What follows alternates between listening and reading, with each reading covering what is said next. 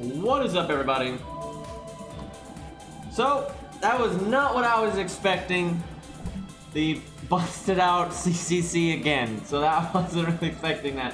But, so this is a main interlude, and for those that don't know, how this works, basically, is for 1 week, you can replay the main story and stuff like that from the event for free. You can just replay it if you hadn't done it before, or if you have done it before, you can just play it again, but you have to have beaten Solomon, you have to, met the requirement. And so you can grab the Grail, BB, that kind of stuff from it. I don't know if you get the CEs or not. I haven't played this yet. I'm hoping they let you get the CEs. They didn't last time, but I'm hoping this time they do. And then after that week is done, you can't play it anymore. But like everyone can play it for free right now during this week. But after that week is over, you can still play it anytime if you buy it from the Rare Prism shop. And I think it's like 2 Rare Prisms or something, 2 or 3 Rare Prisms, I don't remember. However, it's worth noting that if you beat it, like when it's free right now, if you beat the whole thing, you won't be able to replay it with the Rare Prism shop. If you've beaten it, it's done. Basically, the game just now has access to the CCC event by default, right? But you can't replay it if you beat a stage. Once you've beaten it, you've beaten it, and you get access to it for that 1 week. It's like everyone gets in for free for a week, but it's still, that's the same CCC event if you get access to it through Rare Prisms, if that makes any sense. So, because I've already done CCC a million times, I'm not gonna do this event for like the loot because I already have it. I don't really care. I'm gonna use it to keep a boss around. That's what we did. We still got the main interlude for the Christmas event right here, and we kept around the Ishtar fight, so we can refight Ishtar whenever we want. And so, because I have 2 accounts, what I'm gonna do is I don't know which bosses I'm gonna keep. And from what I understand, they actually brought back the CCC rerun side story, which has like it's like a little side campaign, and it's got King Potato Chips as the boss at the end, and it's like a really hard boss. So I got 2 accounts that I'm gonna keep this event on, and so I get to keep 4 bosses. 1 boss from the side story, and then 1 boss from the main story. And I'll pick a different boss in each account, and so I'm not sure which ones we're gonna go with. I'm guessing on my main account though, I'm gonna keep like the King Potato Chips fight, and then I don't know, maybe like Passion Lip, or I don't. Do they let you fight Kiara? I wonder. I don't know. Well, one of the like harder bosses I'll keep on my main account. And then my old account, I'll do one of the fights before King Potato Chips, because some of those are actually kind of fun for solos and stuff. And then maybe we'll keep, the Melt fight or something random like that, or the Nameless fight or some such. Yeah, one of my accounts I'm definitely going to keep the King Protein Shake fight for sure. We get the KP points, so yeah. Yeah, okay, then that means the Kiara fight's gonna be available. I'll keep that one for one of the accounts then. I don't know what the other one I would pick. I can't remember. Can you summon a support for the Passion Lip fight? Because if I keep that fight on my ult, I want to be able to summon units from my main. So I gotta be careful about that. I'll probably, because the Passion Lip fight was a pretty good fight for like solos and just tomfoolery. So one of the accounts probably Passion Lip, other account Kiara. And then for the side story, King Potato Chips, and then just... I honestly, I don't remember the side story very well. I remember it was pretty fucking boring and grindy up until the very end, and like a lot of the stages were just like a fucking grind fest. But I'll see along the way as we do the side story if there's any standout stages. Like, oh hey, that'd be a good stage for messing around. Hi Rex. I'm guessing hey, they're giving you a CE there, so maybe they'll give us the CEs throughout the thing. But yeah, during the release window of the main interlude, how do I put this? It's time gated. But once the free period is over and you buy it from the Rare Prism shop, it's not time gated. So if you start playing FGO JP 3 months from now, and at some point you get a few Rare Prisms and you want to buy the CCC event, you can do that, and then it's not going to be time gated at all. You can just do it. Did we actually get part of the shop? No, I guess not.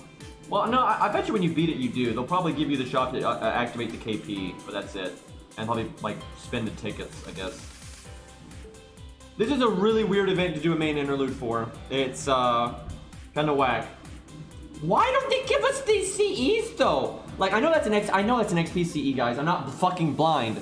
Like, I know what this... I've only done this event, like, 90 times. I know what the CEs look like. My point is, they don't normally, it's not like a reward you got from the other main interlude. They didn't give you anything like that. So the fact that they're giving that as a reward, maybe some of the other story stages, they're on the other days, they'll give us the the event CE, but I'm not holding my breath because the other event didn't do that. However, if they do that and you don't get the event CEs, that's stupid. Like, because that's gonna suck. Because you know they're gonna do the Rider Kentucky event at some point, and you're gonna get Kentucky, and that's great and all, but you're not gonna get fucking Golden Sumo, which is what everybody wants. I don't know why they came to that decision. I don't get it. Maybe they want to make sure people are excited to do new events. You know, if like you got a new account and you don't have a 50% starting in PCE, they want to make sure whenever they give out one that you're like really hype or focused or motivated to do that new event.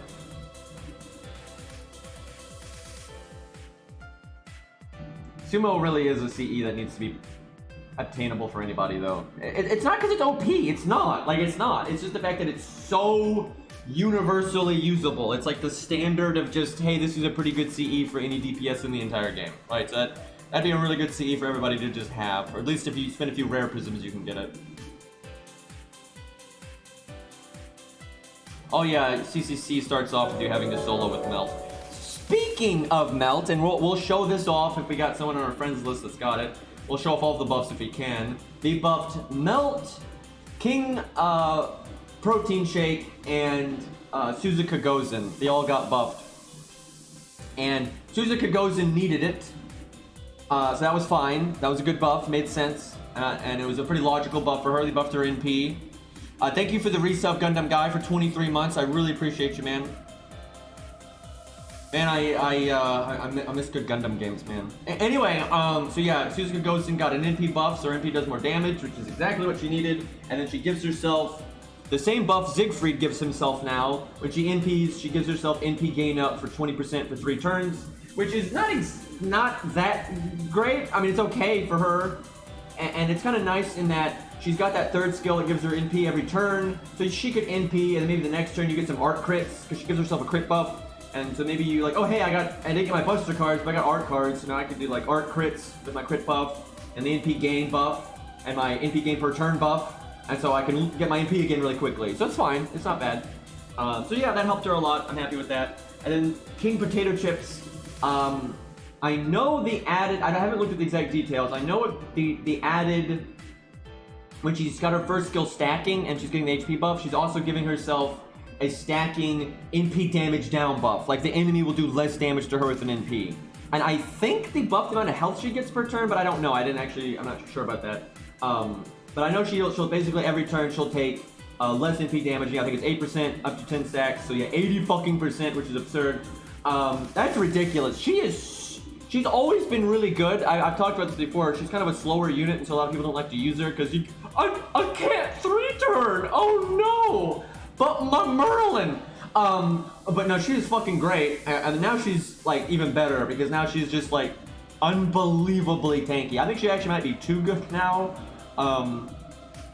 Like she's really broken. Yeah, she's really broken now. And then the Melt buff, which was so unnecessary. Melt is really good. You know, she works as a single target caster to kill assassins for you because most people don't have a single target caster. And then, oh hey, she also works in other classes too. And then she has some decent survivability. You know, Melt's always had really good NP damage, really good crits, you know, makes stars while she's looping, you know, really, really strong unit. And now they're like, oh hey, we're gonna make it so when she attacks, she gives herself a crit buff. And normally when they do that, the crit buff only lasts like up to 3 attacks. Hers doesn't do that. She just gives herself a crit buff for 3 turns every time she attacks, and it activates first. So like if she crits with that attack, it gets the benefit from it. That's ridiculous. Like they've never done that before. That's absolutely ridiculous. And that's an unbelievably strong way to do a skill like that. And she's the first one to get it. And she was already better than a lot of other units that had skills similar to that. So that was kind of dumb.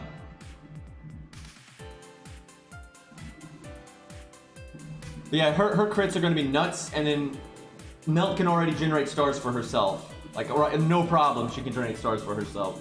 So her NP is going to hit really hard, she has okay survivability, and then she has some of the best crits ever now. Hey Pit, what's up? I haven't seen you in a while. Thank you for the 15 months. I know there's some okay, more recent Gundam games, but most of them haven't really been what I'm looking for. Or they're not Very accessible. There's one on PS3 or 4 or whatever that looks really good, but I can't play that one. Alright, let's get to this stage. So this melt isn't going to have the buff. She's not going to have either of her buffs, actually.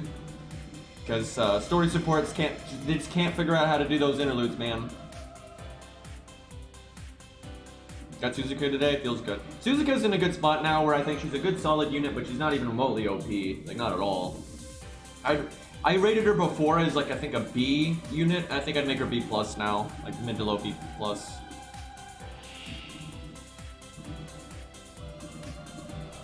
I'll have to play. I've messed around with her a little bit, but I need to really. I haven't used one that's 10-10-10. I need to really look at that and kind of see how worthwhile is it to go for art crits? Does that actually result in a loop, or are we still better off with buster crits, that kind of thing? Meld is so fucking broken now, though. By the way, just I don't know what they were doing, man. So that one has the danger tag, so we'll murder him. Can we do art quick? Probably. Only got 12k. We're level 90. I actually like the other Kiara fight more because the other Kiara fight is more flexible in a lot of different ways to beat it, and then you can customize how hard it is by turning certain things on and off. Where the big Kiara fight, in some cases, isn't even harder because there's a lot of like gimmicky ways to counter the shit out of it, and you can trivialize it. You can do that to the other version too, but it's just the big Kiara fight is like so bottlenecked in what you're supposed to do to win that I don't really find it that fun. It's like it's really same-o, like no matter what you do. And yeah, I'm not a huge fan of it. Well, the other one can kind of be like that too, I guess, to a degree. Especially if you fight the other Kiara fight and you don't turn off. Like I've said this before. I really think the Kiara fight, the small Kiara fight, if you don't turn off any of her buffs, is harder than the big Kiara fight. Like very much so. Especially since they added things like Nightingale and all these other things that actually, you know, all Awawa and all that, all the anti-debuff, all the anti-buff removal stuff. But yeah, the big one is just, it's too boring to me. Like, it's just too long for most setups. Oh yeah, this fight, she's got like massive damage resistance. You know, just for, I wonder if I could do my third skill and get my MP again next turn. Can we loop? Can we do that? I kind of want to try.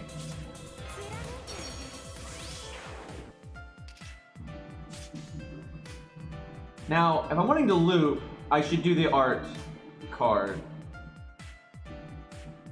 That's so much less damage next turn though, because we don't get to crit.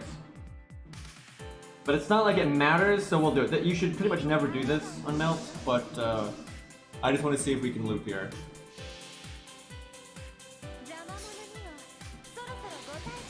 Oh yeah, we have the story support CE, that's right, so we get the MP gain up. So yeah, this will probably work out, as long as we crit. If we don't crit, we're probably fucked, but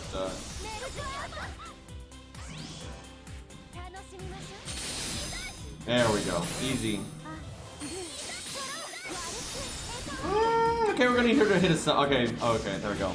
I was like, please don't triple buff.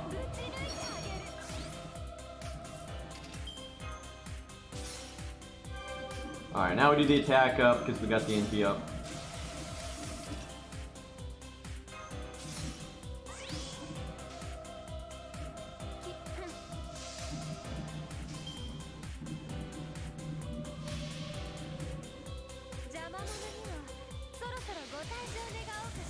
Now just imagine if we had all of her buffs. I don't even want, I haven't seen it yet, I have not tested it. But I can do math, that's the thing, I can do like really basic math. And I know her crits are just going to be absolutely stupid. And even in a solo, you're always going to have stars, you're always going to be able to crit, and you're always going to be applying the maximum amount of crit buffs per turn. Like, it's going to be really dumb.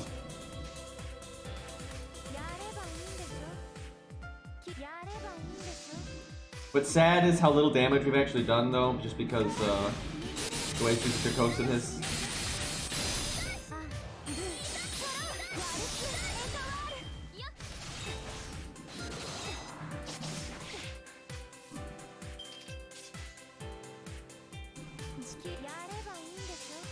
So much damage and so little is being done.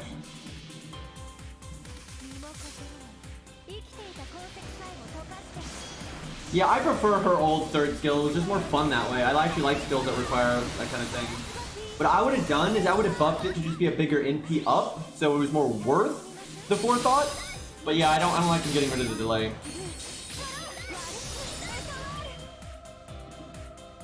Melt's definitely really strong now, Beastly, but I don't need to tell you that.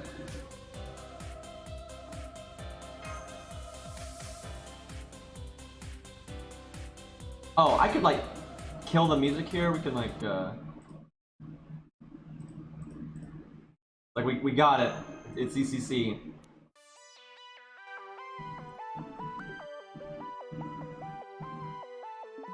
Yeah, I have Black Grail and Coup right now. It's because the new account was using Mordred to farm, and I was like, I might as well just go with Golden Sumo on her, so I'll just LOL it up with Coup. By the way, I did King Potato Chips with a fairly budget-friendly setup last time, especially because the CCC rerun came out right after the summer event, so everybody had Durker. That's kind of why I went with her. This time, I kind of want to do something. I know I have a few ideas. I kind of want to do something that's I'm going to use a unit that's not that meta for doing it, but then I'm going to use like really broken shit to make it work. And then I have another like kind of budget idea that I think would actually work pretty well that I want to do. Then I also kind of want to see if I can make Coup one-shot King Potato Chips, because I'm pretty sure you can without too much effort.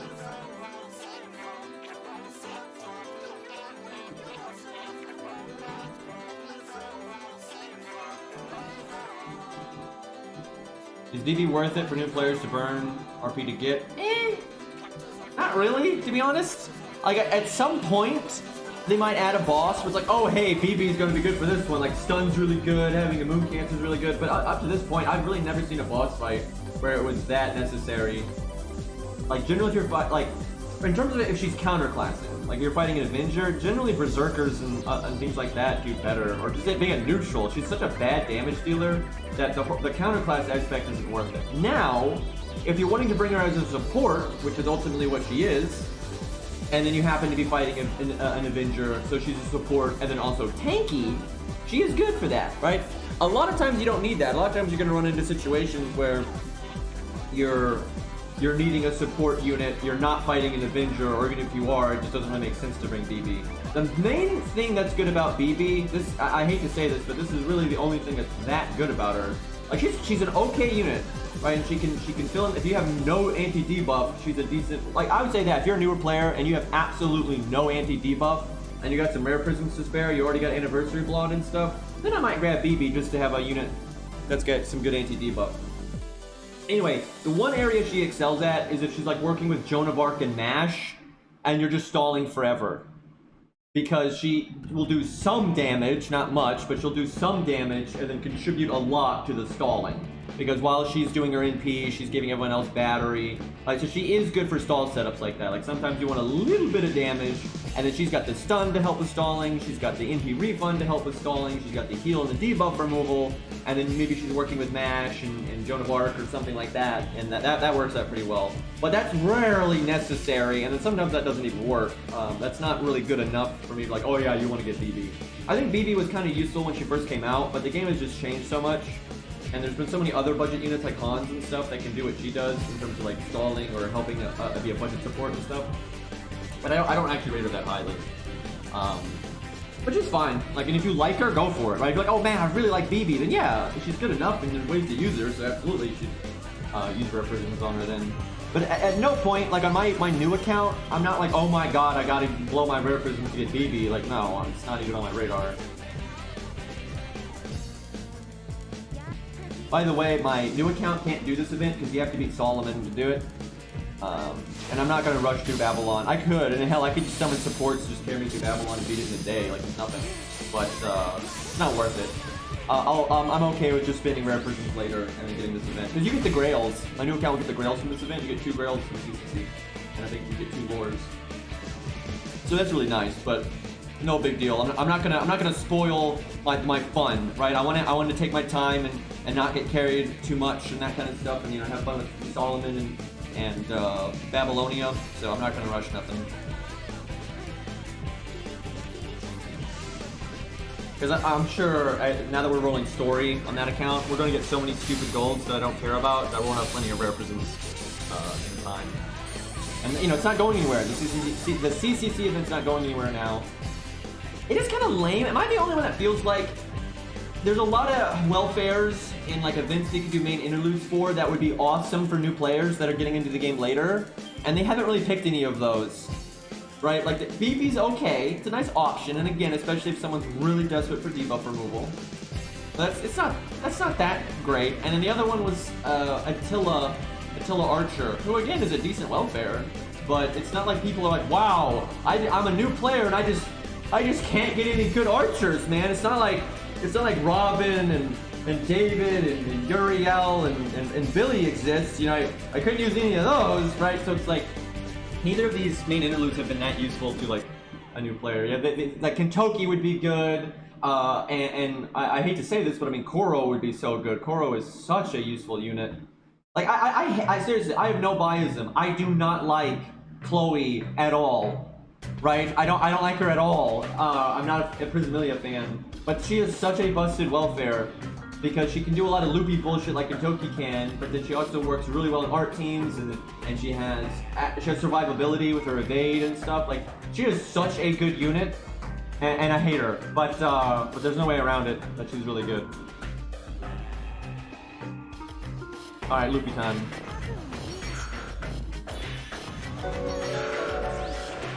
Now, Martha's hit count is trash. So my odds of looping are worse here if I do quick. But if we crit, we'll probably be okay. I don't know, it depends. Hey True, what's up? Thank you for the resub, man. How's it going? It's going good. I'll do it for the Mad Deeps. But I'm worried we might not loop depending on what Martha does. If we crit though, I think it'll be alright.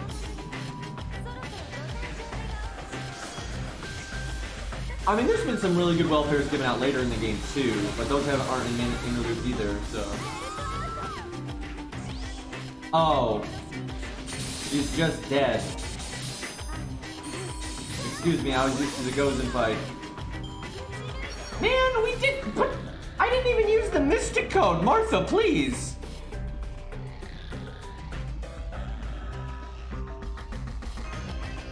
What was the point of that stage? Guys, I can't believe Martha fell over dead, chat. She just tripped and died. How did this happen?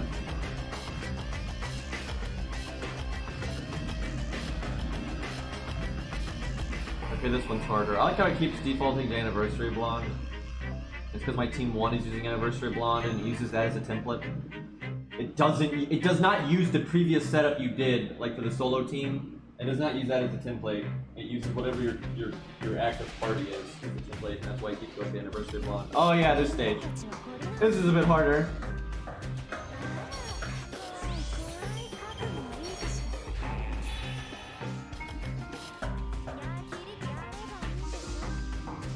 I got 4 Sozukas and 3 lips and a melt. Jesus, what? Dude, I like how, what, did you get triple Fujino in a roll? I can't remember if it was double or triple. Like, I remember on NA, you've been saving up and you were rewarded immediately. You just got like a million Fujinos. That's fair enough though.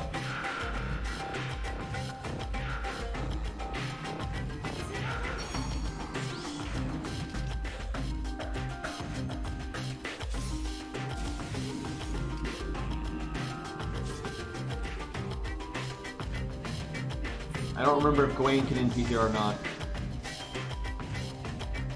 I've still never gotten 3 SSRs. I've never gotten 2 SSRs. Seriously, what the hell? I've been playing this game for like 4 years and I got 90 accounts.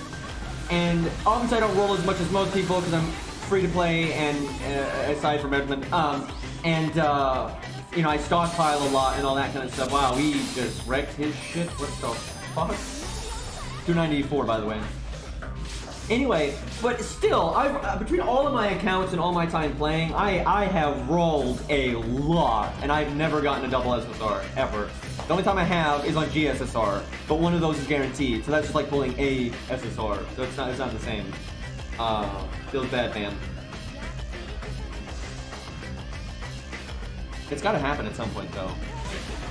Matter of time.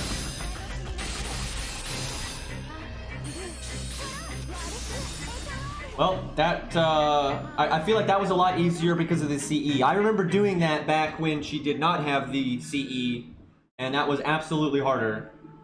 Like, because Gwen actually got multiple turns to smack you in the face. Fujino roll, let me see. Yep. Yep, I like I got coup there, though. That's a blessing. But I mean, I've never seen someone as dedicated to Fujino as Beastly, so he kind of deserves the triple. The thing is, I'm not saying more than two. I didn't say more than 2 SSRs. I'm saying getting 2 SSRs. I haven't even gotten that, right? Like, between all of my accounts, and I mean, dear God, I've done a lot of rolling, even though I'm free to play. Like, I've done a lot, and I've never gotten 2 SSRs. It's bullshit. And I have friends that I haven't even played the game that long, and they have, so I'm like, really? Okay, we can actually use whatever we want here. I kind of want to use Melt, and so see if we can find somebody that's got, I've got a few people with Melt on their list, and we can show off her buff, which is really stupid. Or King Potato Chips, really, whichever one we see first. I'm actually kind of interested to see how they do, how they did that.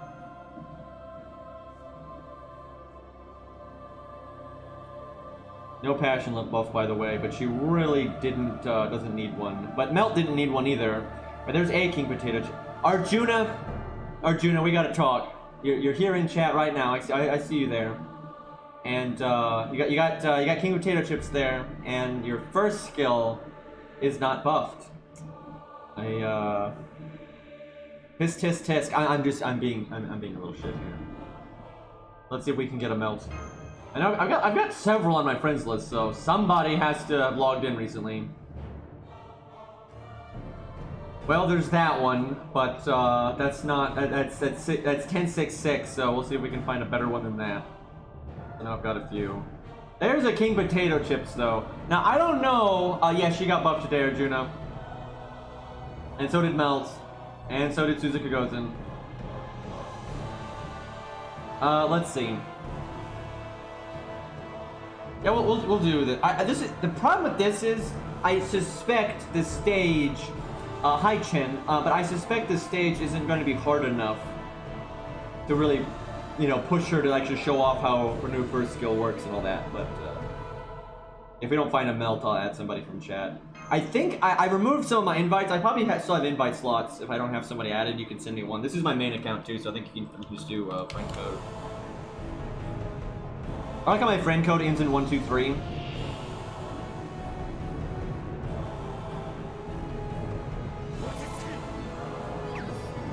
Do we get the command codes? Did people get the command codes for doing this? The CCC rerun command codes aren't necessarily the best. They're actually kind of meh, but it'd be nice if, you know, the more unlimited command codes, the better. Give people some catch up, you know. They do seem to be trying to care about that, just slowly. They're clearly doing this main interlude thing to try to, you know, help newer players out and that kind of thing, but they're so slow, like, my god.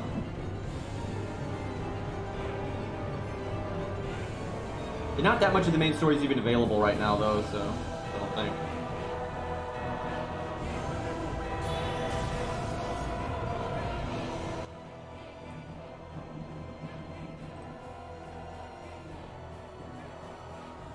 Alright.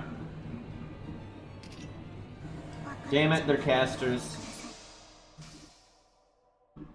Yeah, it's time locked while it's free. If you buy it with rare prisms later, then it's not time locked. So it's not too bad. Basically, they're using this to stall until the anniversary, which that's fine. There's plenty of fun to be had here, so I'm not too mad. And it's permanent content. If you keep the stage around, you can keep it forever. So I'm alright with that. More permanent content, the better. Even though this isn't intended to be permanent content, but you can make it that. I actually didn't want to kill that guy because now George is probably going to live. Unless, oh, he crit. Feels good. Well, they're giving me a lot of time to ramp up, so that's alright. Yeah, that shield icon she's getting now next to the HP, that's the buff. And I'm not sure, I haven't looked, I think they might have made it where she gets more HP per turn, but I have no idea. Let me look right now, I can probably find it.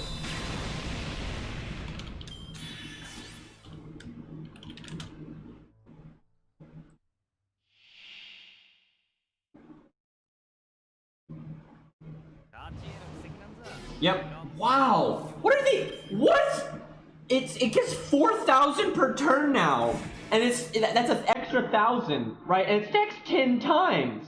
That's a lot more health. Dude, we're just gonna face tank everything, and we take 80% less damage from NPs. Jesus. Why are we always counterclassing with our taunts? Like I can't seem to line this up. Somehow he doesn't die. We have poison on us though, that's good. Come on, there you go. Damn, didn't get 200% overcharge. I wanted it.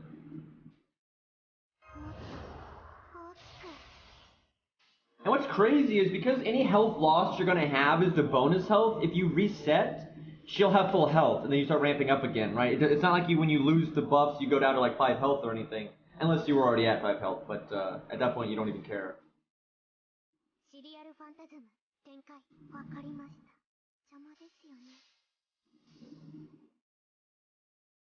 Robin didn't sign up for this. Yeah, it'd be broken if it was 10%, because then it should get 100%, and then you can't do that. You can't give a unit 100% damage reduction to all NPs. Like, you can't do that.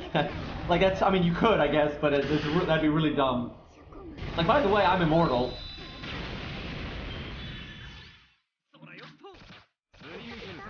Robin, I'm so sorry.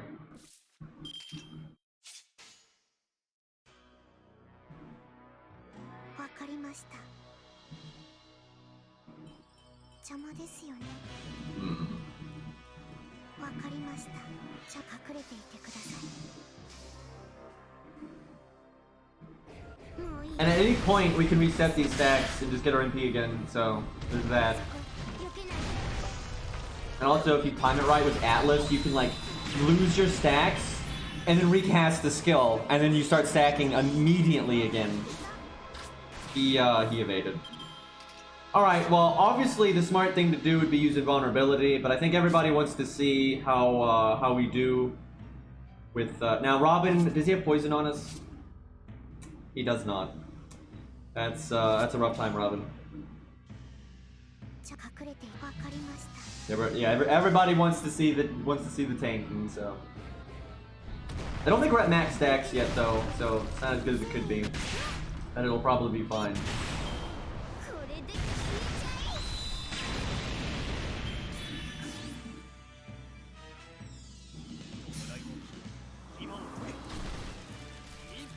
That's a big tree. That's a big tree, man. 7K, okay, you know, it's like a big, you know, hold on, chat. Let's be fair. Most servants, if they take 7K damage to the face, are going to be, you know, pretty fucked up, right? It's kind of unique to her that she doesn't really care. I could kill him this turn, but I don't really need to, so I think we do this.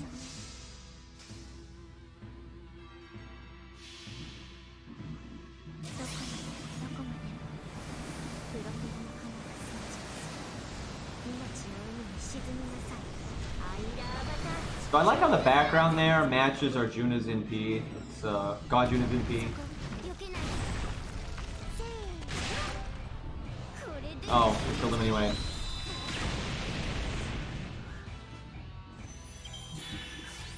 Like, let's see. I could reset my stacks here, then instantly start doing them again. Oh, is this BB? That's kind of funny, actually. We might need to be a little bit smart here. Although I think you just have to live a certain amount of time. I don't remember.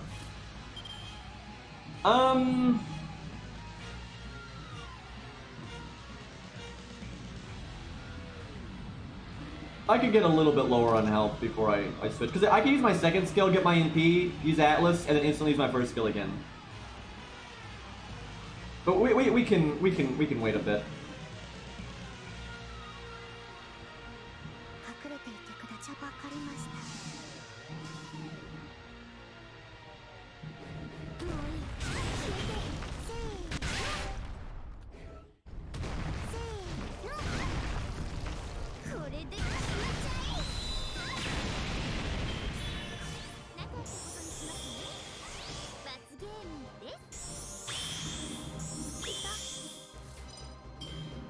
Okay, so I think we NP here, and then we reset our stacks. Dude, we could keep going for so long, because when we reset our stacks, we're not gonna have that much damage resistance to an NP, but then I could use invulnerability. And then by the time the next NP comes around, we would have our stacks, right? The fight's probably gonna end before that, unfortunately, but...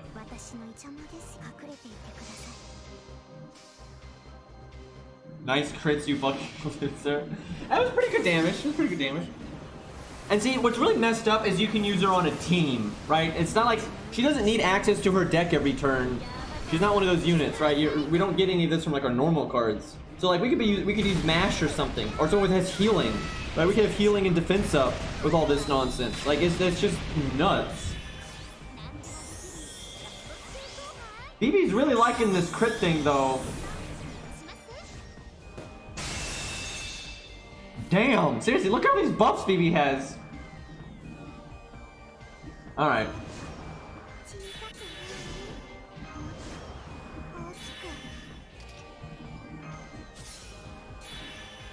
I like how we're instantly ramping up again. And we absolutely can live for 8 turns, which is the cooldown, so...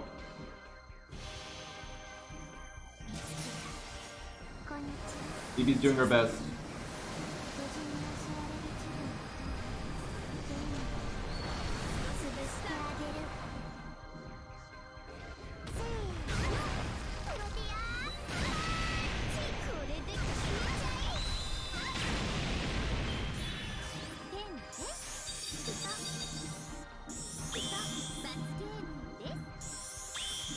No crits on that one.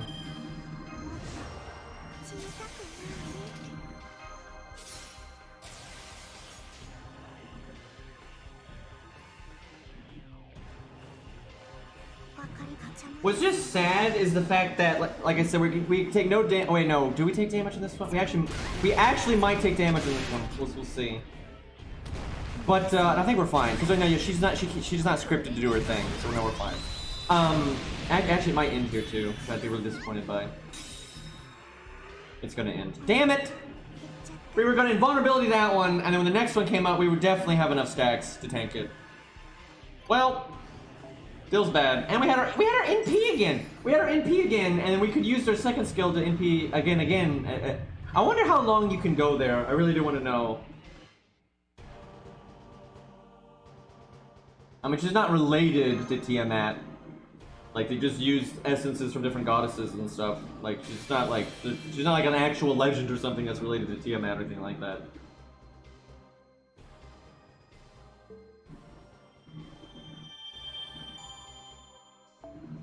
I'm guessing they're going to give you a stupid amount of KP as this goes on. How much is available day 1? Like, how far into the story does it go day 1? Because I think it's time gated like 4 times, like 4 checks, I think. So I'm guessing they give you a decent amount per day. Alright, let's see if we can find a melt. There we go. Beastly's got our back. Let me think. I kind of want to use Atlas. Let me see. What's her cooldowns? I think they're decently short. Because everybody wants to see that crit buff going. It's 5 turns. Oh yeah, we're doing Atlas. Why is that 5 turns?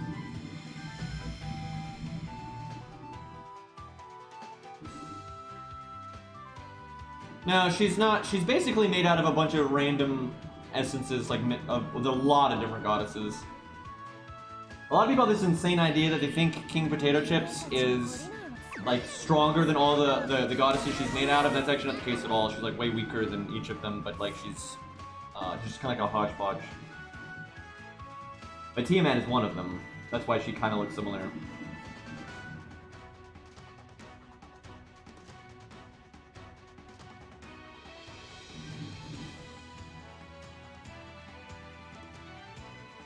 We have...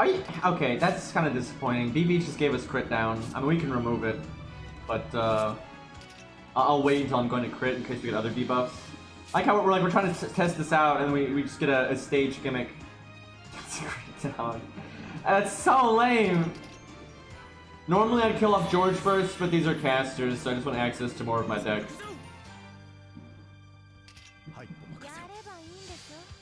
BB trying to be a bitch, man.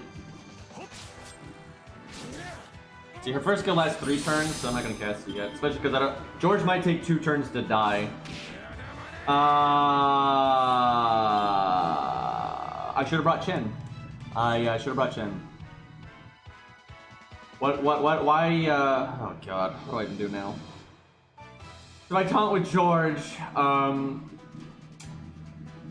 I'm so tempted to use a command spell to have Leonidas taunt. I'm really tempted to do that. We're just gonna hope they attack Leonidas here. This stage probably isn't hard enough to be, carrying 2. Really? Oh, come! Just, they couldn't do that last turn, right? They couldn't do that last turn. Oh, no. Could not be bothered to do that last turn. But when Melt's available, oh yeah.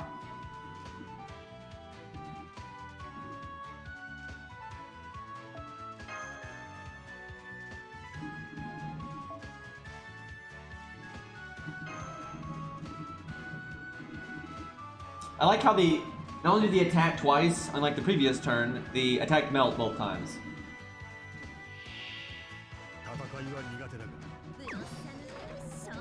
Yeah, I figured that was preset. A lot of the main story ones were preset. The free quest ones were random, but the main story ones were generally predetermined. I couldn't. I think I should not kill one of them. That way they have 3 actions. I mean, Melt probably won't. I should have put Melt in first place. That'd have been less damage.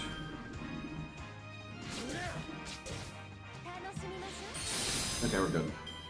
Okay, one more. There you go. See, it's not that hard.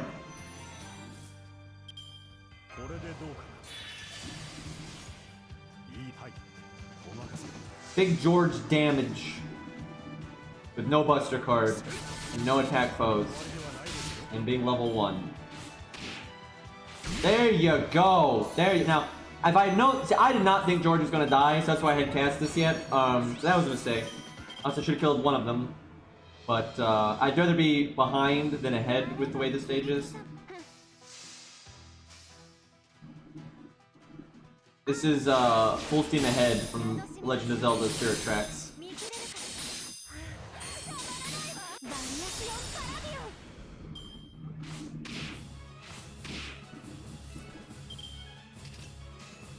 Will it work if I NP quick? We get overkill.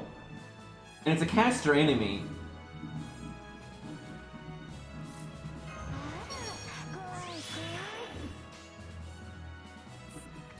We ramping, boys. The only problem is they don't get to attack because I'm going to be switching screens, so nothing's going to hit me, which lowers my NP gain. I think if I crit, we might get it. If we don't crit, I think we're screwed. But we see, we're getting overkill here, and we get overkill in the next attacks coming up.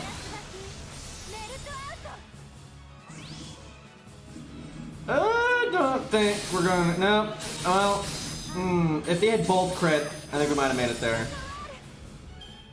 You know, who cares? We made 53 stars. Literally, who cares? Right? Like, who needs a fucking NP? Like, it doesn't fucking matter.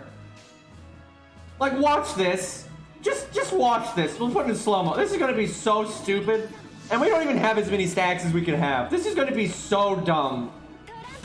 Like, what? And it gets worse. Like, look. This is solo, by the way. This is so, and we have crit down.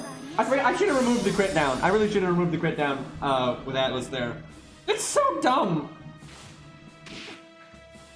Here, we'll do it on this one.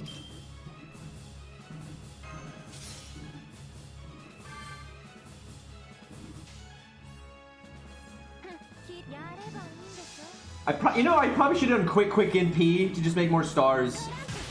68k! What the fuck? Whose idea was this?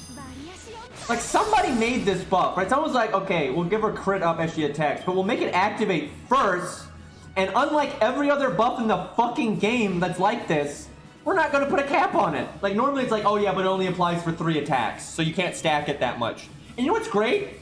It's like, oh, it's fine, the pain is finally over. You think the enemy's weathered the storm, and then it's not. And we just casted it again. And now we have even more. Like, I don't know what they were thinking with this. And look, we're gonna make over 50 stars here. I don't even want to know. This is gonna get so dumb. That poor tentacle monster. He has friends, chat. He has a family. And we're about to hit him so hard that we're gonna kill him and those friends and family, right? They're all dead, all of them.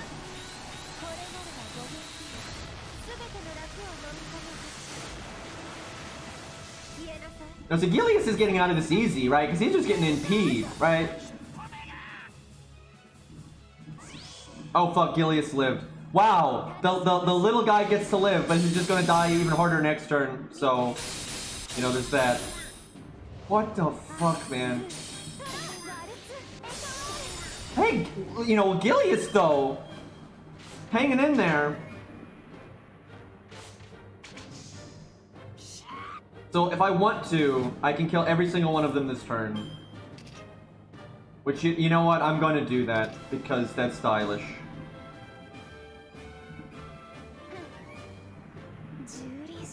Alright, chat, what do you want to see? Do you want to see the Buster crit at the end, or do you want to see the quick? Actually, I think you know what we do. We killed this one. We want to hit Gilius with that crit, because we're counterclassing him. So we'll do that. Alright, let's see what chat wants. We got quick, Buster, quick, Buster, quick, Buster, Buster, Buster. I'm guessing that's pretty close, but we'll go with Buster. It looks like, okay, then that's a lot more Buster. Buster's winning. Okay. Feels bad though. We get that other quick up buff here.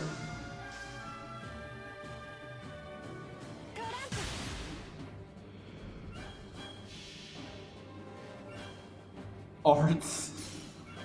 We don't get an art buff here. And you can do this with double scatty, by the way, so you get even more crit buffs, and even more quick up, and even more NP gain, and more star gen.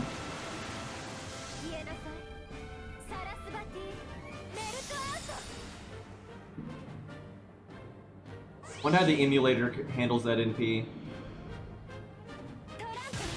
80k. We weren't even max ramped, and it's just 80k.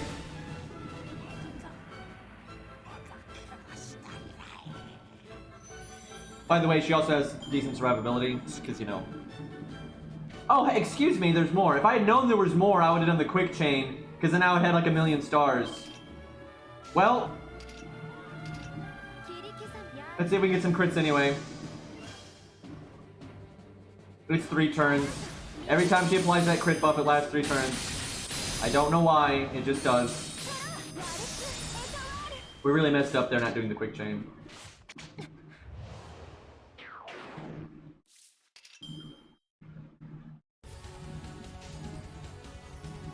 I mean, we're still gonna win. It's just we're not critting anymore. I let the loop end. I should have done, you know, NP quick, and we kind of kept going.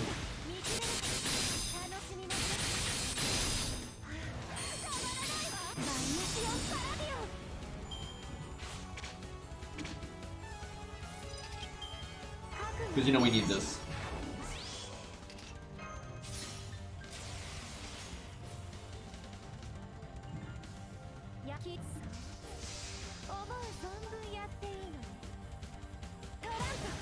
Yeah, I think Saber Nero is going to enjoy this because Melt's like his favorite unit, and this is a bit strong. She's an attack helicopter now, pretty much.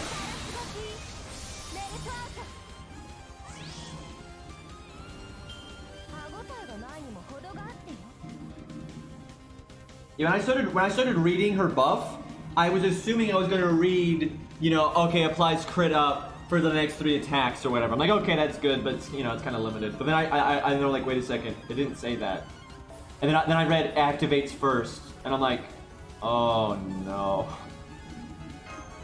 I can't even imagine how stupid that is with Scatty.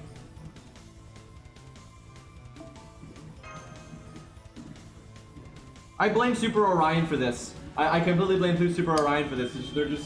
That's what I'm always saying. It's really bad when you start pushing the envelope and you start buffing things to try to meet the standard of whatever the meta is. because then you just start you're constantly moving the line, and it just starts getting more and more out of control. Like the standard does not need to be units. Like when you're buffing a support, the standard doesn't need to be Merlin, right? It really doesn't need to be that. When you're buffing a DPS, the standard doesn't need to be like God Juna or Kuolter or Super Orion. You know, that does not need to be the standard, like at all, because those things are too good. So you don't need to make everything like that. And this will just translate them into them making even stupider challenge quests and everything else. Like, I mean, Hoizo in Baldi is nothing. Like he's nothing. Like he's not that good. Like Super Orion is really good. Baldi is not. Baldi is like a fun gimmick, but it's not actually practical at all. Like it's not even close. Like Baldi's not even in the ballpark of Super Orion. He's not even half as good. Like people are always acting like Baldi's this game-breaking unit, and yet he's never done anything game-breaking ever. Literally ever. Like every time he does anything even remotely impressive, he's having to get super fucking carried, and he's not even close to being as good as Orion or anything like that. Like not even remotely close.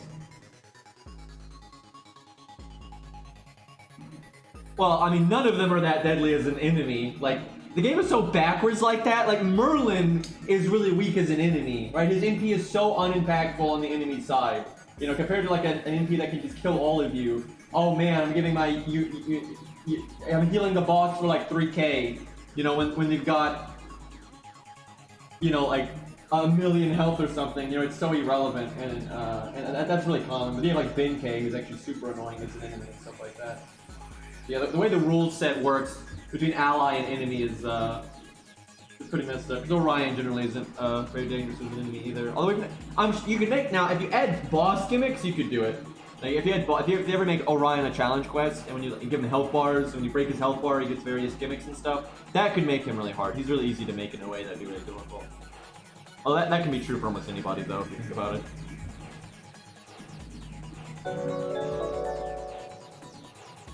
Yeah, but like their crit gimmick isn't gonna result in crits big enough. Like, cause they don't ignore her gimmick, because King Potato Chip's gimmick is having over 40,000 health. You know, they're not, as an enemy, they're not gonna crit for that much. Cause that's the thing, she already countered normal card damage. That was already what she did. She already countered normal card damage, and then now she has a countered NP damage as well. Hey, Black. Thank you for the Twitch Prime sub, man. Alright, let's see. Well, I want to show off Gozen now, but we're fighting... This is an archer stage. This is like the one time we can't do that. Feels bad. I probably should have done Gozen on that previous fight, although there was archers there too.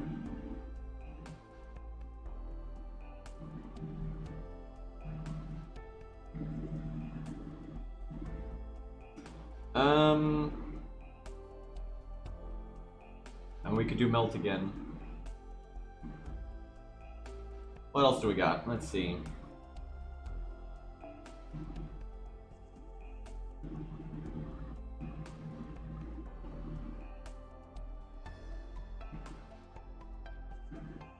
That's an interesting one.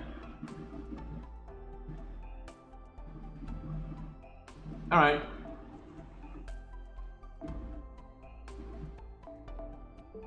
I think at neutral will make this interesting. Aresh would be boring because they're archers. Like, this stage is not hard enough to counterclass. Because I don't actually know what this stage is, to be honest, but I'm assuming it's not hard enough that it needs to be counterclassed. I just realized this might be Tristan, which I don't actually remember that boss fight. But actually, we might actually want to counterclass. I'm not sure. We'll see.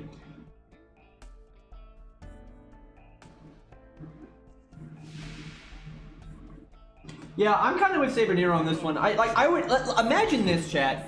You guys know how I am. My whole thing is I just don't. It's not, for me. It really isn't about using low rarity, high rarity, and stuff. Is I just don't like trivializing boss fights. That's the thing. I want to have to respect their boss gimmicks. I want to have to figure them out, and I want to use my head. Right. It's really not about low star or high star. It's about I just don't like trivializing a boss. That's the main thing. And so imagine if they buffed Ku, and they gave Ku invulnerability that works like his protection from arrows on his third skill. So now he could offset his first skill with that skill. And then also on his second skill, he gives himself a quick up for 3 turns. Imagine if they did that. I wouldn't really be happy, because now I've had all these times where I've had to really stop and think and try to figure out how to use Q to beat something, and then I'm really like happy and proud of it when I'm done. I'd only be able to do that against like the absolute most bullshit content now if they buffed Q like that. And that wouldn't make me happy. I don't really want that. Now that's obviously subjective, and that's how I play the game and all that stuff, and that's fine, but I think a lot of people, they get bored if all their favorite stuff is just so broke. It's like double scatty stuff gets old really fast. It really does. If you're doing like, and especially if you go even further, right? Because they make challenge quests now where double scatty doesn't generally work. Like overwhelmingly, I cannot remember a challenge quest where just vanilla double scatty and a DPS actually worked. That hasn't worked in ages. What works is double scatty, a DPS, and then like Waver, Qingong, Nero Bride, or like double Waver. You know, it's stuff like that. It's like going way beyond just double scatty, and that just gets boring pretty quick. And I think a lot of people get bored of that pretty quick. Like, yeah, double scatty for farming, sure, because farming's boring inherently anyway. But honestly, I think loads of people don't do challenge quests that way anymore because it just gets old. And so if Melt is going, and we'll see, you know, we'll have to actually use Melt some and see how she works. And I guess you could try to push the envelope now and use Melt when you're not fighting a cavalry class. But imagine trying to use Melt, and even with something as basic as Waver and stuff, and, you know, and then like maybe Hans or Mash, things like that. You know, I think it's going to start, you know, get kind of dull. Like whenever I'll say this, whenever an alter ego makes sense, using Melt's going to be really easy, I think. Like really easy. Outside of situations where they force you to stall and that kind of thing. And I feel like that's the other issue I have, is when they're pushing the envelope, when you have stuff like Super Orion, God Juna especially. Like I think God Juna is more extreme than Super Orion, definitely. You know, even Gilgamesh and Ishtar now. And then you got Merlin, Scatty, all, you know, the way the meta has gone with the players being so strong, the players can, it's not even the players being strong, it's the players being able to have access to so much damage so quickly. You know, you used to have to build up, take, you know, and try to survive long enough to, you know, get your combo pieces ready and that kind of stuff. You don't need to do that anymore. You can get your combo set up in like 2 seconds now. And that's oh god, George. And anyway, that's so powerful that it's pushed them to make really fucking stupid boss fights, like the Shadow Knights of the Round Table, like that boss fight, and Achilles. I don't like those boss fights because they're only like, they're so bullshit if you're not using the really OP stuff, right? And I generally don't use the OP stuff, so like it's lame. And then also you have other players who don't have the OP stuff, right? If I want to be OP broken, I can do that. I've got Scatty, I've got Waver, I've got Merlin, I've got OP friend supports, I've got K-Scope, I've got, you know, MLB K-Scope, I've got, you know, I can do that stuff if I want to. But that's not the way I want to play the game, and a lot of people can't play the game that way. And when you keep making the player side of things this strong, it pushes you into making boss fights that are just dumb and are not fair to the majority of the player base. And that's really bad game design, and that takes away from a lot of what I've liked about this game. So, I mean, we'll see how things go moving forward. And one way you can fix this is if you ramp up the bosses, you also ramp up the free-to-play units. You know, that's why they buff Hans, I think. But even, you know, Hans's buff is not even comparable. Hans's buff is not even remotely comparable to even Waver. Like, not at all. Like, not even close. You know, Hans is great now and everything, but it's nothing like Waver. And Waver's not the worst of it. Okay, don't have my NP. That's kind of unfortunate. I should have brought Atlas. We are fucked. We can't win this because I didn't bring Atlas. There's no way. Actually, I don't think she would beat that anyway, because she would need another way to survive an NP. She needs to be able to survive at least 2 NPs, I think. I do want to try to do this at neutral. This will actually be pretty hard at neutral. Let me think. See, I'd love to use my Ku, but he's counterclassing, so it's no good.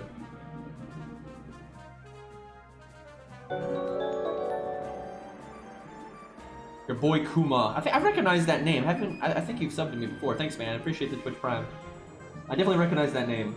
Achilles might have a hard time because the boss is just such a single target situation. I'll try that though. That could be fun.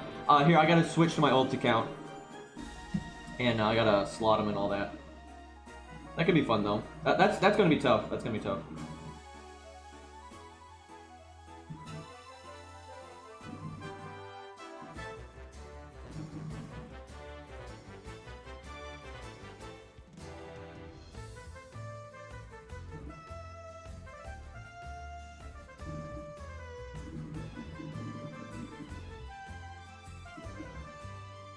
Oh, hold on, my ultimate cannon has to patch.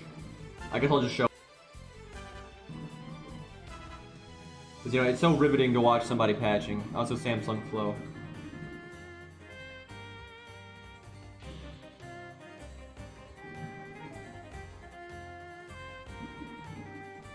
There were, I mean, you didn't. Arjuna Ultra wasn't the only way to beat the Achilles challenge quest. There were plenty of other ways to do it, but they were generally not budget friendly. And like I did not play around with that fight much at all, so I don't know how unbudget friendly it is. I just don't know. I didn't have the time to play with it. But it doesn't seem budget friendly at all to me. Like it doesn't seem budget friendly at all to me. I remember a bunch of people said though, like they were trying to say that fight was bullshit because like me and other people didn't do it, and they're like, oh look, Green hasn't done it. But like back then, I wasn't really even trying to do it because I was like, first of all, I was super busy at my job, and then I was like playing classic WoW a lot back then, and I was really into that, and I was like, I don't have time for this shit.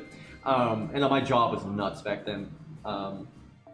But even with that, coincidentally, I do legitimately think that fight was super not budget friendly at all. But I don't want to definitively say if it was doable or not because I don't have any real first-hand experience with it. Like I cheesed it like once, and that's all I ever did. Like I just cheesed the shit out of it, and I didn't revisit it. So.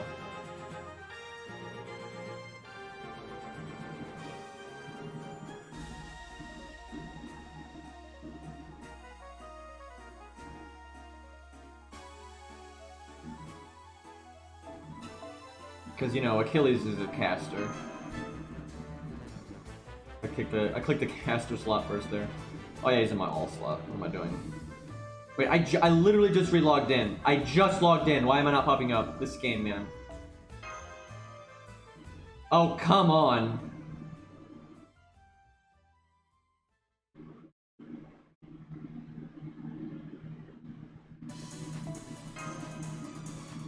I don't even...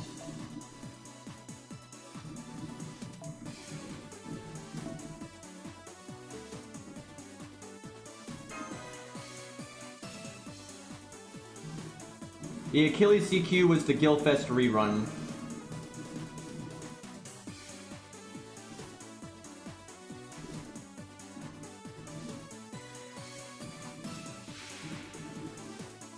Yeah, and sometimes they're not even fixing errors. Sometimes they just like change eye color, or in like Medea Lily's, they changed her background and they changed her smile, which I did not understand that in the slightest.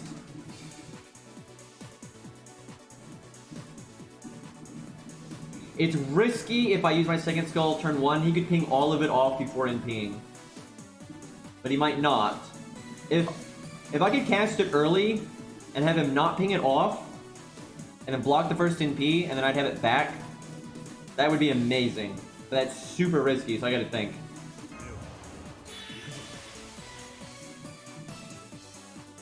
I think we do it because if it fails, I can still get it back with Atlas, and I still have Anniversary Block. Like, I'm going for 3, and if this fucks up, I'll only get 2. This is very risky, though. Really nice opening hand. This is like what you dream of, and you like never get.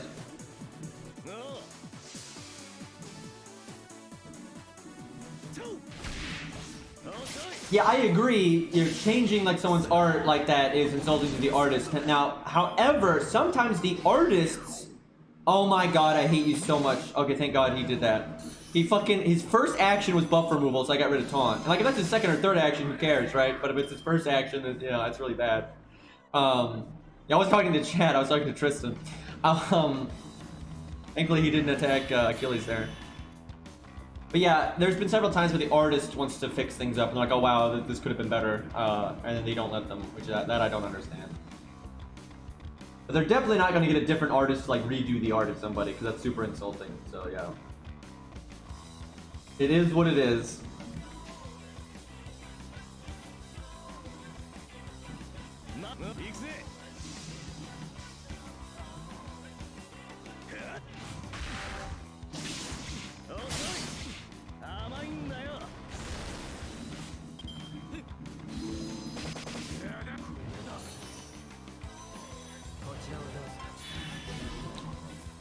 So he would normally NP, right? But he's NP sealed because that's how his skill works. So he kind of just played himself, but that's good for him. He's actually being smart. Because now this gives him a chance to remove my invulnerability, and then when he NPs, I'll get smacked.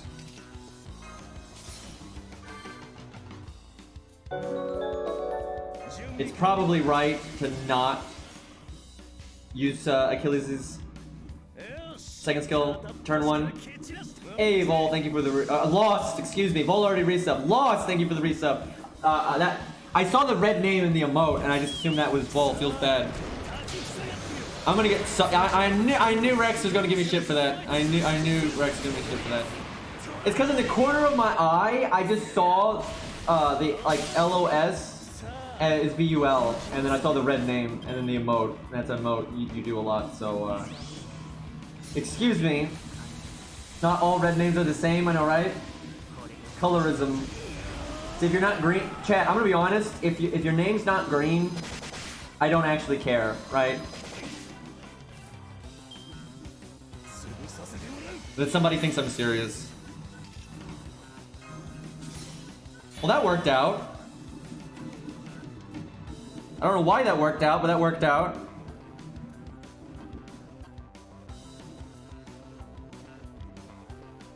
Like one of the people doing the D face though has a green name, so. Alright, see, normal. Fuck, I think we do this anyway. This is all really awkward.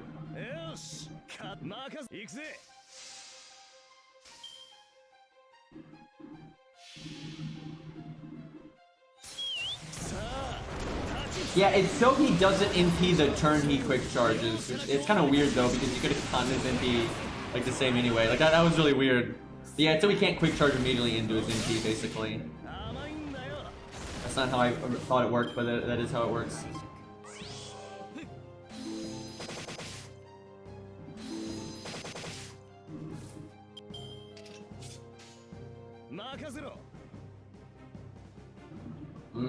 Should do the trick.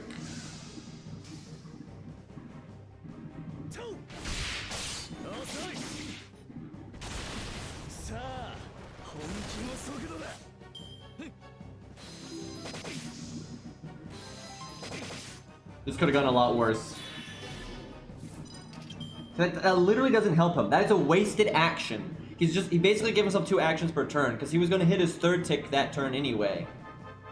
Like that's super pointless for him to do it like that.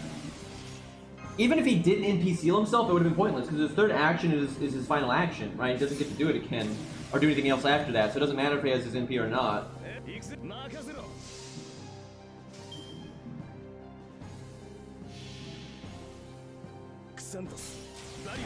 Yeah, Achilles' Von CE is basically for his teammates for the most part.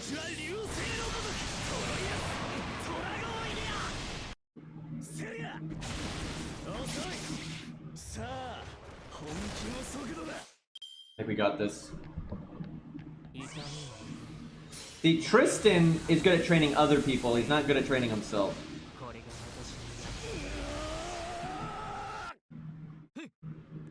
Very pointless to guard that debuff because it's debuff resistance down, or mental debuff resistance down, but he has no other debuffs to interact with it, so it's irrelevant. That's pretty impressive though. Having invulnerability in your own kit though is a big counter to this fight.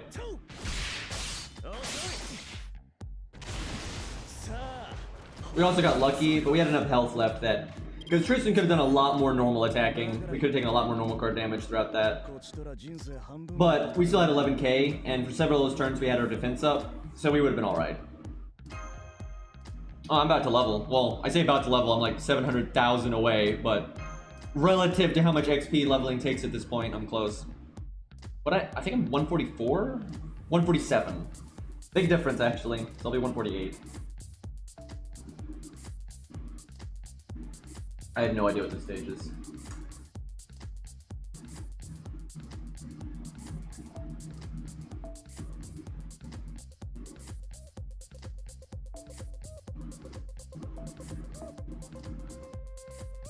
And then everybody spoils it.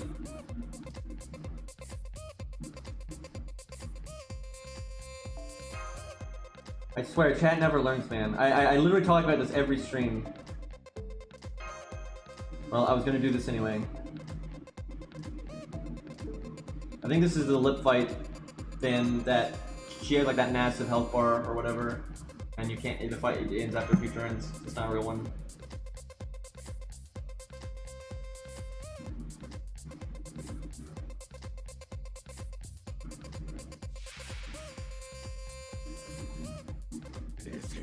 I mean, no, I'm not gonna ask my chat every 5 seconds to not spoil things. I literally constantly saying don't spoil things, don't spoil things, don't spoil. Actually, I feel like I actually already do that. Like I actually feel like I already do that, but I'm not gonna do it more than I already do.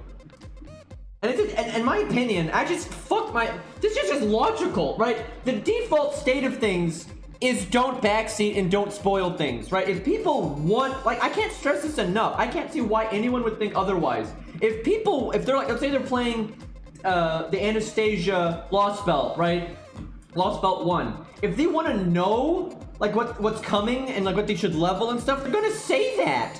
Like, you don't assume people want to know what they're not supposed to know, right? That's the thing. It's not like, you're not supposed to be psychic. Right? You're not supposed to have the wiki, right? You're not supposed to have the wiki there when you're playing a new game. If you buy, you know, what's the new game? Last of Us 2 or whatever. Oh God. Anyway, but like if you're playing through that, you're not supposed to know what like the boss fights. I don't know if that game has boss fights. I don't know what the fuck I'm talking about with that game.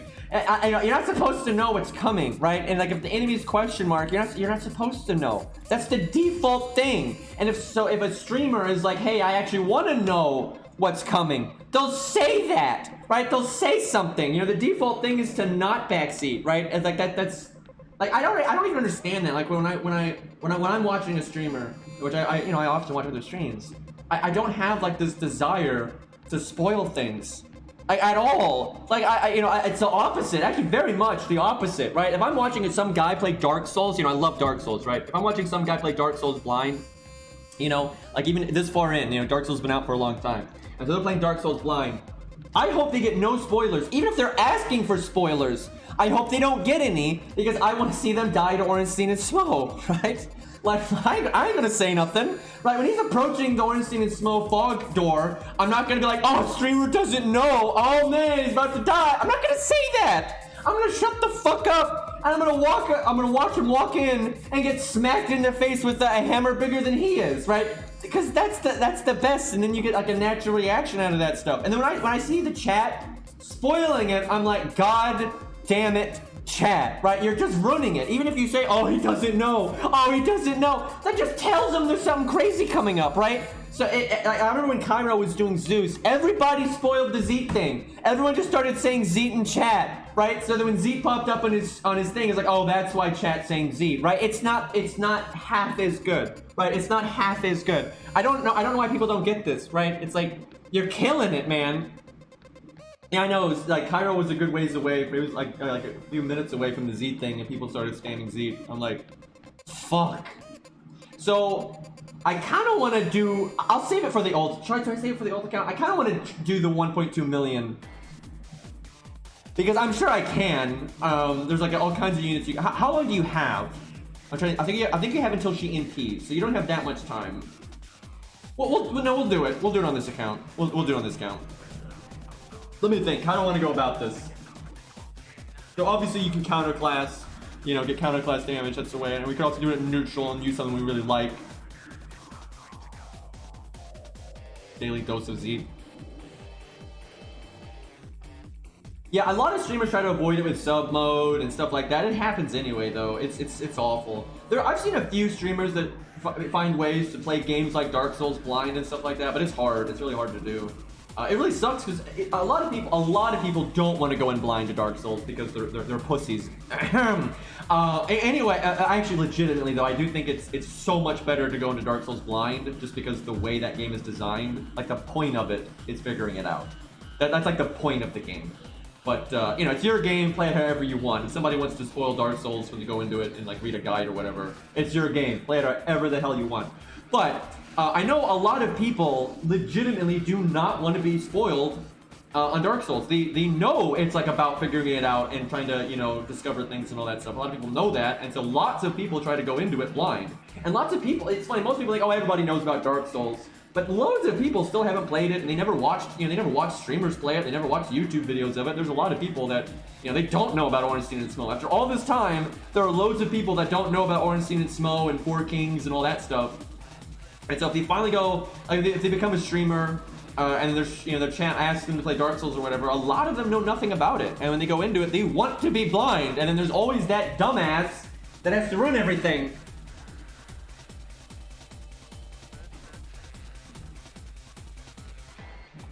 The buffs are all really strong, and 2 of them are very unnecessary.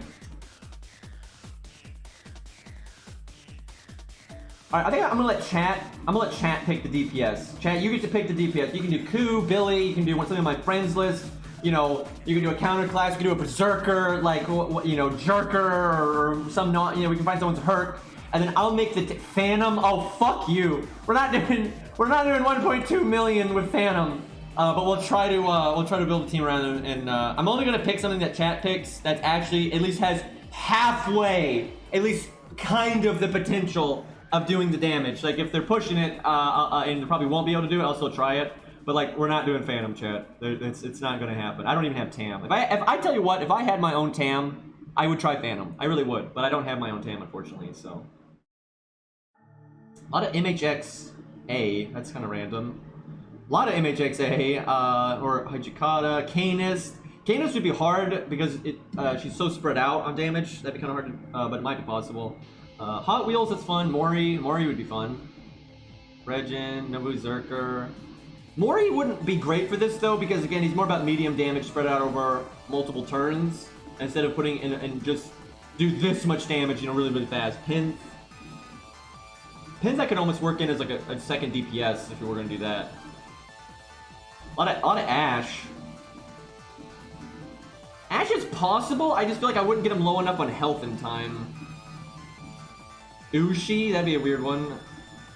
Kentoki, that's probably possible with Kentoki. I kinda like Kentoki just because he's not getting counterclass damage, but it's Kentoki.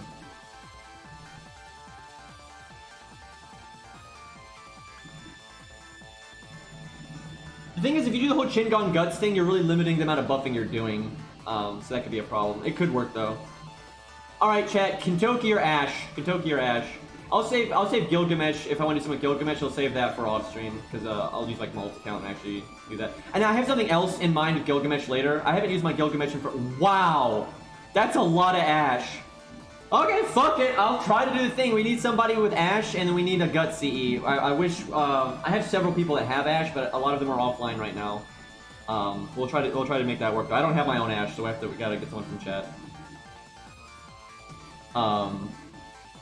Lol, Rex. I mean, we still use go by the poll, but I mean, it's obvious Ash is gonna win. I mean, it's 92% Ash. What was I just gonna say? Oh yeah, I already have another video in mind for my Gilgamesh, because I haven't used him in a video in like well over a year, and I barely ever use him in videos anyway. Okay, Kentucky catching up a little bit there. He's not being a completely shameful display, but I'm sorry, shameful display. But yeah, he's got 8 votes. He has 8 votes. Hot Wheels has 64. Alright, let's see what we got here. Yeah, I've got like 2 or 3 people that have Hot Wheels. There's Aerie. Aerie's not here though, so I can't get a Gut CE.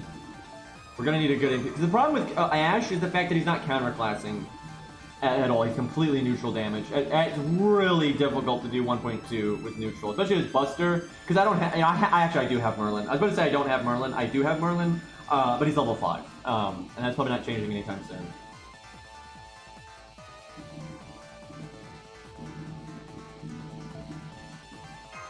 Do I have you added, Ryu? You're Ace, right? I get so confused. I think you're Ace. So yeah, that must be you. Alright, NP5, level 90. I'll take that. Alright.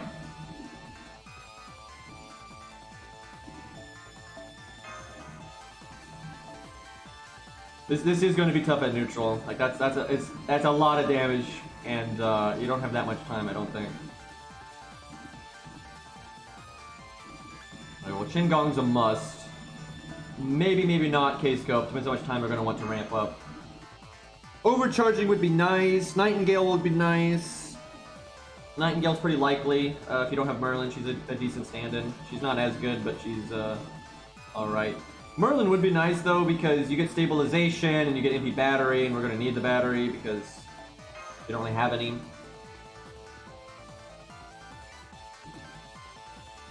Yeah, obviously Ash is a cowboy.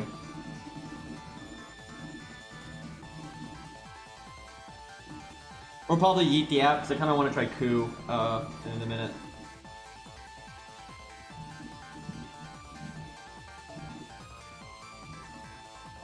We'll bust out Waver. We'll need to get Waver's in P then. So we're gonna want, basically we're gonna want Qingong to overcharge Ash's NP by killing Ash, right? And then doing that to give Ash more overcharge. I'm sorry, Hot Wheels. What am I saying? Like, what am I saying right now? Any chance that you have, Ryu? Is there any chance that you have two goddesses, 3 legs, or 3 legs, 2 goddesses, whatever it's called? Because that's kind of better for what we're doing. We can obviously get your good crit damage, but it's not reliable. We're not. There's no way for us to know if the crit damage is going to pop up, let alone on a turn where we've got crit stars. So it's better, I think, to go for the NP damage with what we're doing. Black Rail Waver. We're going to want Waver's NP though.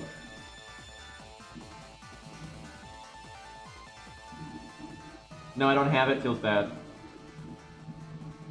Yeah, it is kind of an older one. It's funny. Overall, I prefer the crit one. I find the crit one more applicable more often. Although some of that's just because I have a lot of my favorite units just happen to be in the crit side of things. It's just a coincidence, really. But for me, I've gotten a lot more use out of the crit one than the NP one.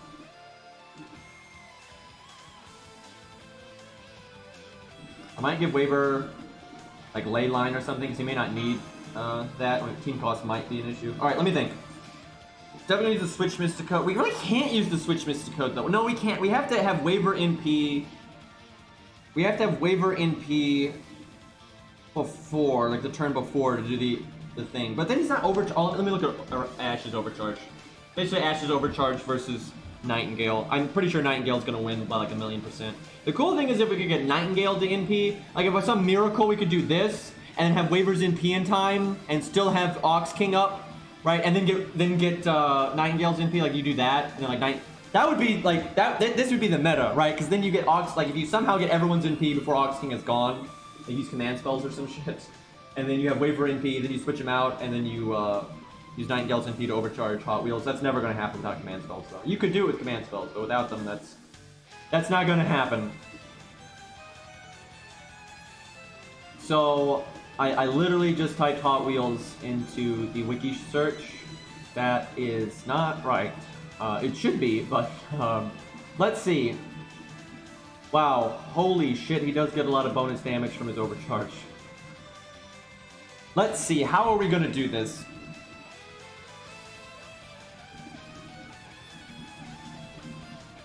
I think we cut Ox King.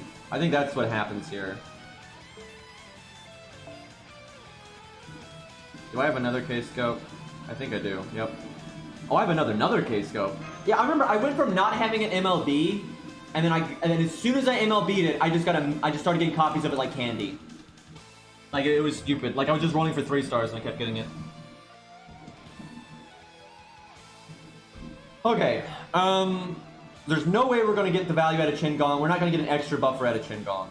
I think what we want to do then, we need someone that has a 3-turn buff that dies on turn 1. Right, we want to use Poster Girl on somebody and then have a 3-turn buff and they die on turn 1. I mean, that would be Nightingale. The problem is her health is too high.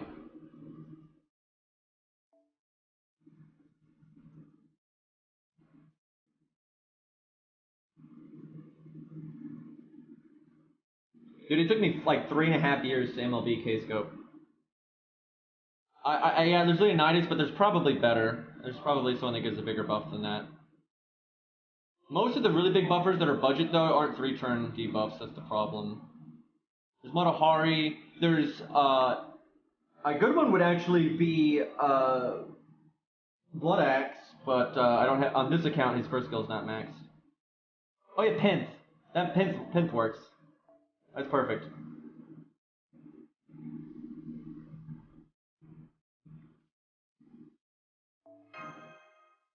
Okay, so the one problem here is we need a lot of things to happen pretty quickly. Well, really, we just need Pence to die quickly. If Pence dies quickly, it should work out all right.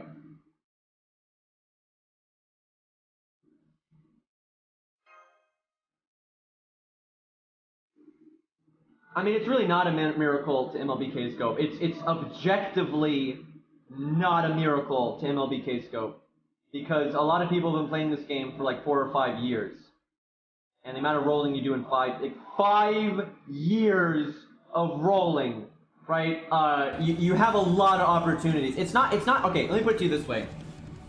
You are, and I guarantee you, anyone that's been playing this game for like 2 years or more, you probably have multiple 5-star CEs MLB. Things like, you know, Origin Bullet or Limit Over Zero, or there's, you know, it could be random shitty ones like, you know, Heaven's Feel or something, but you're going to have them, right? I'm free to play. I have so many 5-star CEs limit broken. Now, none of those CEs are limited time. They're all unlimited, the ones that are just in the pool all the time. But when you play this game for years, it's gonna happen. 5-star CEs are not that rare. You're gonna just randomly MLB things. Now, sure, you absolutely can play this game for years and not MLB K-Scope. Absolutely.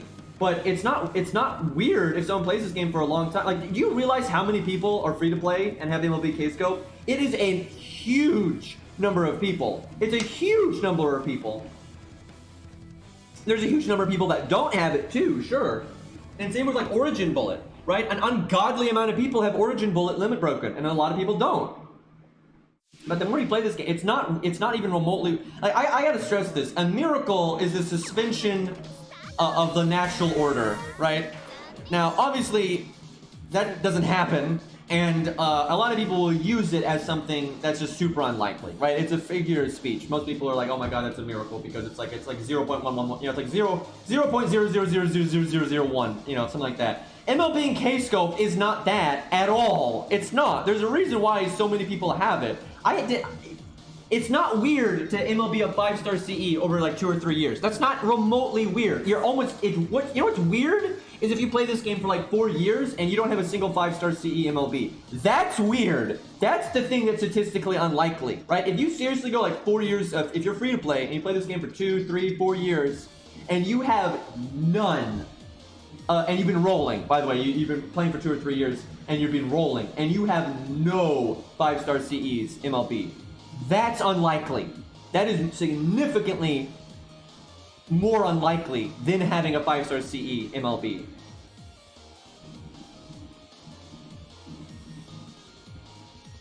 Alright. I'm hoping the boss actually does damage worth a fuck and Pence just instantly dies here. So the problem is, this is the RNG. This is the RNG, is you have to get NP gain on Ash, Hot Wheels. That's the problem, and that's really easy for that not to happen. Like the first few turns, you're just gonna need to get lucky like that. Because we only have 3 turns. We have 3 turns to get his in. Oh my God, she's an idiot. We might not be able to do Poster Girl because I don't know, or we have to wait.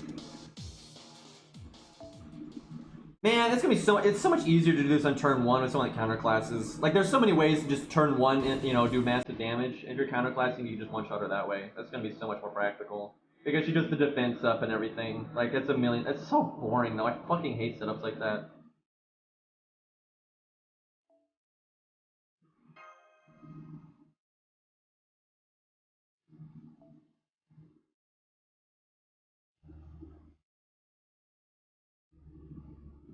I don't know if she's predetermined to always stun herself immediately like that. We'll see. If she is, then we're gonna have to change what we're doing here quite a bit.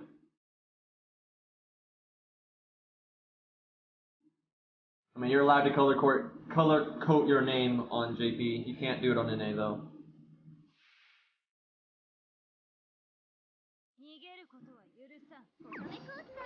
Your name can't be very long though. It's can only be 4 characters if you do it.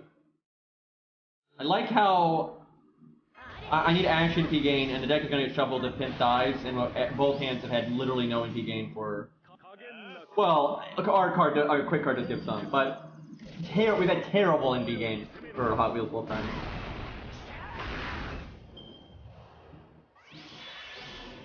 Oh my god, that's so dumb. She's just scripted to stun herself. We can wait it out. I just don't know how many turns they give you before the stage ends. That's fine. I've done this stage like a million times in the past. I just don't remember. I don't remember at all.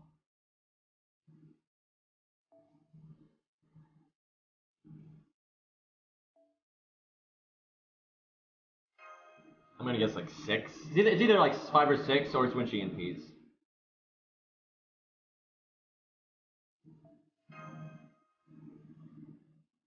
I think it can only be 4 characters. I don't think it can be 5. Maybe it is 5 though. I thought it was 4.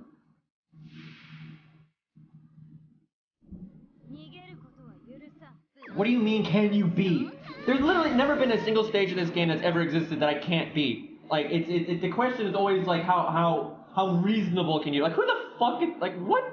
I literally have videos of me beating that.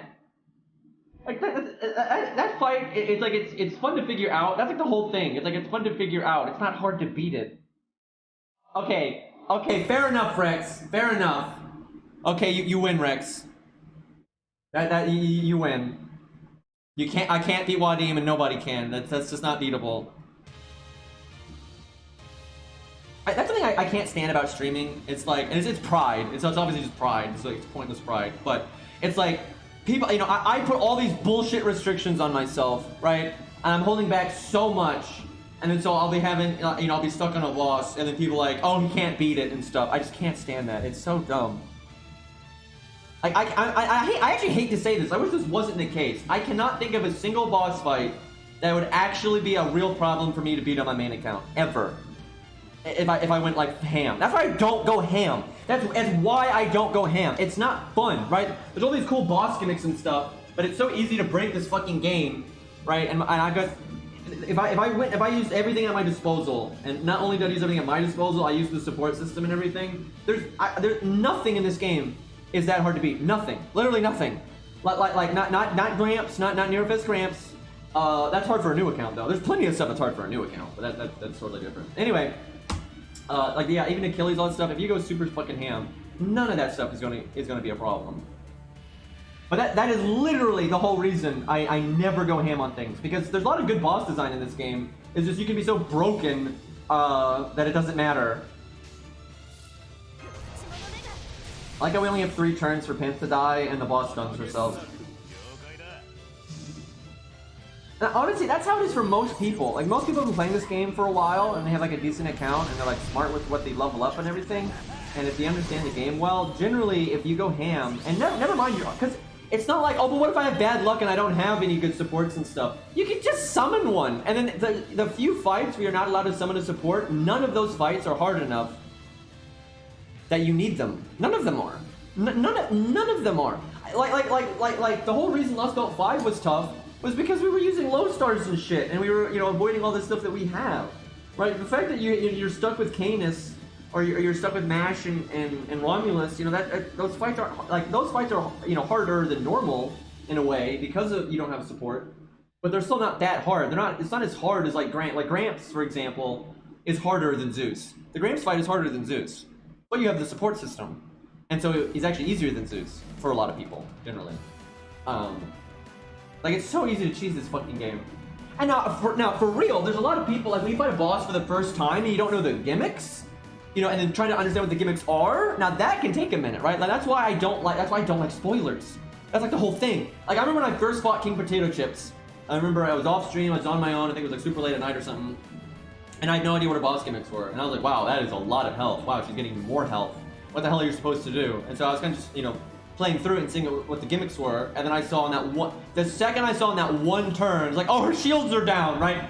Then I immediately know, oh, you're supposed to buff stack and then one-shot her there, right? Like, but, you know, getting to that point and figuring that out, that was a lot of the fun. And that's the fun of a lot of boss fights, is figuring out what is the gimmick? What am I supposed to bring? And then, you know, once you know that, then generally, if you're not holding yourself back, then it's pretty easy. I get so tired of that though. It's just so old. Like I said, it's just a stupid pride thing, but it's annoying when it's like, You have so many people acting like you're stuck on something when you're and they're like, oh, why isn't he using this thing? This thing would be way better and stuff. And it's just like, oh my god. Anyway, all right. I like how man, we may be better off, like I said, just turn one setup because we're about to lose our taunt. And before she doesn't do anything until we're in team. There we go. I forgot to buff. Whoops. That's what I get for ranting. Okay, well, we know what we're doing now.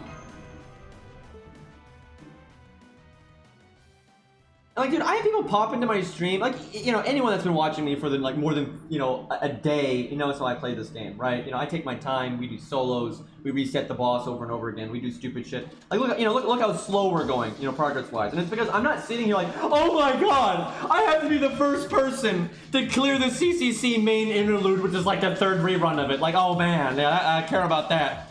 Alright, and it's so annoying. Like, I remember, like remember Lost Belt, like look at Lost Belt 5. This is such a good example of this. Thank you for the sub, Nox. I appreciate it, man.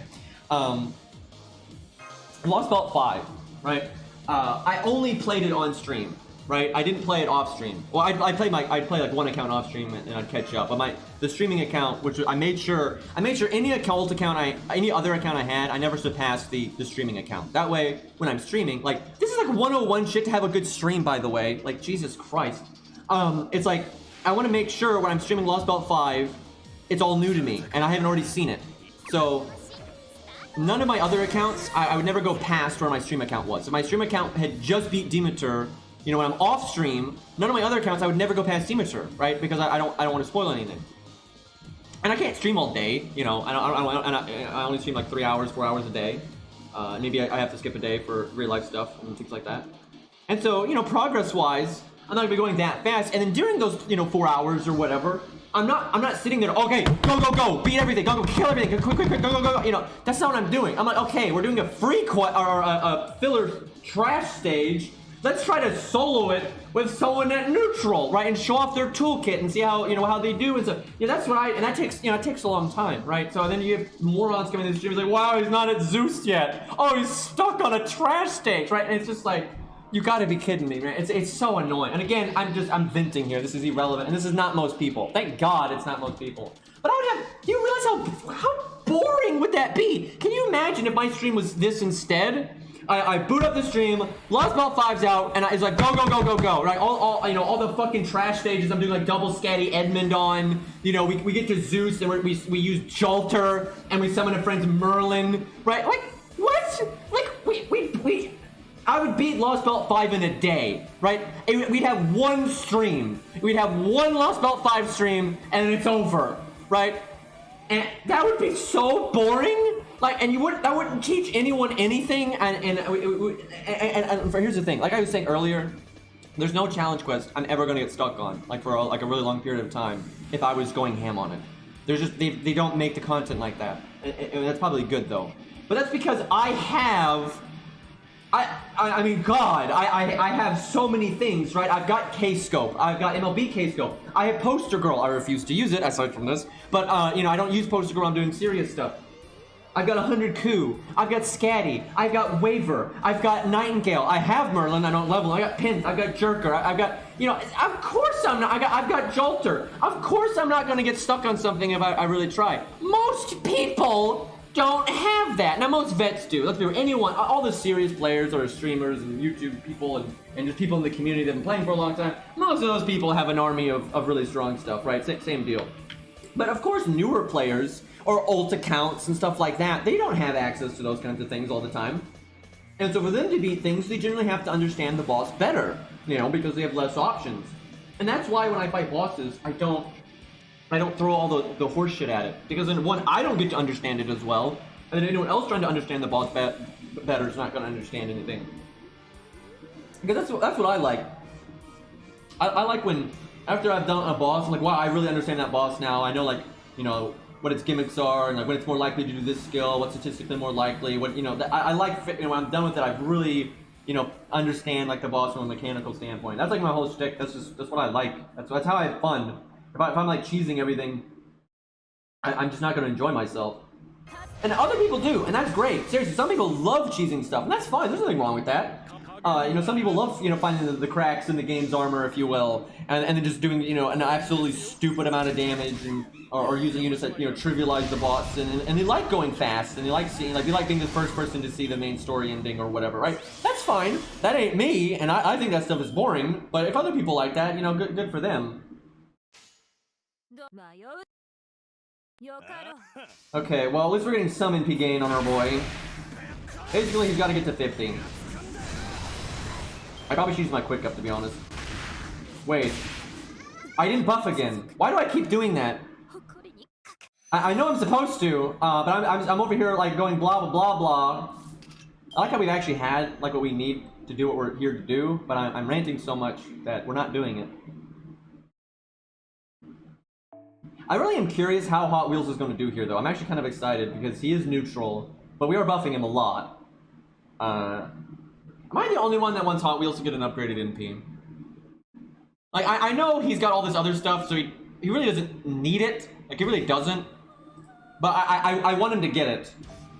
Because I want to see just, you know, how high the damage you get. And because of health bars, it shouldn't be that big of a deal. Because the thing with Melt is, Melt can throw out a bunch of damage with her NP, make a bunch of stars, break a health bar, and then have these crits that are so big that she can break another health bar, and then refund her NP, and then, you know, that kind of thing. Or just double NP with Scatty and stuff like that. You know, that's like too much. But with Ash, you can't really do that kind of stuff with him. Like, although you could NP and then do a big buster crit turn and things like that. There are ways to rip through some health bars with him. But generally, it's actually, we don't have to get to 50 NP, we don't have to get to 30 NP. Now that I think about it, this is actually pretty easy to get Ash where you need him, because he's got his own battery and we have Waver, so.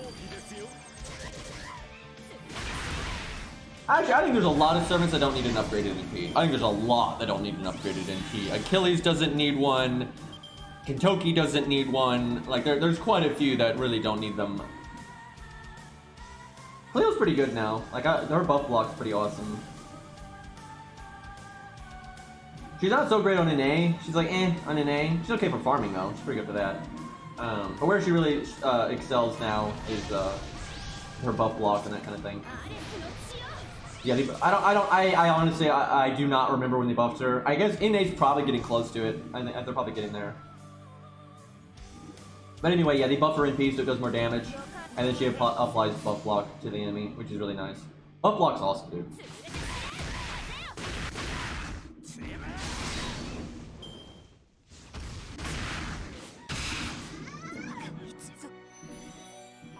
Okay, here we go.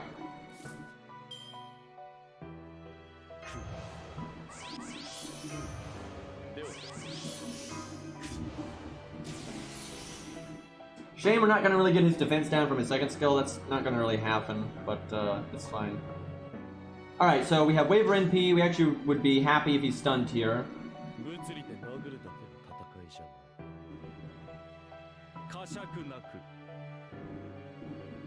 Couldn't I just stun her myself? Yeah, I guess we just stun her ourselves.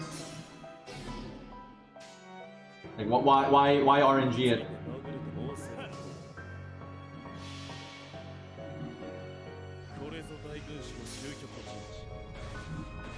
Okay, chat. Guess the damage. Keep in mind we're at class neutral, so we're not getting that sweet double damage.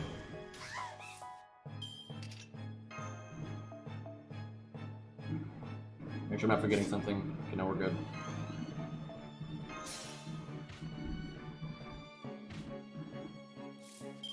Three damage. Think we're gonna do better than that.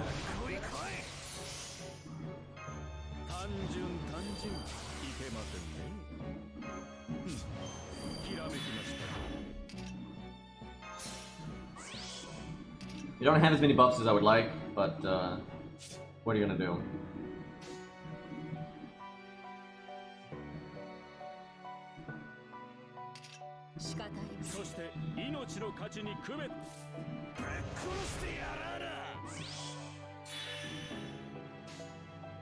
I like how I already knew that. I already knew that, and then I look at my chat. It's funny when I did. I was like, I bet you if I look at my chat, I bet you they're gonna be saying use the buster thing. Like I knew they were gonna do that. We actually could have waited one more turn. The only problem if we had waited one more turn is she might have cast a defense buff. But we actually could have gotten another defense down if we had gotten a crit here. It's too late now though, I already cast too many skills that are one turn. But yeah, we could have waited. It wouldn't have been that much more damage, but it would have been more damage.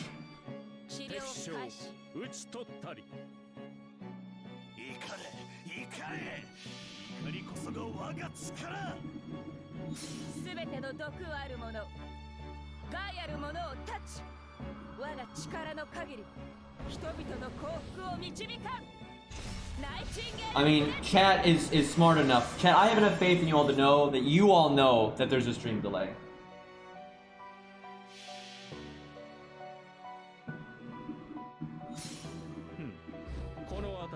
So like, from my perspective, I'd already done it. That's the thing, I'd already done the bus drop when you all started reacting. That's the thing, so...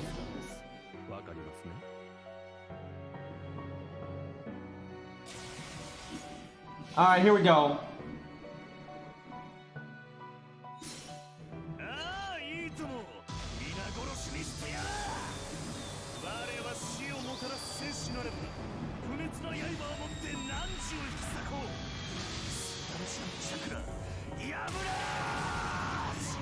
Well, if he was counterclassing, and then you got like a good crit or something, you could probably get that to work. That wasn't quite as good as I would have liked.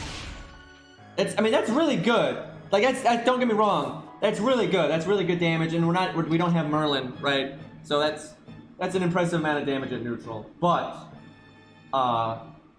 we can go further. It obviously is going to be the easiest with the Berserker, but you know, we could do Atalante. We could. That'd be an interesting one. Have we done that? No, I don't think we've done that here before. I also kind of want to try Ku. He's also at neutral, but I think we can make Ku do a lot. We'll hold off on the Berserkers for a minute. We'll do some other people first, and then we'll go into the Berserkers in a moment. Let's go with Ku. Let's go with Ku. Now, Ku's not gonna need the whole guts Qin Gong thing. I guess we could do Bond CE. That would make sense. I'm gonna save that other team in case we do another Buster unit, just to save time. A little double scatty, obviously, because if you're trying to ham it up and damage-wise, that's the way to do it.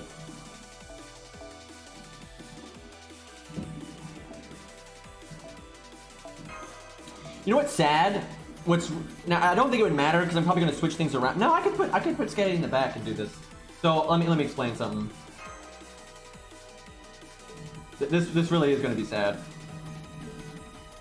So Scatty's Bond CE is more quick damage, which when buff stacking, that adds up. So having double Scatty Bond CE could be a thing. And I'm only 48. I'm only 48k away. So that feels kind of bad.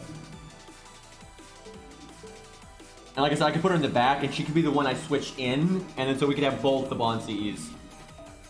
But, it's funny, I actually haven't been using my Scatty much at all. Like, I use her for farming, but I most of the farming setups I've been doing recently have not been using her, so it's been a while since I've gotten her Bond. I could probably put her in the front, though, if I want to. We'll see. Let me think. So Atalante Alter, even though we're gonna, I swear to God, we're gonna use her as a DPS later. We're gonna use her as a buffer though here because she's really good like that.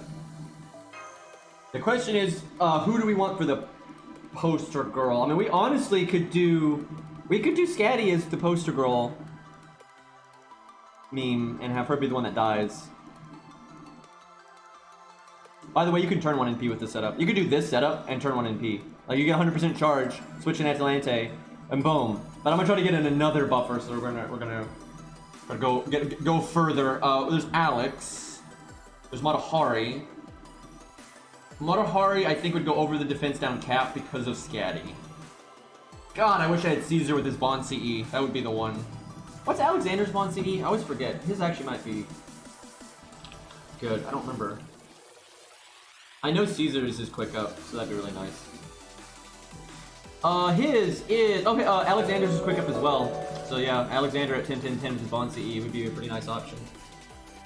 Hey, Neo! Thank you for the Twitch Prime sub, man. This is like the most subs that, like, new subs I've had in a day in a while. I don't know what's up, guys, but I appreciate it. I'm over here, like, ranting like an idiot and people are subbing. I kind of feel bad. Let me think. No, we're not using fucking Paul. Jesus Christ. This even makes sense. Let's see. Matahari is still good. She's just not getting as much as she could. Let me look. What's let me look. I can do the math here. I can do math.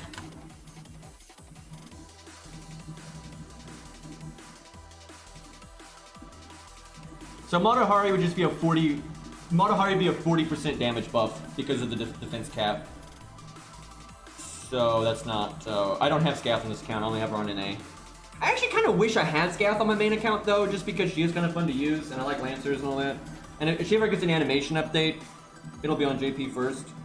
But she's in that weird spot where it's like, yeah, she's pretty cool, but because I'm free to play and I like to stockpile my SQ for like that, you know, the specific stuff that I like. She's not really the thing that I would save up for. The same, you know, I'm gonna save up for like, you know, Green Knight, Vortigern, you know, Wadim if they ever added him, you know, Zeus, you know, that's the kind of stuff that's on my mind. It's not really her. Like I might throw summon tickets at her, but I don't think I'd ever roll big on her.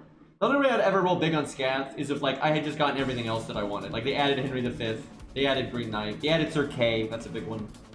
They added those things, and I got those things. Then I might roll on her. But yeah, I've never really had the opportunity to get her on my main. Or on my ult, I was like, fuck it, it's an ult, I don't really care. Okay, so right now we got Matahari at 40%. Bull would normally be, you know, 60%, but he's also just 40% for the defense down cap. Alexander is 8-10-8, so he's actually less than that. No, defense down caps, it only goes up to 100%. Unless they've removed that, which I don't think they have. The defense down is weird like that.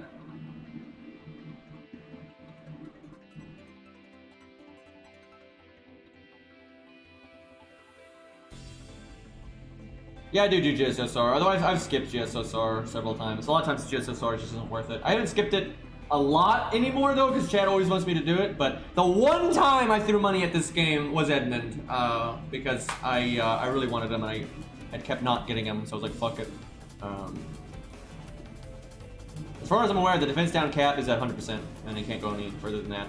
Which is unfortunate, because it's so easy to stack defense down. That's actually, I think, why they did it. Like, you could, oh my god, like, the amount of damage you could get if you could go over 100%.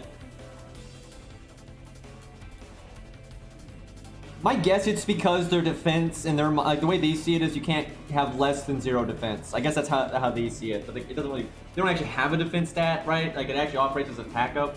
So it's kind of weird the way they did it.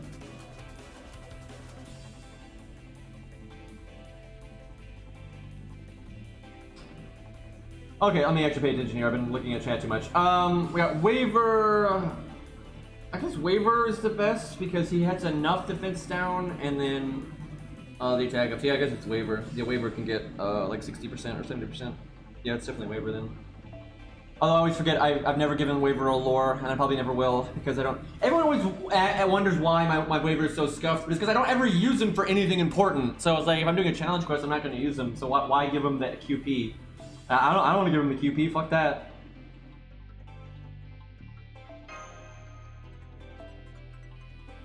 Poster girl and Scatty, alrighty. Alright, switch Mystic Code. This will be interesting, because we have slightly more meta buffs. We don't have the awesome overcharge that Ashe did, but in place of that, we've got Black Grail. So, that's pretty good. And we have an upgraded NP, where Ashe does not. By the way, look at this! Coup with 14,000 attack. I kind of like... Oh, by the way, we already did that thing with Mordred that we needed to do, so I can... This is irrelevant right now, but I've been wanting to do this anyway, so... And now that the stuff I had planned with Mordred is over, and I recorded it. Haven't edited it yet, and thankfully it's not time sensitive, so I can do it whenever I want. I tell you though, whenever I'm holding onto a video, and like for months, I actually have a Canis video I've been holding onto for months. Whenever I do that, I'm always worried they're gonna buff the unit, and then the video becomes like kind of invalidated. Like, I don't think they'd ever buff Mordred again. Like, I got that Mordred video recorded, and I'm always aware, like, but what if they buff more? And in the meantime, when I haven't edited it, and I'm waiting to upload it, what if they buff her, right? So, like, because then that video's, like, out of date and stuff, so. I bet you Rex knows what I'm doing right now, and he's gonna give me I know he's gonna give me shit for it. Wait, where's my Mordred? What? Oh, there she is. I'm blind. This is the wrong fucking... God damn it. Every time, dude. I don't even need respec items. What do I want to give her in place of that? You know, this would be good for killing your father, or fight regular Saber Oratoria. That's a tech pick. You don't. That's not a default one. I guess I'll just give her this for now. So I can just get rid of it for free if I want to.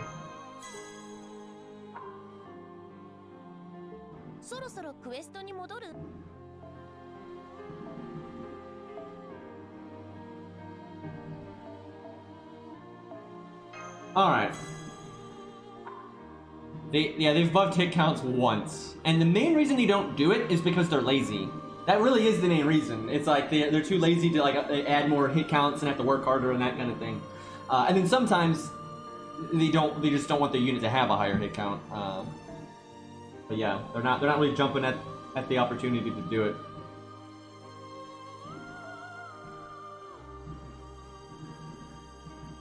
Yeah, I like how I bothered to do all that, but it's not like I don't need that command code right now, but just in case, you know.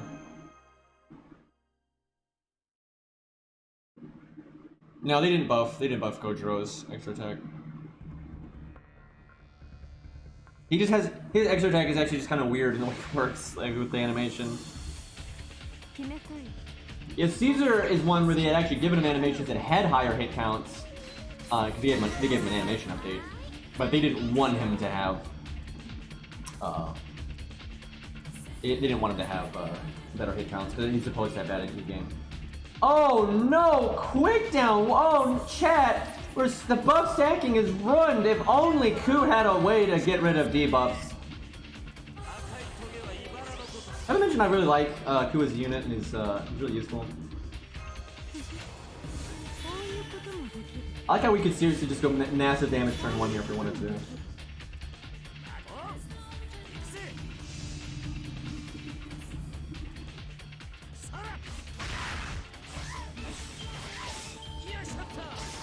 Alright, chat, quick. I'm so interested in chat's opinion on this. Okay, so be honest. No, don't be silly. Like, be honest here. So basically, every anniversary, they've added some kind of way to make your favorite servant stronger, right? They kind of dialed it back over time. Like the most recent one was kind of like lull, but they pretty much always added something that can make your favorite servant stronger on the anniversary. But we're getting to the point where it's getting a little out of hand. But will they do it again? Because the anniversary is coming up in like under 2 weeks now, I think. Are they going to add something else? NP command codes. Yeah, I thought about that. They have the UI support for it. They literally have the UI support for NP command codes. I hope not. 3K foe. Prob not. I doubt it. Yes. So if you go by history, they always do. But at some point, that's got to stop, right? So I honestly am super. That's why I'm asking chat. I'm not really sure.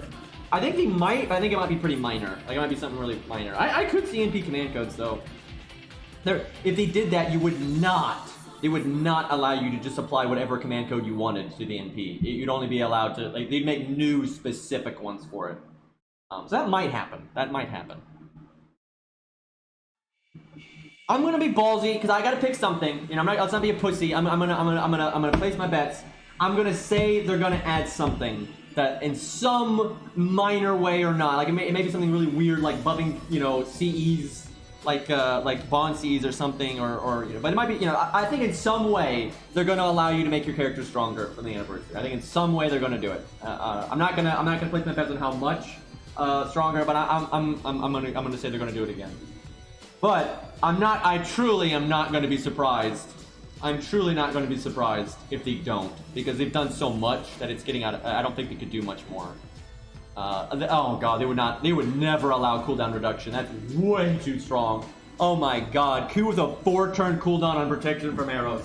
That, they are not doing that. There are so many units that are so busted like if you did that. Dude, like Nash with lower cooldowns, man. Oh god. Like, don't get me wrong, I'd take it, but they would never do that. I mean, they'd be mad lads if they did.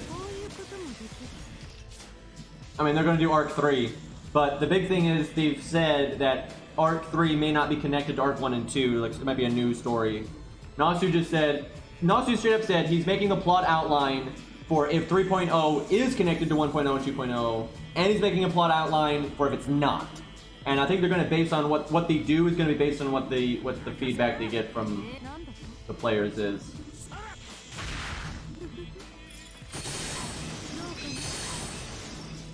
Come on, take her out.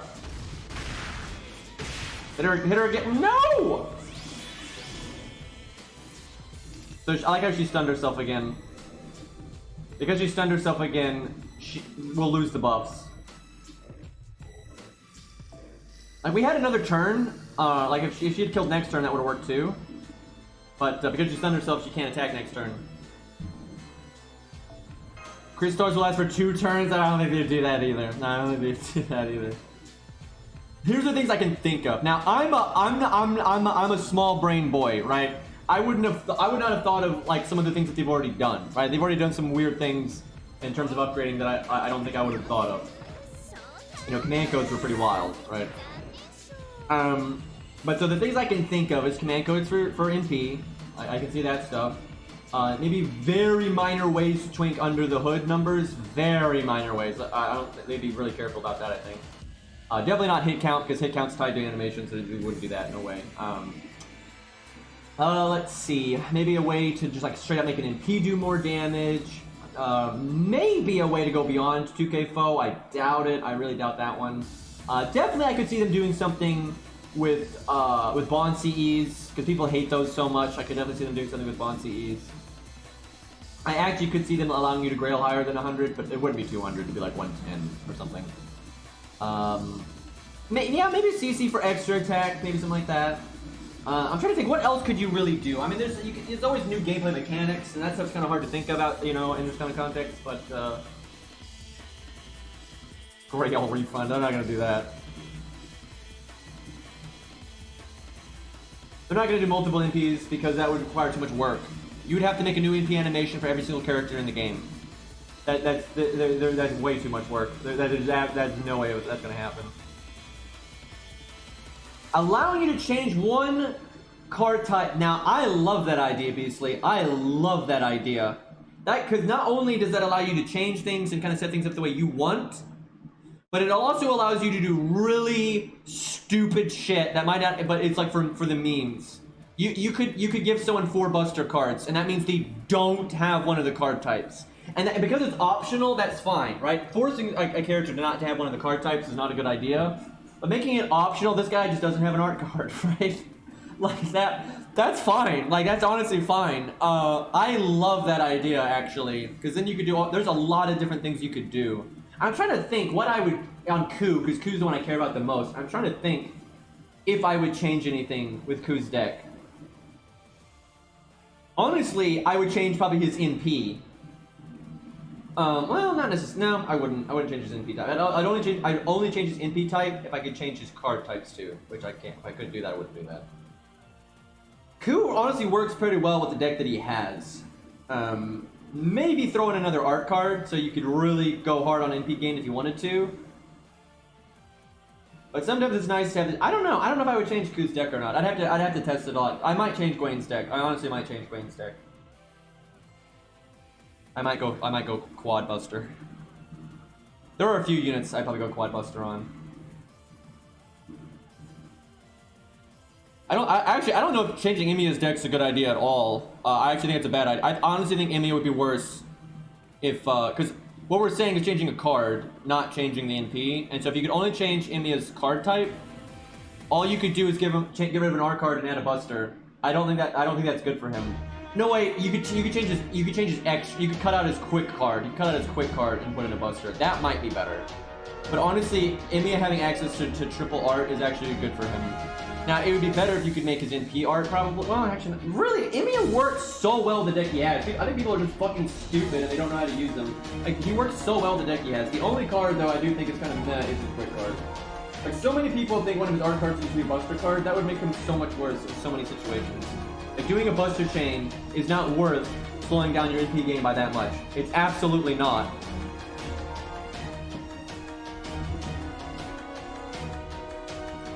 However, with command codes, you could set up, if you did change one of his art cards to a Buster, you could give him command codes, like give him like big Buster crits, and then he could get stars the turn before. You could do an NP crit turn with his crit buff, his Buster up, Buster chain bonus and stuff. The thing is, that would be good for certain things. That would be better for certain things. When you need all your eggs in one basket, but you pretty rarely need all your eggs in one basket now because you have multiple health bars. Sometimes in AoE fights, you're fighting 6 bosses at once. Stuff like that, and you're just going to overkill so much that it seems pretty pointless. But when you do need all your eggs in one basket, if you could change one of his cards to Buster, that would definitely be better. But I'd say more times than not, it's not worth it. Like, him having an art deck works really well for him.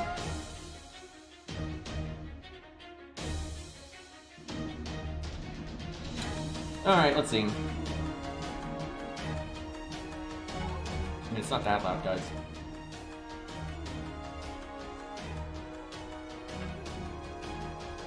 You can't add hit count. Like, it doesn't work because like the animation wouldn't match.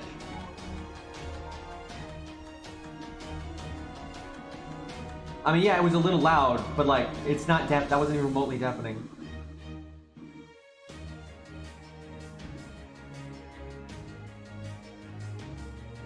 Alright, what the hell are we doing? Alright, she's always gonna stun herself because she's a fucking idiot.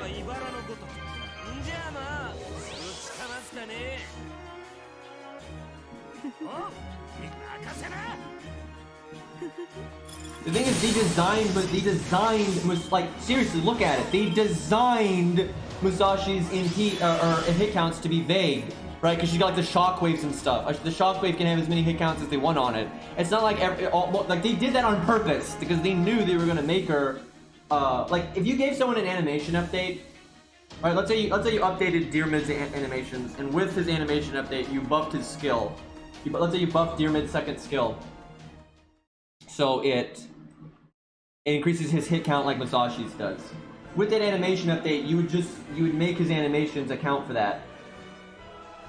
Like, that's just what you would do, right? But you can't retroactively do it to a servant that they hadn't planned that for, right? You can't like with Ku's animations right now. Like, you couldn't. That wouldn't work. It wouldn't work if you added more hit counts to it. You might work with his Buster actually. Like his the way like the big boom on his Buster, that would kind of work.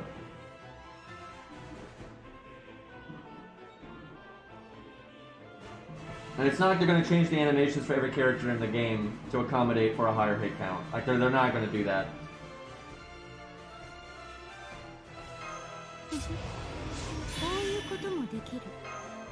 Like, what I have to do on these turns is so simple, but not paying attention, so it's taking forever. I wish Scatty had less health.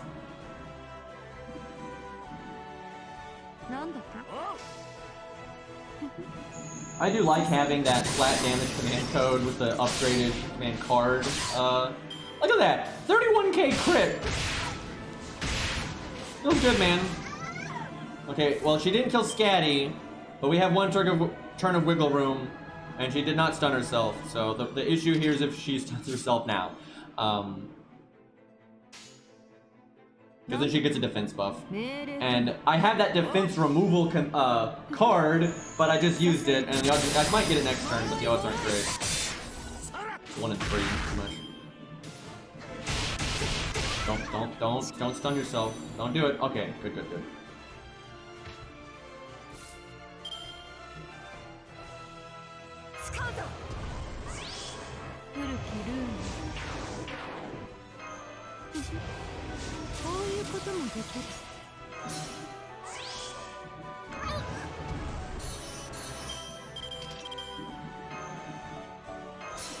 Alright, chat. What are we gonna do here? A decent amount of buffs.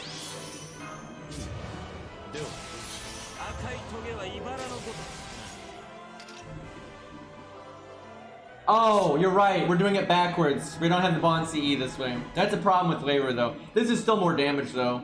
Ultimately, getting Waver in is so much better than the Bond CE. But yeah, we had to pick between then hers and his. The best way to fix that would... the only way you could fix this is you'd have to switch them around, the back row, and then you'd have to hope... The only way this would work is if Passion Lip one-shot Scatty. She'd have to kill Scatty in one turn. And then you bring in Waver, then you have Waver NP, and then you switch him out for... Because you still have one turn left, and then you switch him out for... Atalante, Evil Cat. That's the only way you can do it, and that's super random. I think more times than not, Passion Lip's not going to one-shot Scatty. She has too much health. So yeah, unfortunately, there's like no way to get both. Well, I mean, there is a way to get both, it's just not very reasonable. Alright, chat, what do we get? Because if we swapped out Scatty, we would have lost Turbo on CE, so...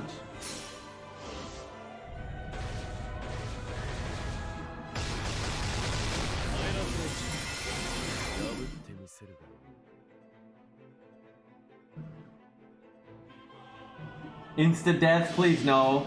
Please no. It's so rare that that's probably not gonna happen, but that would really suck. Ooh, 847, man.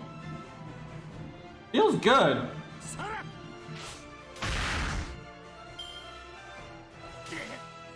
Man, can you imagine how much that would have been if we were counterclassing? Damn, dude. That was pretty good, and like I said, we could have gotten a little bit. We could have gotten a little bit more than that if we had done the. If we could have, you know, had Scatty die in one turn and all that, but. Yeah, Ku is really good because he has no self-damage buffs, and that hurts, right? He has no attack up, no quick up, no NP up, no defense down. Well, actually, he does have defense down, but it's after his NP, so that doesn't help. So he's a DPS unit that has no damage up, but he has everything else in his favor. He has everything else in his favor. He's quick. That's the most damage on an NP. It's up single target. That's obviously better between that and AOE. It's upgraded, you know, that's as good as it gets. And then he has a really high, he has the highest attack stat for a Lancer, that's a 3-star. And then Lancers also have like that slight damage modifier boost. So he's got as much damage as pretty much you can get for being a 3-star and not having any damage skills. He's pretty much as high as you can go. I would love to see an Ushi though. I've never seen an Ushi as upgraded as my Ku, but I would love to compare, like do that exact same team, but with an Ushi that's 100 and all those other things. Because she also is single target, she also has an upgraded NP and all those things, and then she does have damage up skills. Now she's a rider, so the damage mod's not there, but still. Because I think she could get really, really high.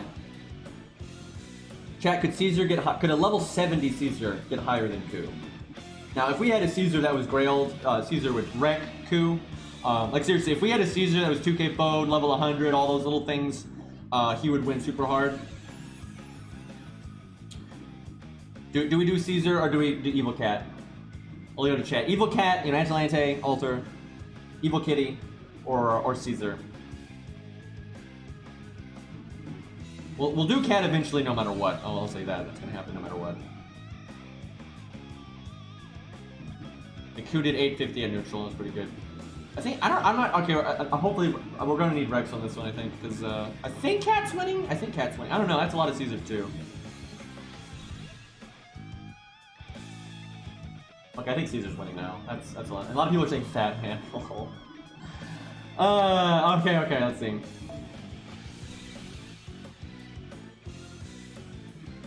Damn it, Green. I'm gonna vote on this one, chat. I'm gonna vote on this one. Let's see what happens. It's pretty close. Looks like Caesar's winning, but it is close.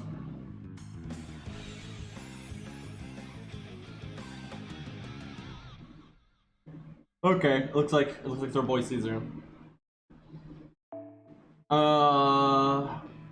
Sadly, that's funny. I have on NA Caesar is 10-10-10, but on JP he still isn't, and it's because of hero proofs. Wow, it's close though. It's really close. Atalante really kept up there. Don't worry though. We're gonna use Atalante. So I guess we do it like this, just in case. Or switch them around, just in case Wait, isn't this worse though? This only works if Scath dies in one turn, or Scatty dies in one turn. I can wait to buff. Oh, that's what we do. We wait to buff. Okay, this isn't going to be fair then. We might have slightly more buffs than Ku had. But I mean, let's be real. Caesar's level 70. I think that's giving him slightly more buffs is probably fair enough. The one problem is Caesar is not going to be low on health, so we're going to have to roll 80% a bunch of times. As long as Caesar lands like two or three of his buffs, I'll be happy. There's no way we're getting all of them. Oh my god, the votes are actually... Caesar's only ahead by 2 votes right now.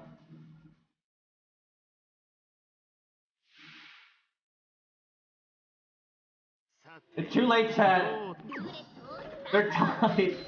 They're out, and I like how Caesar was winning that entire time, and now Atalante is winning by 1 vote. Oh, no, they're tied again. They're tied again. What a battle!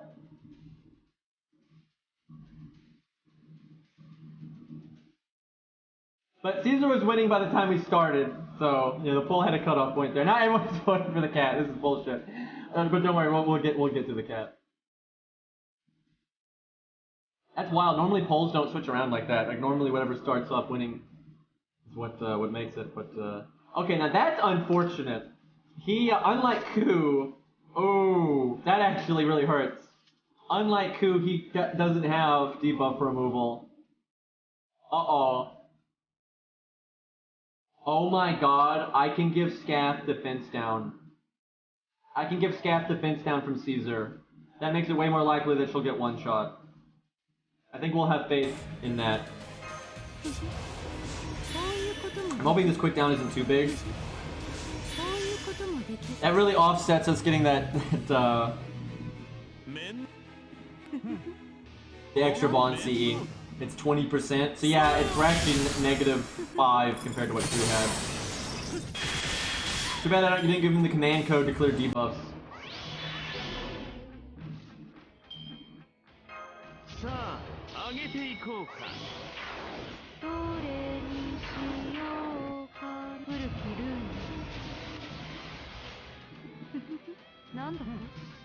Just guard it next time, I know, right?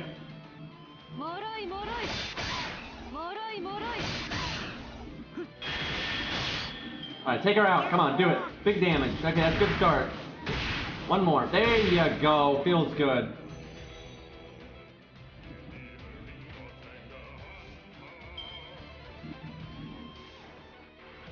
Okay.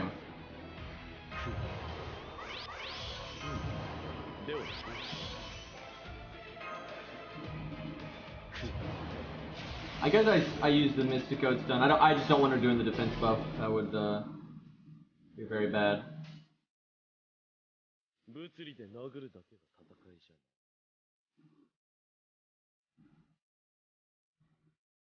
Doesn't really matter what I do here.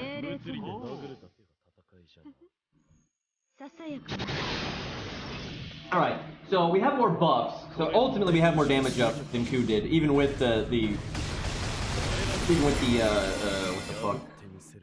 The quick down, excuse me. No, what I'm saying. That's the only buff we have extra. I think we didn't have waivers buffs for some reason. I'm out of my mind. So yeah, no, we're 5% lower than Ku. We have 5% less buffs than Ku. But that's not that big of a deal. And to be fair, that's a benefit of Ku. The fact that Ku has a way to remove debuffs is as part of his kit. That's part of what he does, right? That's he's earning that 5%, if you will. So I guess fair enough. It's just Ku could have been even more ahead. We could have had the extra bond CE on Ku if we had played this way.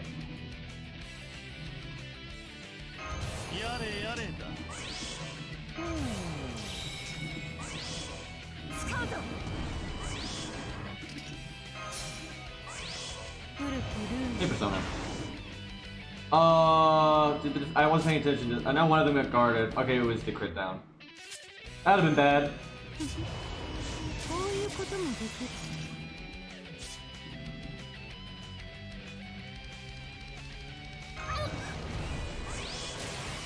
Alright.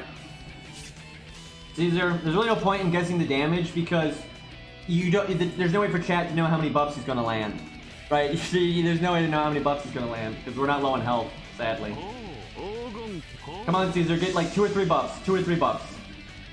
I should put it in slow-mo. Oh, I think I did put it in slow-mo. Come on, come on. Yes, yes. Ooh, we got quite a bit there. That's good. We didn't get all of them, but we got a good number. So remember, Caesar is not Grailed, and his skills aren't even maxed. So. Not bad. You know, he lost, but I was kind of expecting that. That's not bad at all. That's really respectable for a non. Seriously, skills aren't maxed. It's got the quick down, not Grailed, no 2K foes, none of that nonsense. 600K at neutral. That is respectable. That is really respectable there. Yeah, he's missing 30 levels. He's actually, it's more like 40 levels because of 2K foes. So it's kind of like 40 levels behind. It's a pretty big deal. So, and his, again, skills weren't 10-10-10.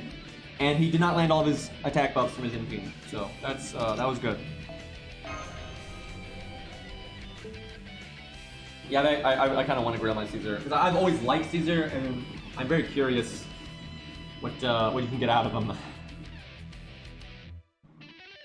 Okay, I think it's finally time for Atalante, who is counterclassing. However, she does not have an upgraded NP. So for her, we need a different buffer. Caesar with his Bond CE would be nice, but I don't have his Bond CE, and he's also not 10-10-10. Definitely not Matahari, because I'm pretty sure we're hitting the defense down cap, so she's completely pointless. Might be Alexander, sadly. Or Atalante, actually.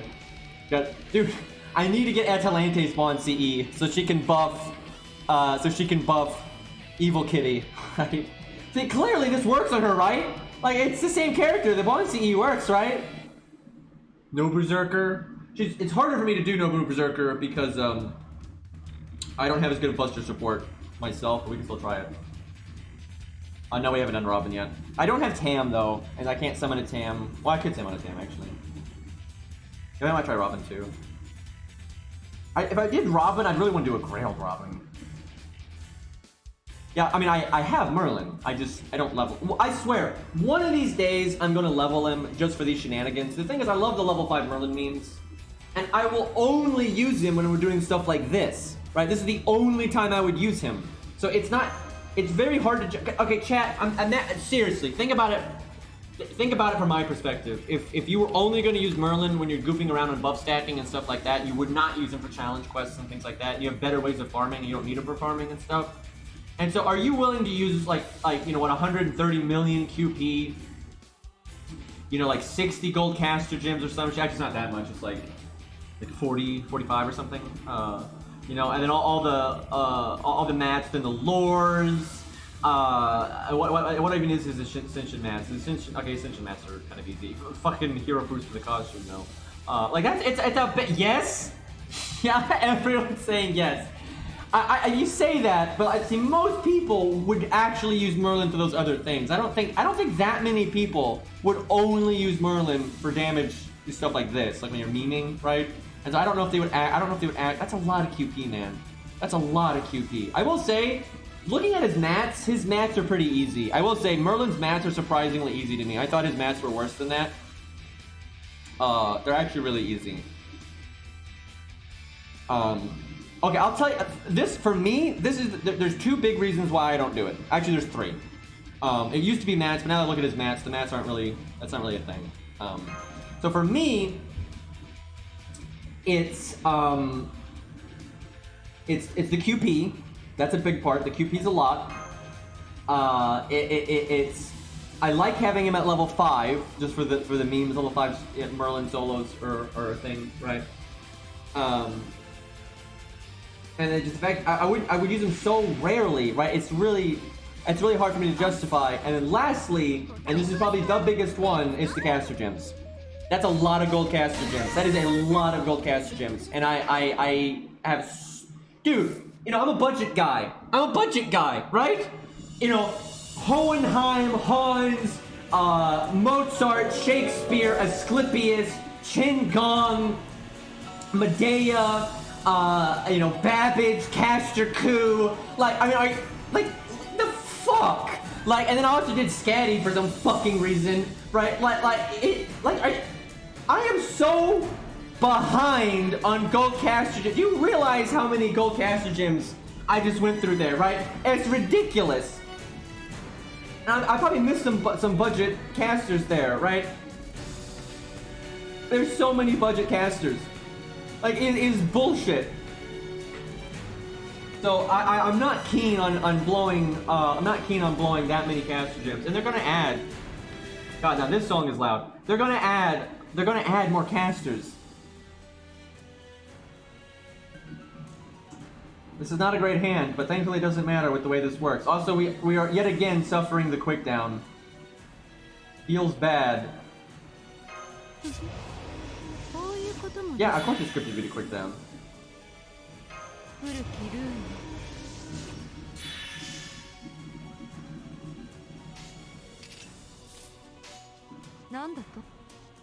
There's nothing practical I can do this turn.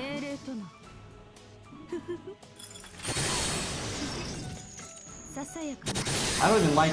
I'll give this to Merlin. I actually like Merlin, right? I don't like how OP he is, but I like Merlin as a character. I don't really care for the neat, so I don't hate her, but I don't really like her at all. I'm not even remotely motivated to level her. Like, there's no way I'm giving her.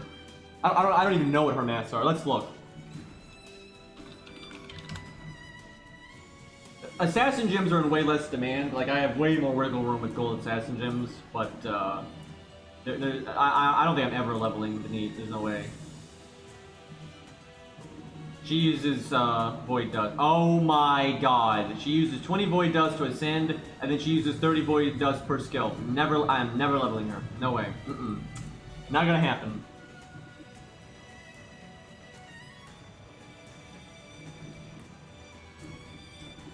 Alright, what are we doing here? So, I think there's a pretty good chance Scatty doesn't die here. We don't have the defense down from Caesar, so we wait a turn to buff. That's the play here.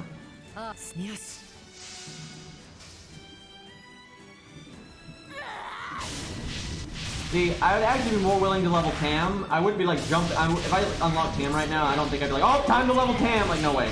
I don't like Tam's character at all. Actually, I just like her. Crit. Oh my god, we actually might die here. Woo! But Tam's gameplay is awesome. Like, Tam has such awesome and unique gameplay that I would level her just for that. But it's still, I don't think she's not gonna be like top of the totem pole for leveling. Like, no way. The thing is, and I hate this, believe me, chat, I hate this because I love Ku and Billy. There's never any reason to test. If you've tested Ku, there's no point in testing Billy. They're in the exact same boat. They're in the exact same boat. It's just Billy's slightly behind, and I'll get into that. They're both 3 stars. They're both 2k foed. They're both level 100. They're both single target. They're both quick. They're both upgraded quick. The only difference is Ku has a higher attack stat, and Lancers have a better damage modifier than Archers do. And the other thing they have in common is neither of them have a damage up skill that affects their NP.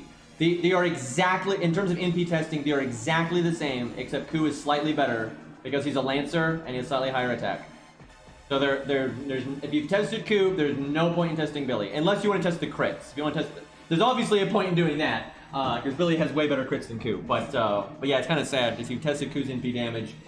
Billy's is almost the same, right? It's almost the same. It'll just be slightly lower. Now it might be higher because of the low high roll system, obviously. Like for real, they're close enough that Billy absolutely could do higher damage than Ku. It's, you know, they're going to be around the same area all the time, so.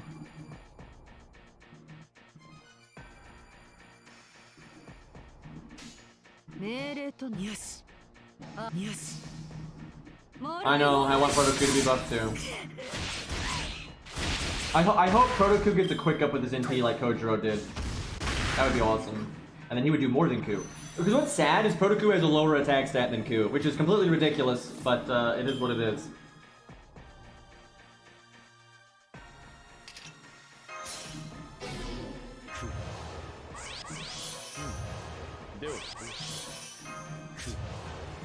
Proto Ku ended. That is the meme, yes. Yes. Because Proto Ku is supposed to be the one that does more damage. He's supposed to be the one that has the higher stats, and his toolkit is aimed more at less survivability, more damage. So it's really weird that Ku has the higher attack stat.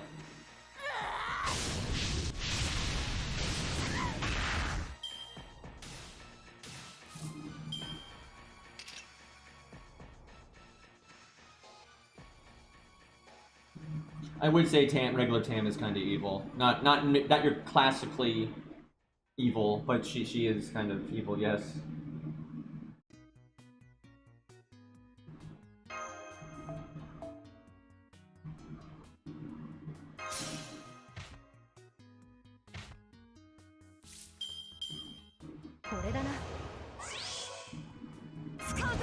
Some things are subjective too. I mean, actually, pretty much everything is subjective when it comes to morality, but like some of the actions she takes and the thought process she has and the way she treats people and stuff, some people don't mind that, and so they're not really going to see it as evil, but some people will. So, but yeah, I'm not a big fan of Tam.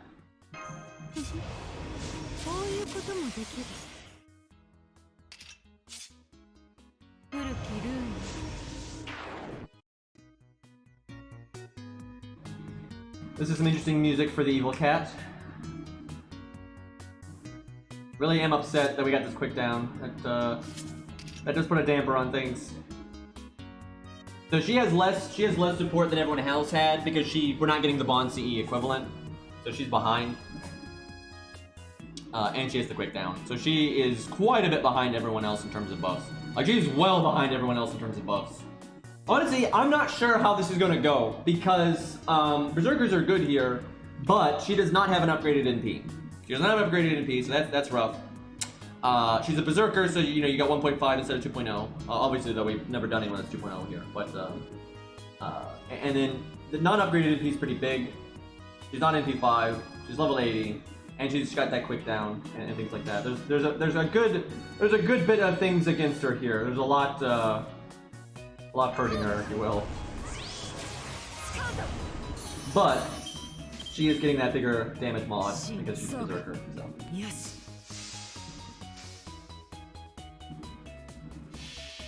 Oh, the defense down was guarded? Oh god. There's so much working. I don't know, this might not be that impressive. We'll see. It's still good. So honestly, I mean, she technically broke. I want to see how much health the boss has before I close the app here.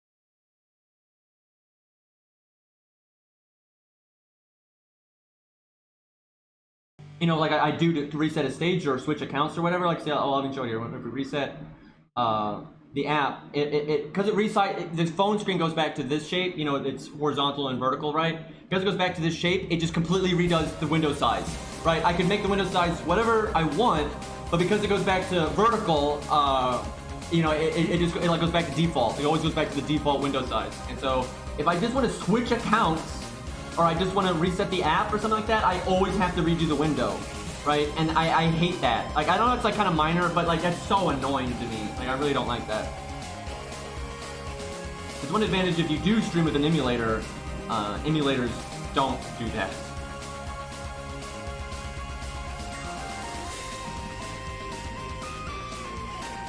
But Samsung Flow only works on Samsung devices. So there are other means to stream, but is probably the easiest one for Android devices. There's a lot more options on Apple, although playing FGO JP on Apple is much harder.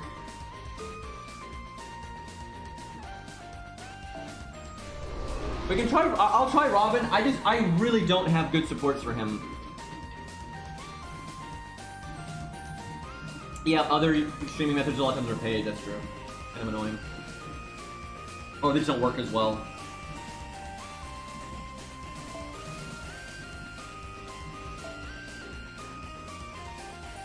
I don't think Yagi will do too well because he doesn't have much in the way of damage. Wait, no, he does. Yeah, he's got art up and attack up. We'll try him in a minute though. I want to try Robin.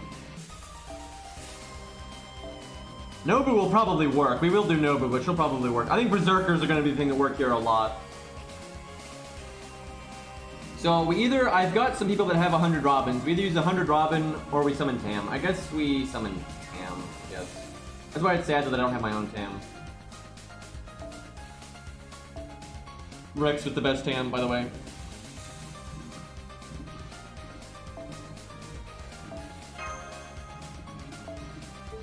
Trying to think how we're gonna do all this for art. I like how we've done Buster art and quick now. We're doing all the things. The hard part is gonna be getting his NP in time. That's gonna be the tricky part. Definitely gonna use Waver again. A lot of damage up in the battery, so there's no way around it. This is good.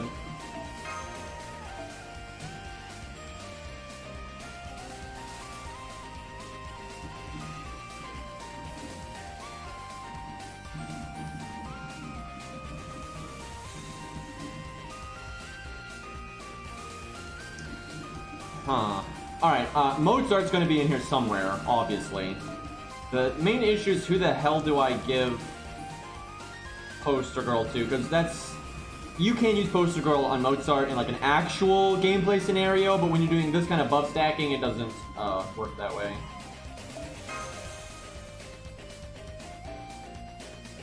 I guess Boudica?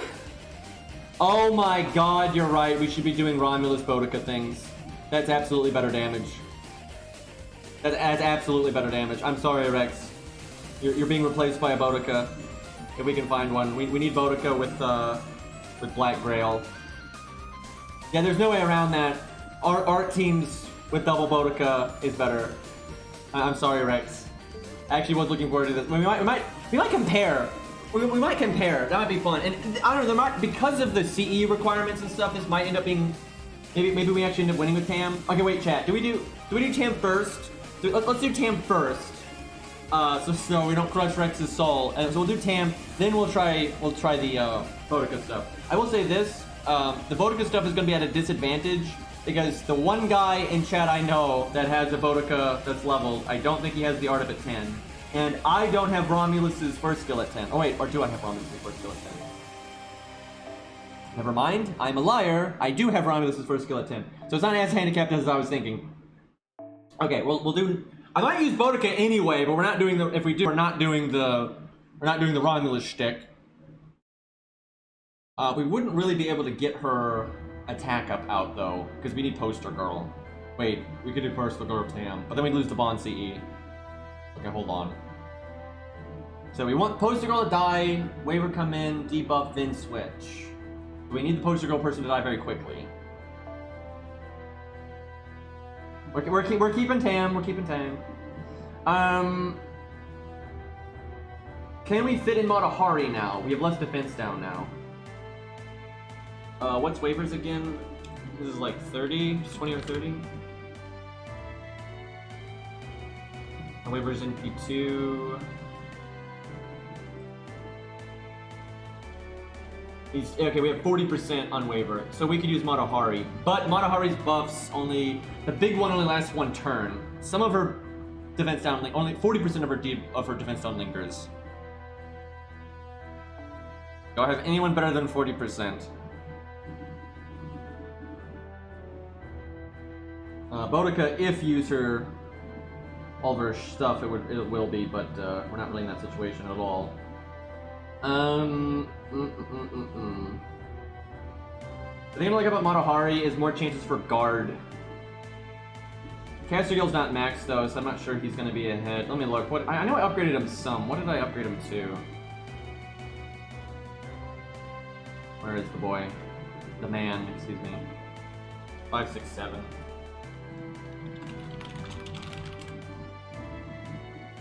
What he's at?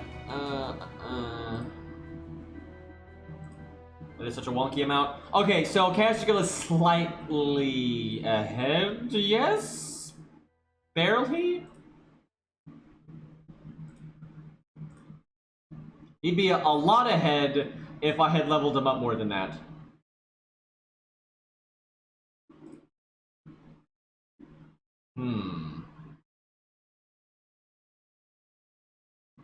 Yeah, if Caster Gill's max, he'd definitely be better. I'll level him at some point. I don't use those kind of teams enough for me to like really prioritize it. But at some point, I'll do it.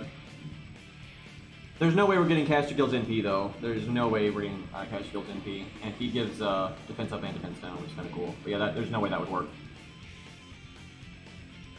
Yeah, hero proofs, God. Well, good enough though. We'll go with Caster Gill.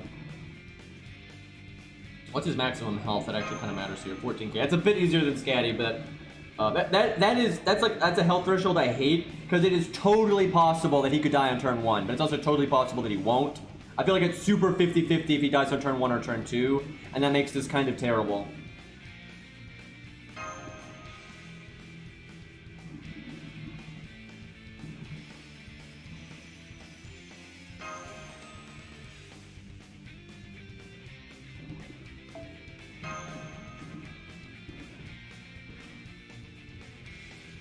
Caster Gill really is a nice support like that though, because you know he's giving like almost like 60% or what, almost 60% damage to the team for art people. If he NPs, which he may not always. But he also gives them a defense up and a bunch of star trim, and his NP does damage, right? Like there's just a lot of good stuff there.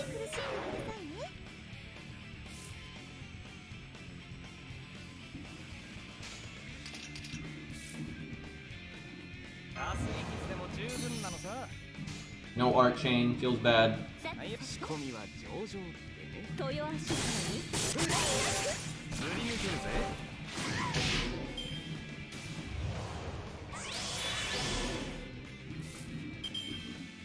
So if I cast the skills now, I'm betting that Caster Gill will die in 1 turn. If I don't cast them now, I'm betting he doesn't. And I am going to bet that he doesn't, and it's going to be very close. And if she attacks 3 times, he probably will. The reason I'm doing this is because if she attacks 3 times and like 2 of them are quick attacks, he'll probably live. And then if she also casts a skill, no matter what, he'll probably live.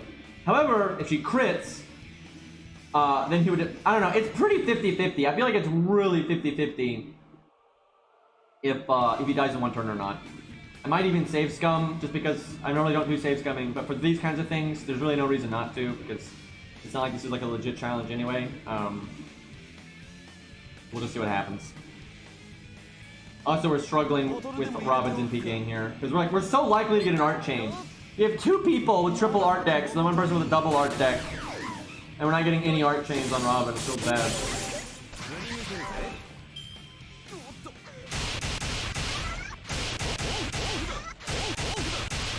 Look at that.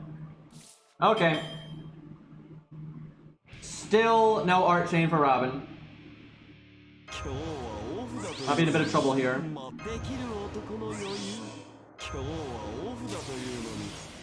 I will say, we could get more damage if we used the command spell Caster Gill here and got the defense down, but we're not doing that. So hit the art up last 3 turns, might as well do it now, that way my NP gain is better.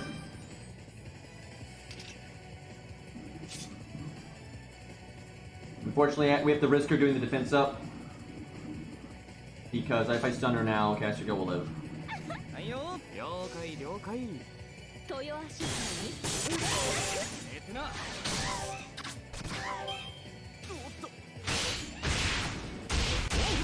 That was unfortunate, she guarded the poison, but we got another one.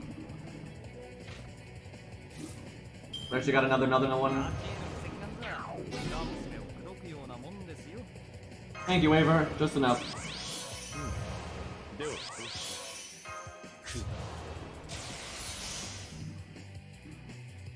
Like I could do double NP drain right now if I wanted to.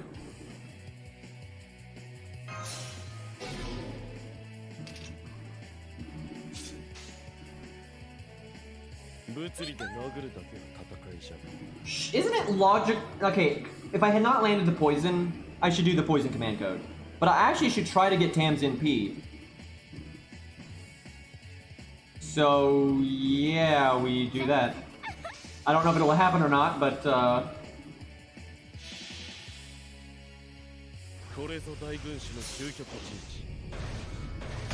few people flaming with the pod leaks, yeah.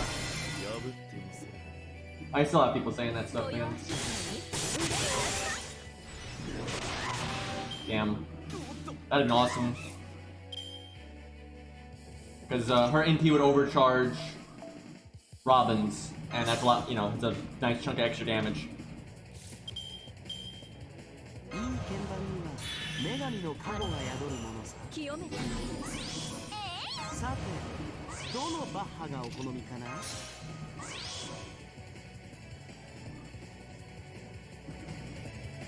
You know what? I want to listen to the song again because it's good.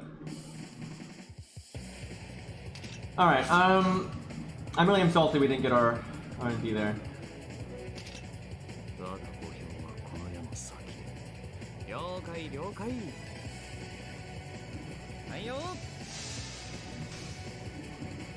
Command spell, I was thinking about it.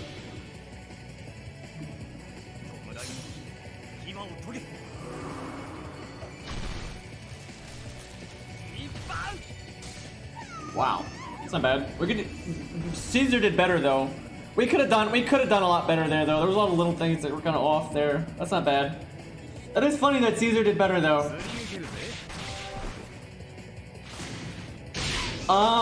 Caesar didn't do that though. And another one.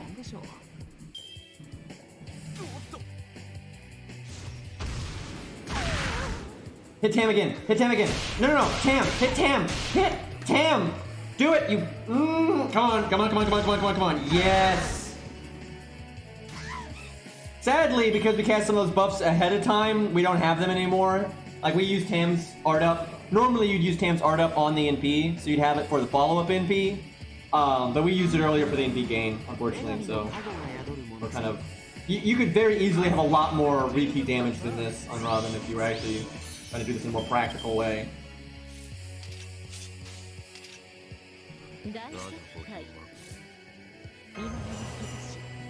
Rex would be mad if I didn't do that.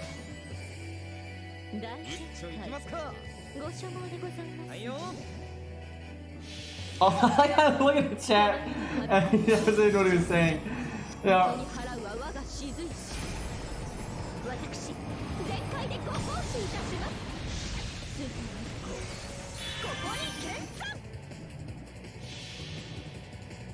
Someone in chat just gave me an awesome idea for a video later.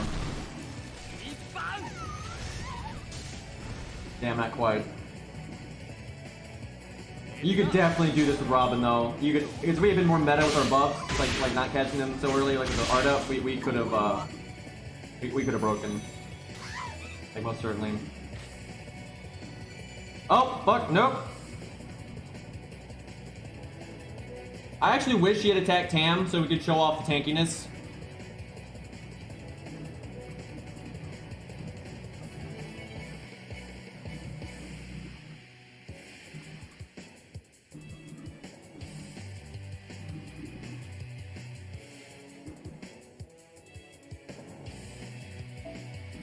Alright, now it's time for double Bodica.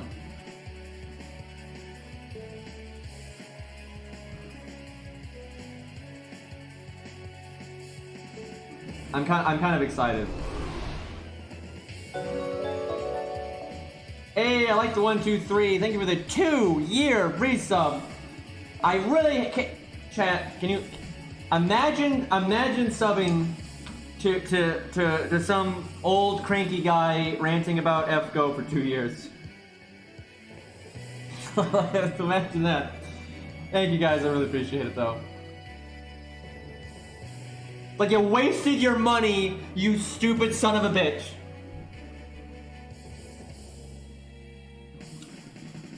Alrighty. Where's, where? Oh, there it is. Okay, let me think. This is so wonky because this is not the normal context you would do this in. I just hold on. I gotta think. This is gonna be a mess. The music knows. Okay, so the main thing to remember is the enemy does not have to be Roman yet. You could apply the anti-Roman damage up before they're Roman, right? So we got, let me just think here how we want to make all this work. So double Boudica is really important, but then we need someone with Poster Girl, preferably, but then their buffs need to last 3 turns. Garcigill's an option. We need both Boudicas to be able to get their NP. Relatively easy, though that's not a problem because of waiver. That's like not a problem at all. And we have several turns, a ton of time that goes by, so hell, you could use imaginary element or something and it'd probably be fine. But let me think. If Romulus can get away with NPing, we should do that, but that might not necessarily happen. It's just gonna depend on team cost and who has K-scope. This is fucked. We have like too many buffs. Do I have the team cost to just give everyone ever K-scope?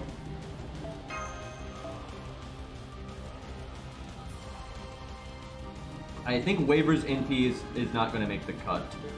Like, I don't think that's going to happen. He might end up being the poster girl person, actually. I think we still want it to be... Wait. No, I think it needs to be Waver because we need the battery. Okay. So Romulus is not going to be able to overcharge Robin unless I've already NP'd on Boudica. Like, Boudica could NP way ahead of time if I wanted to. So we want two NPs to overcharge Robin. And I guess we want that to be Romulus and then Boudica. And we want the other Boudica to have already NP'd. We're not going to have Waver NP, because fuck it. So Waver's gonna be the poster girl person. And is there a hold on.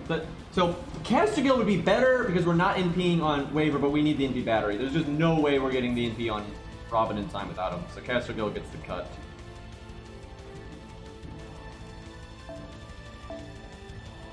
I wish I had more art units to work with this kind of setup. I don't have that many, to be honest, so I think this is right. Unless, do we need that Boudica to have? No, this is not right. This is not right. I think we need to do. I think one of the Boudicas should die. The current buff is not good enough, right? So one of the Boudicas should be Poster Girl. We can get the battery anytime we want, and then that we can give it to... Okay, I think this is better. If she dies easier by a little bit. There's a lot of health though, damn. And she's just not gonna get her NP off. So we're a little bit gimped because Boudica number 2 still does not have that third skill max, but one day. I think she uses. I can't remember what does she use. I think it's something crappy. I'm pretty sure there's a good reason people don't like to level their Boudica skills. The last 2 up. Oh. It's 32 Void Dust. That's why. I understand. Like, it'd be one thing it was like 10 or 15, but it's 32. That's pretty bad. One day.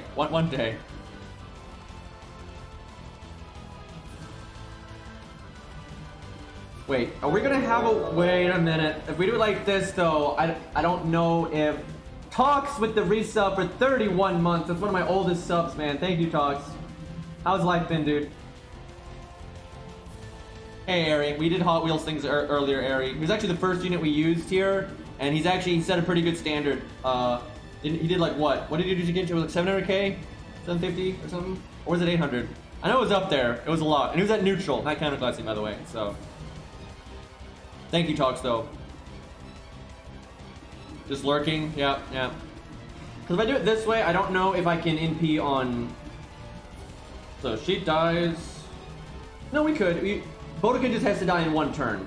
Boudica has to die in one turn and everything's fine. And it needs to be like this.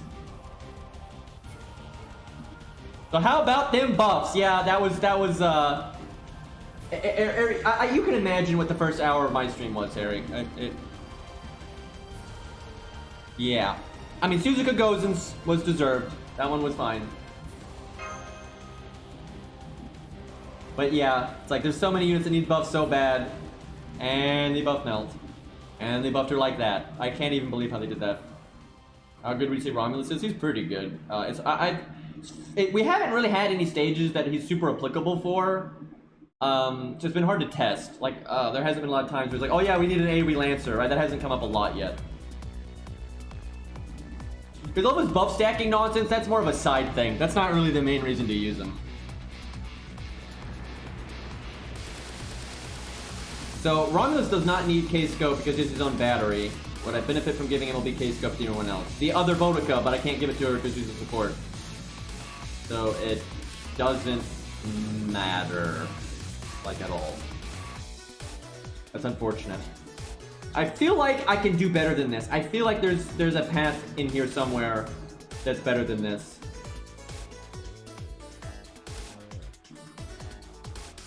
Well, round one, and if I notice something, sometimes you need to play it to see what you're fucking up. You can only plan out so much sometimes.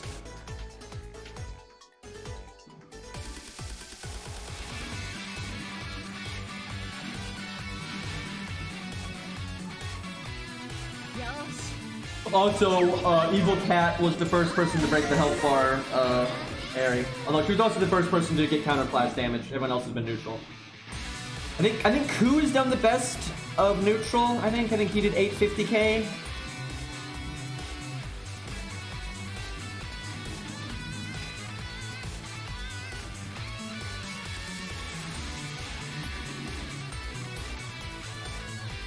Alright, so we wait. This is a horrible opening hand, by the way.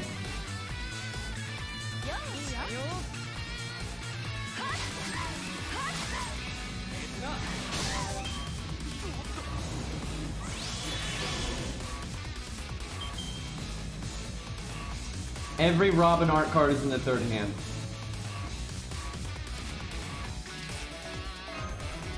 That is so stupid.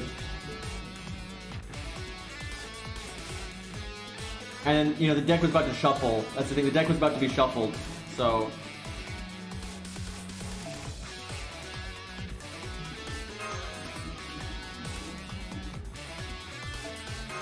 That's why I like Scatty, because with Scatty, we didn't have any battery problems. There was no issue of us not getting it or not.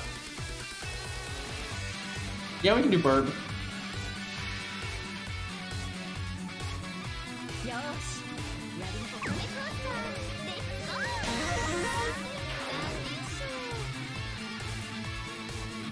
Wow. The game is not kind.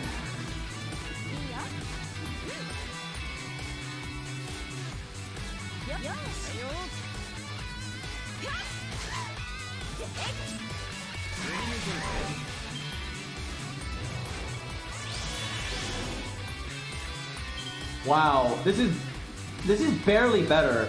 Like, again, most of our MP gain is in the third hand. Like, what the fuck? Okay, I'm gonna guess Boudica's gonna die this turn. And if she doesn't, we're in a lot of trouble.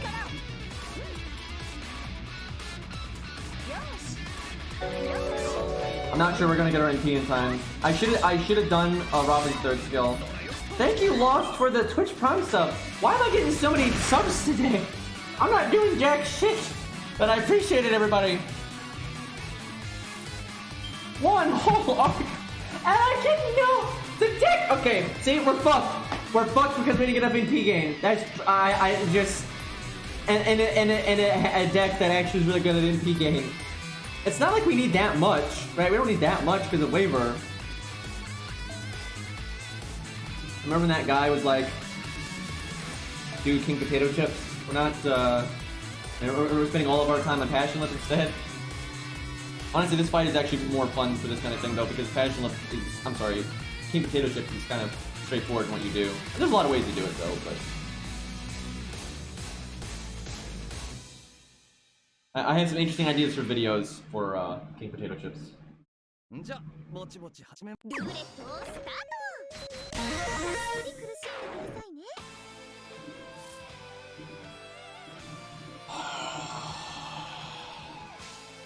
うん、よ、いいよ。 This music does not give me confidence. Come on, just come on. What? How? And no one else has an art card. I'm not asking for anything crazy. Like, seriously, this isn't like some crazy shit where I need like some miracle hand here. Like, we've been doing this all day, and we haven't had any problems.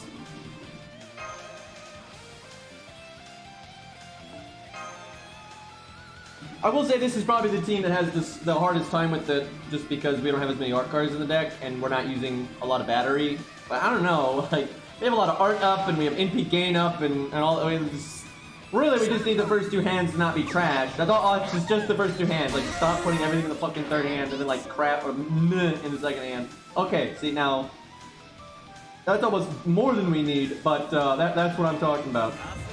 I can get behind this. This would be so much easier if the boss didn't stun herself on the first hand, by the way. Wait, I can't use my art up there because it wouldn't last long enough.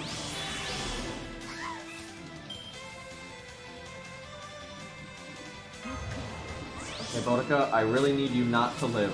You got 12k health. You know, you're decently likely to die here.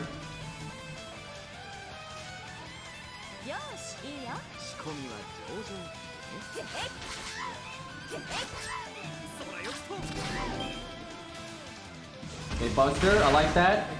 There you go. Alright, it's time.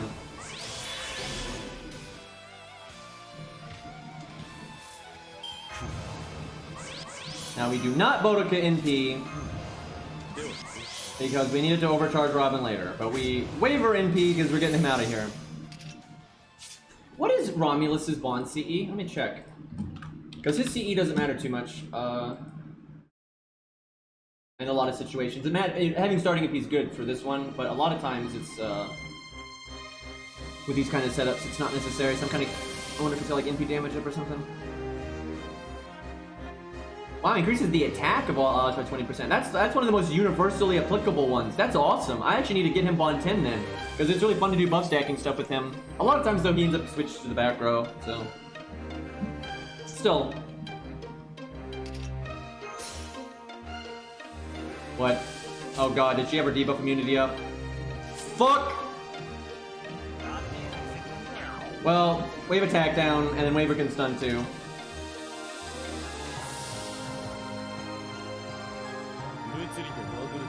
I will say, you do have a decent amount of wiggle room on Robin's NP game, because like, you could get Robin art cards on this turn as well, stuff like that. Oh, she's already stunned. Right, oh, that's bad. That's actually bad. But that's actually bad.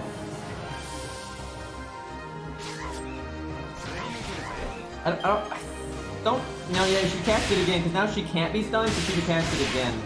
And, oh my god. Oh my god, now she has the defense buff. Fuck! Because see, normally she's stunned that turn, right? So she doesn't get any actions. So, but now she's got the defense buff. Oh my god, yeah, she big brained us, chat. I mean, we'll still do it and see what we get. But yeah, she just big brained all over us. Fuck. You can't stun me if I've already stunned myself, and then she gets her next turn and then she just casts it again. So, well,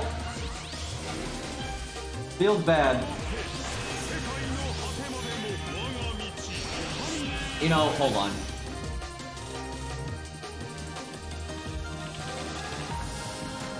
We gotta get the appropriate music here. That's better. Okay.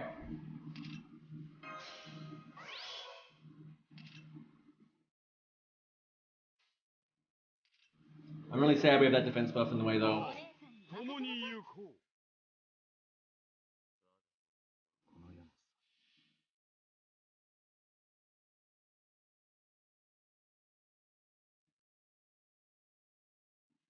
This is one of my favorite NPs in the game.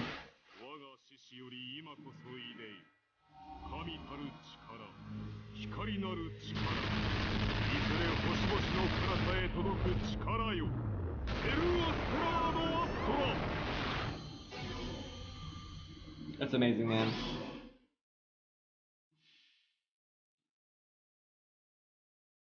Alright, let's get that attack up.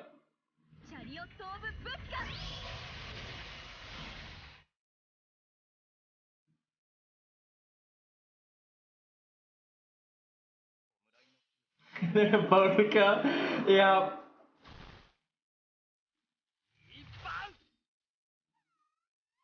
So, we basically did the same damage as the other setup, but that's because of the defense up. So this absolutely was better.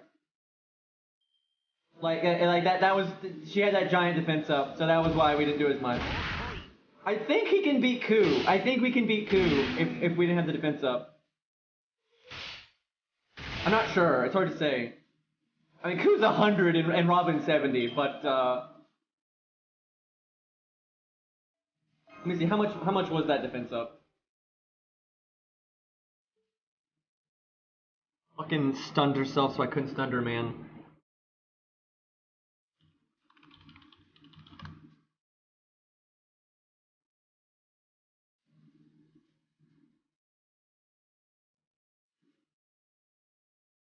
I think she still had the damage cut, but that didn't matter that much. I'm assuming she doesn't have the upgrade. It's 24 to 30% defense up, depending on if their skill ranks kind of vary on boss fights. So it's either 24 or 30%, I would say. So yeah, that was a pretty big hit to our damage. I mean, this fight's a joke. It's super easy to win. We've actually already beaten it multiple times. We're just not letting it go through. You either survive a certain number of turns or you break the health bar. That's all you gotta do.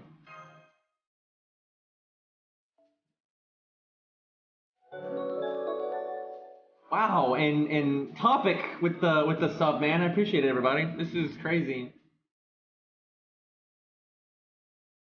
Thanks, guys. I don't think we do Robin again just because like we'll do a good chunk more damage than we just did. It'll probably be in the 700k ish range, so probably still lose to Ku, but so Eri wanted Burb. That's a Burb. This is gonna get awkward because now we can't summon Tam. Honestly, our best buff option might seriously be to be Roman. I actually think that might be our best buff option is to go Roman mode.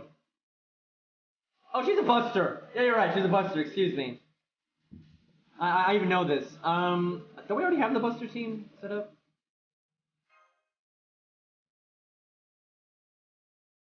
Yeah, there it is. I don't think we need to change anything.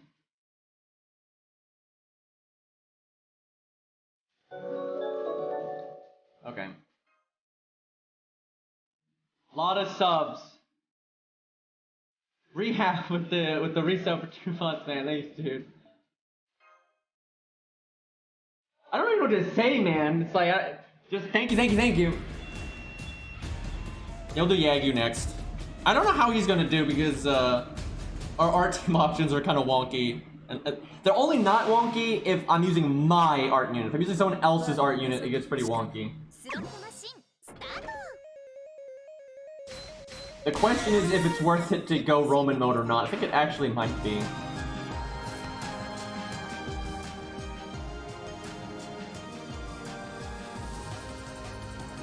Like, Roman mode is a lot better if you have double Boudica, but even single Boudica might be worth it. It depends on what has to get cut. Now, one really nice thing is we have no issues with NP gain here. Like, there's no problem with getting our NP in time.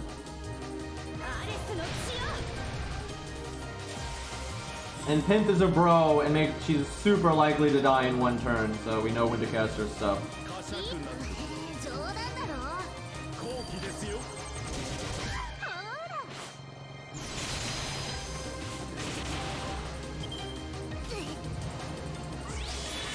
Thanks for the sub and money, loser. Yeah, yeah.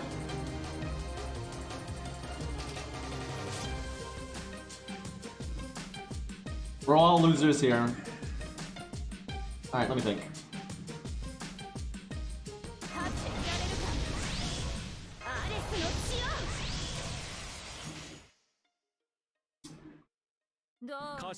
Wait, is Chin right anymore? Because we're not doing Ash. The whole reason we're doing Chin was because we needed to kill Ash. I'm not sure if Chin is actually right anymore. I kind of forgot about that. Yeah, he still gives a lot of damage up, but I'm not sure he's actually giving the most damage up I could get. Like, we could get Matahari instead, and we could get Matahari's NP, and then that's 60%. Although if we're running Waver's NP, then it's not worth. No, it's worth. Because when we hit straight 100%. Yeah, Matahari's better. The only time Matahari wouldn't be better is if the boss guards the defense down.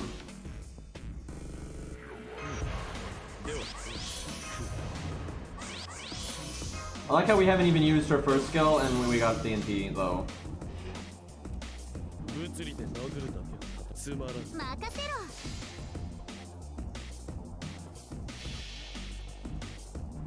Actually, it's super easy to keep Finn from dying in one turn, but not when she has fucking taunt on her.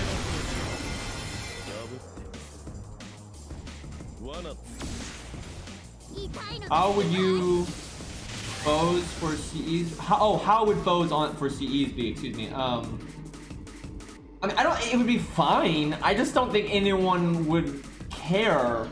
Like, I don't think it would break the game. But yeah, no, I don't think anyone would care enough. Like, I wouldn't mind. Sure, I'll make Golden Sumo even stronger. But yeah, I don't think people would be too hyped for it.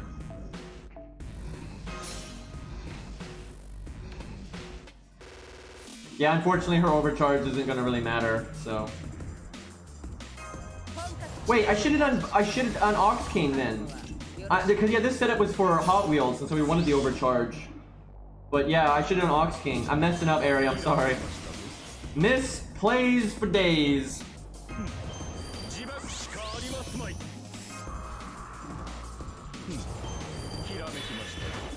Actually, we will go over Matahari's cap, I think. On defense down, because of her defense down. Never mind, it was guarded. That's the one thing I don't like about Matahari, though, is the stuff can get guarded. Well, that was not as good as it could have been. I made some mistakes. We got guarded. Finn with the 1,000,000 subs. What am I even supposed to say now? Thank you, Finn, for the 5 subs and a total of 125 gifted subs. Thank you, Finn. This is a weird stream for. I like how this is literally one of the dumber streams I've ever had, and I guess people like the stupid shit, but thank you guys, I appreciate it. I'm really bad at showing appreciation. I'm not good at that. Guess we do this.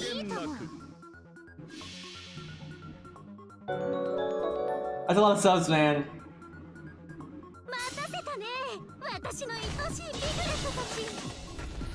Alright, fuck him up. I like how there's that one pig with the war face. There's like that one pig that's just like, I am so disappointed.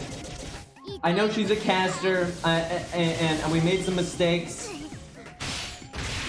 I'm sure Ari knew this was coming. I'm so disappointed. I know we fucked up a little bit, and there like we could have Ox King and stuff, but it's like that's so not good. I think it's the least damage anybody's done, and we've even used units without Black Grail, right? That was not good. That was not good. The bright side is she can do this, and then we get to do it again. So that is nice.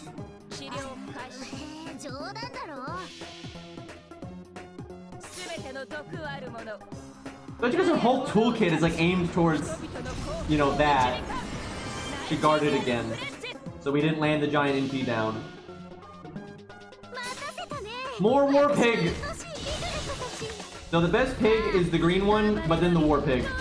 Oh, excuse me, I think there might have been a war green pig. I couldn't really see. Well, the 2 NPs combined in total is respectable. And I will say this, a lot of times you don't need maximum damage. You just need enough to break the health bar, and then you need another NP to go for the next health bar, right? And she can be okay for that kind of thing. But this is also a level 100 Cersei and all that stuff, and I mean, that was just... That was really behind. Medea time? No. No, no, no. No, no, no, no, no. If we did Medea, we would set Medea up so she could just MP over and over and over again. I mean, she's gonna do nothing. Like, Bird puts Medea to shame, unfortunately. That would not go well. And we only have a 70 Medea and all that. That would not work. At some point, I want to do Chin. We should stack Chin, but well, there's plenty of bosses to do that. I almost want to save this boss. Like, one of my accounts is gonna save. Like, I could save Kiara or something on this account, and then we save this fight on the ult account. Is it worth it? What would be better? This fight for just this kind of buff stacking nonsense? Because the thing is, this is kind of an easy stage to buff stack on because Passion Lip hits hard. Although she's got that stun, there's surely better bosses because she stuns herself. That really is annoying. And if we picked this one, we'd give up Passion Lip, right? We'd give up Passion Lip. We'd give up Melt, right? There's a lot of other ones that we could do. Also, if we stopped on this fight, we couldn't get to the King Potato Chip side story. That's the meta thing to do, is unlock the King Potato Chip side story. That way you can save 2 bosses. So I don't think we saved this one, unfortunately. Yeah, and she has debuff resistance. Yeah, there's a lot of annoying stuff here that doesn't make it a good stage for this kind of thing, ultimately.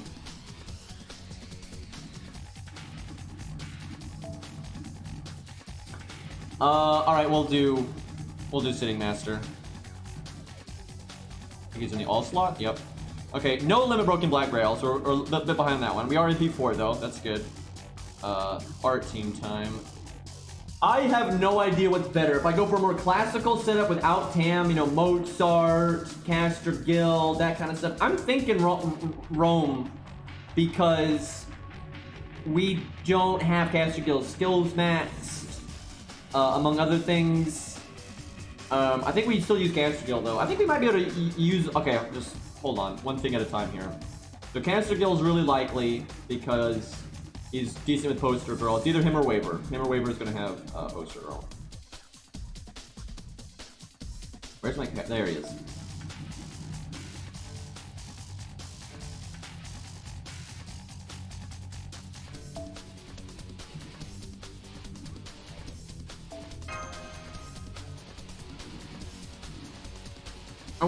We need to get in Mozart.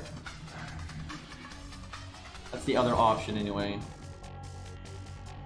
Let me look at this.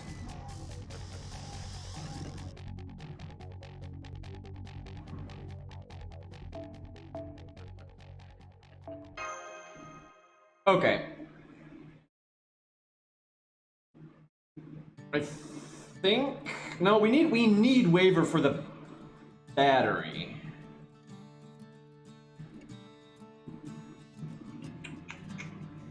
If we had 2 units, actually, I don't think this account has another Poster Girl, but you could actually get 2 units in if they both died in one turn. That would then switch. That would be good. But and that's why Chin's good, because you can do that. Chin can force that.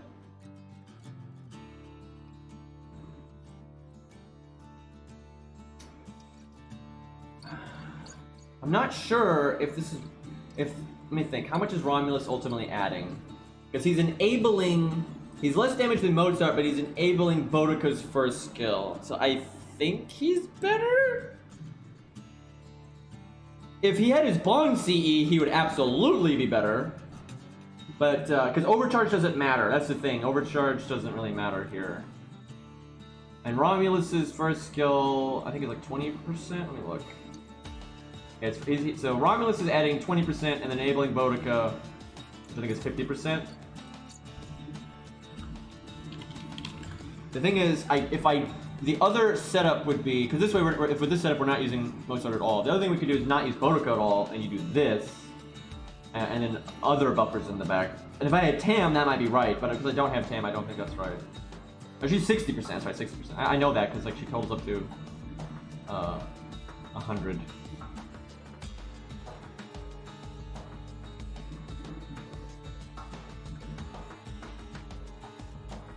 Sad not getting to use Mozart, but This is probably the best I can do right now. I think. So I'm gonna have to trial and error some. If Romulus had his Bond CE, this would absolutely be right. But because he doesn't, it's a bit iffy. And if you actually sit down and do the math, and I don't want to do that.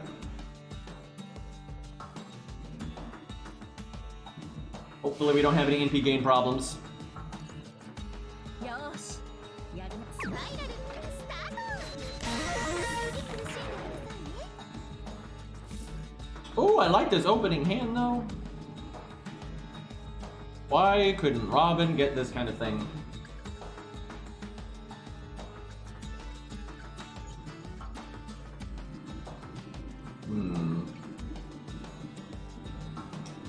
So I use his third skill right now because I don't want her to have the attack down next turn because I need Caster Guild to die. But I want the NP. よーし Also, what a badass. Wow, he's already ready. He's already got enough. できる男の余裕今日はオフだというのにできる男の余裕というやつよ Sitting Master really is cool. Alright, please kill Castiel in one turn. If you don't, we're fucked. I probably should wait a turn on Castiel, I don't know. Like, I feel Castiel's in that. I really think it's pretty 50-50 if he dies in turn 1 or not. Like, there's just so many. That's a good start. Oh, there we go. Hell yeah, Buster into a crit. That's the good stuff.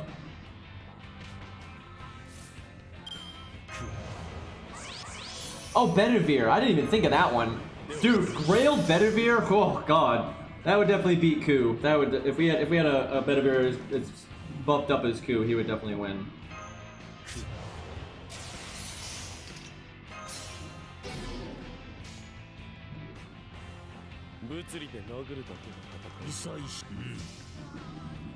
We'll do Nobu next. We'll do Nobu next.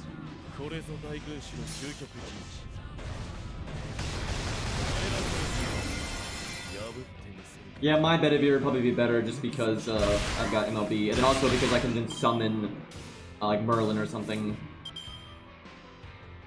Because as we've gone over, haven't leveled my Merlin.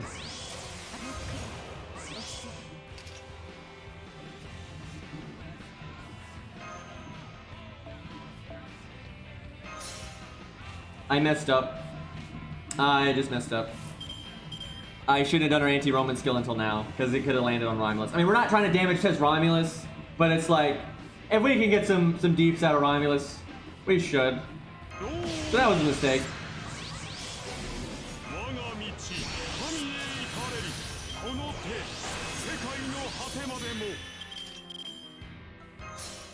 Oh, excuse me. That's better.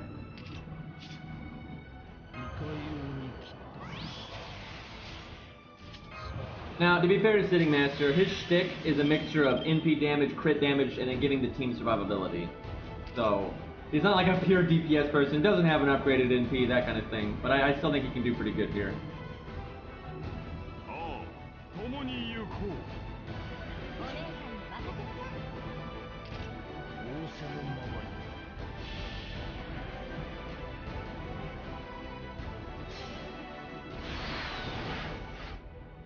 I mean, I wouldn't use Botoco's for overcharge, I'm using it for the attack up.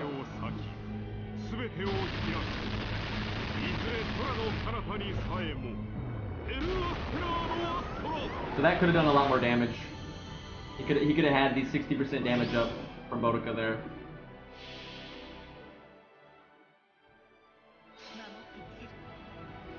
I do like Reverdex pointed out, you go from that god tier NP that we just saw, then to fucking Bodicas, man.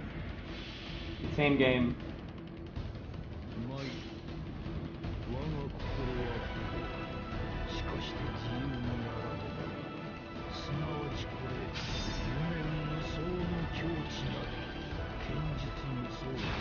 Ooh, that's not bad. Yeah, 533. That's not bad. And again, because he's not like a raw DPS person, he's like a hybrid of things. And that's still pretty solid.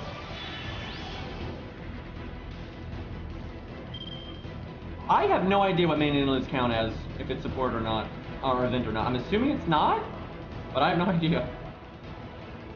Also, he can NP refund really easily. That's another really good thing about Sitting Master. Okay, it counts as normal. Okay, good to know. Yeah, we're doing Nobu. It's Nobu time. If I had my Merlin leveled, I would say we would break no problem. But because I don't have my Merlin leveled, I'm not sure. I'm also not sure we're gonna get our NP in time. That's the other problem. Thankfully, she's got that battery, so that'll help. Oh God, that's tempting, man. Whoo boy. That's a hurt, man. I don't see you, Rex.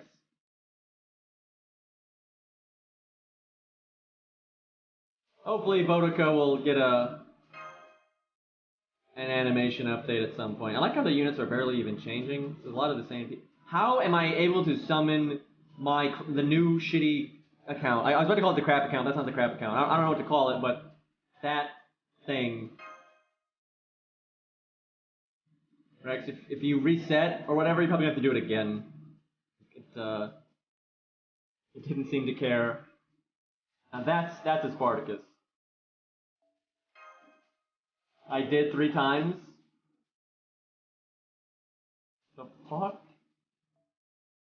Rex, where are you? I can't see you. It's dark.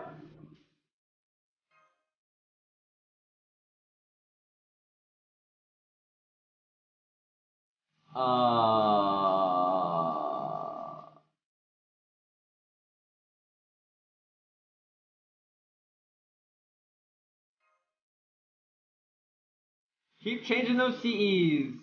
I don't even know what to say here. I don't understand. Why can't I summon Rex? What's going on here? Hey, I only got 7 invites. That's rare. It says he logged in 0 minutes ago. Green hates me. Okay, this is slander or libel or whatever.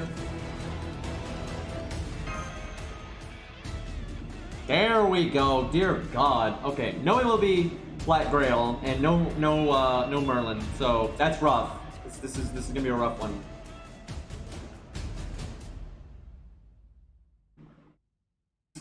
Let me think.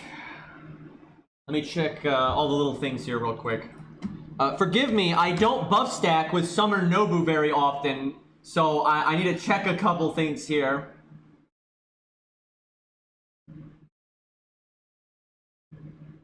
Oh, Passion Lips Divine isn't. Oh my God, Rex knew. That's the whole reason. That's the whole reason Rex wanted this. He's known the whole time. He's literally known that the whole reason for this is his Passion Lips Divine. He fucking knew. Alright, that means I'm less likely to use Ox King though. Although each upgrade for the overcharge is not that big actually, so Ox King is actually still looking good. The question is if it's Chen or Matahari. Matahari is better if... Although Chen does contribute to NP gain, which that's good. But Chen is better unless Matahari gets guarded, which she's literally trying to apply 3 debuffs. So I feel confident in saying one of them would fail. So I think I'm gonna go with Chen because he's more reliable and he gives us NP battery. So ultimately I think Chen is better. Like Matahari would be better in a perfect world, but I feel like it's decently likely that it's just not gonna work out. Like one of her buffs is surely gonna fail. Like Matahari would be a reliable way to get at least 40% damage, which is nice. But we have enough other supports that I don't think we need it. So I guess we just go with this setup again. I don't think we need to change much. I think we add in Ox King. I think Ox King is slightly better than getting one more overcharge.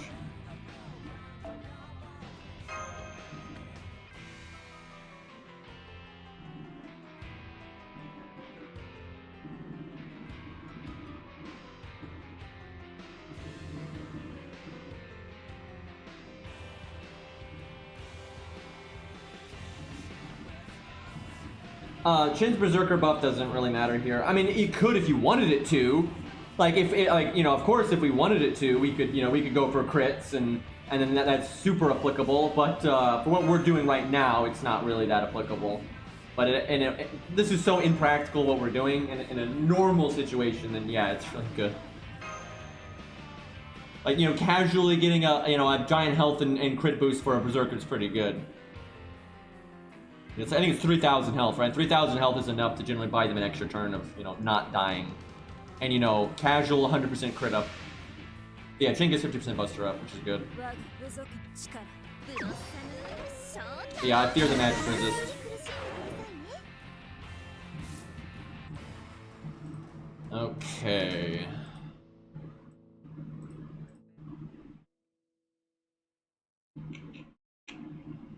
You know what's funny? If Romulus had his Bond CE, I actually think he'd be right again. Even though Boudica's art up wouldn't land, Boudica would still be landing the 60% damage up from her first skill and the 20% from her NP. And then if Romulus is giving that extra 20%, that I could see me making a Buster team that's better with Romulus. Now if I had Merlin, it's a bit harder. Like for Boudica to really compete, it's best for it to be on an art team, very much so. But that is kind of interesting. I guess we just use our second skill now. No reason not to. Not gonna use Chins yet because we need Pimp to, you know, die.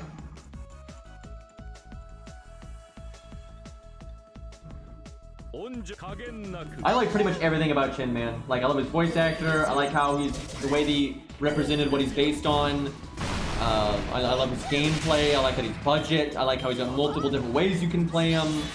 And they found the perfect mix of everything. They still respected what he's based on really well, but there's still some kind of lulls in there, but it's still serious, right? And his voice, dude, it's actually not easy to do that kind of voice, right? Where it's like, because Chin is a pretty specific kind of ass, right? Like, he's like this, you know, on this surface, honorable, all this stuff, but then, you know, he's actually just kind of using everybody, right? Like he's that mixture of a scumbag kind of thing, but the voice actor does such a good job, dude. Because you honestly can't be you literally can't be too on the nose with it. If you're too on the nose with it, it doesn't work. And he's not too on the nose with it. He's perfect. Like, he hits it so perfect.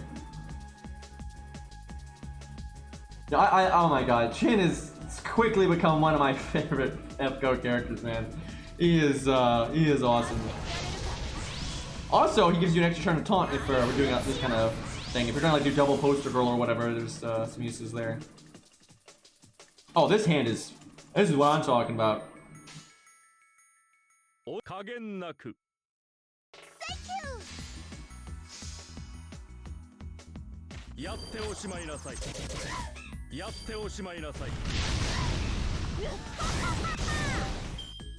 Alright, we're looking good here.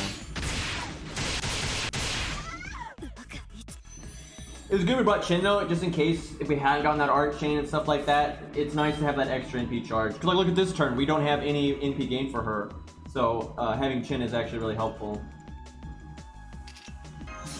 That was definitely the right call, bringing Chin. Although she's got her own battery ticking actually, so we would have been all right. But if we had not gotten that art chain last turn, then we would have needed her NP gain tick and Chin and all that. So, and we might even needed like a quick card or something this turn. Yeah, I know. I'm not eating Nobu. I know. That was never the plan, Rex. That was never the plan.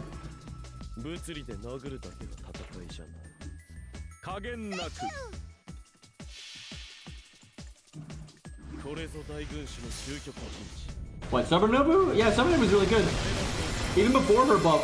Honestly, her buff is almost not even that big of a deal because normally the NP is going to do enough damage to do its job anyway, generally, so it's not that big of a deal for her, really.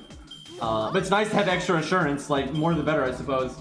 Especially if you're NP1. I'll say that. Her NP upgrade is really nice for players that have her at NP1. But if you have higher than that, a lot of times it's not that big of a deal. But yeah, she's got good survivability, some nice utility, hits hard, she just does what you need a Berserker to live. She doesn't have amazing survivability, but she has enough to generally live long enough to get her NP. And that's what you need. Then she has damage up skills, and she gives the team a little bit of support. Not a lot, but a little bit, right? It's just good. Just good Berserker. And then, you know, that NP being upgraded makes it even better, so.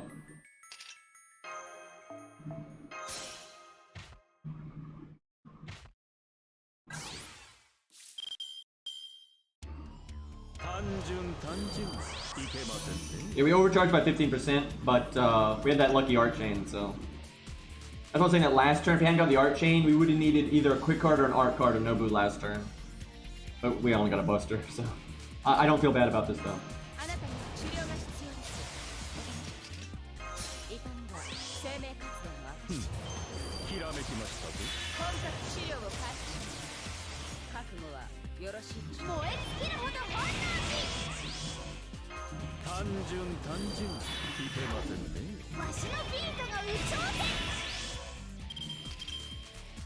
Alright. It's a shame we couldn't get some extra overcharging here. It's a bit more damage, but it's not that much more damage, so this is fine. 待たせたな診察しますそれじゃ Nightingale CS, yeah. That would be a little bit more damage. There's been a lot of situations where I could CS to make it more. 神仏怪人と奇跡我こ Like Ash was like that too. 織田信長信長とロックンロール Wow.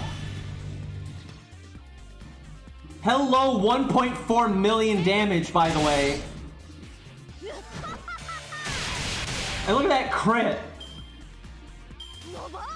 Well, that was a yeeted health bar. To be fair, though, she does have the anti-divine bonus. However, even without the anti-divine bonus, that still would have been a lot of fucking damage. How would she have compared to Atalante there if she didn't have the anti-divine? Although Atalante was level 80 and all that, but still. Honestly, Atalante did pretty good, because Atalante had a lot working against her, right? She had the quick down and all that stupid shit, and she was only level 80 and all that, and she still, she broke it, but she broke it with her normal attack after the NP, but her NP almost broke it, so. Honestly, Atalante did really well. It's easy to overlook that, but again, with all that was working against her, one of the defense downs failed, I think, and she didn't have the bond CE, and she was level 80, NP 3 or something. But Jesus, that 1.4 million is the biggest we've had, I think. Oh yeah, not MLB. That's a good point. We don't have MLB. That is true. We don't have the 20% extra damage on Nobu there. Nobu doesn't have the better Black Grail.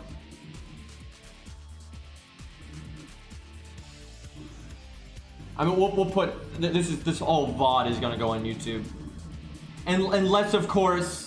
You know, that bogus dude keeps copyright claiming things, which so far he has not even addressed my counterclaim, so I'm gonna win, but takes 30 days, dude. Takes 30 fucking days for it to... Because if they get 30 days to respond, and if they don't respond, you win by default, and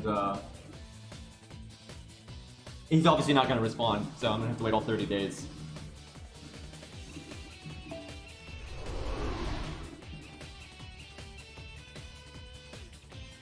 I'll go into it real quick. I've talked about it in other streams, but I'll go into it real quick. So when I tried to upload one of my VODs, I got a copyright claim, and it blocked the video. But it wasn't like a music copyright claim or anything like that, which is what you would normally see. It was a visual copyright claim, and those are very rare. You really don't even get that if you're like uploading like a movie or something. And even then you're allowed, like it's literally legal to upload clips from movies and stuff.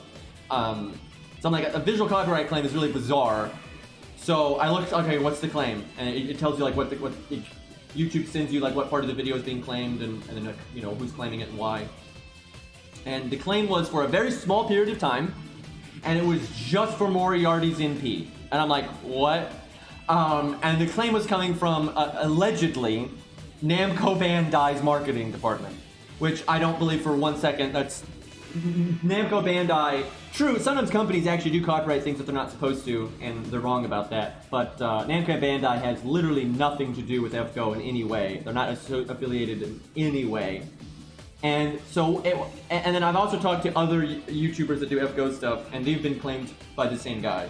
And overwhelmingly, it looks like this guy has nothing to do with Namco Bandai. Has nothing to do with it. Because unfortunately, YouTube allows anyone to claim to be a content creator or content owner and upload video footage, music, audio, and say, I own this. And then YouTube's automated ID system will then find that anywhere and then flag it. And so this guy obviously does not own Moriarty's NP or any of that. And obviously the clip is so short, you can't copyright that. But he uploaded it, and so it automatically blocks anyone that uploads Moriarty's NP, although it has to be in slow-mo. It doesn't work if Moriarty's NP is in fast mode, so it's kind of weird.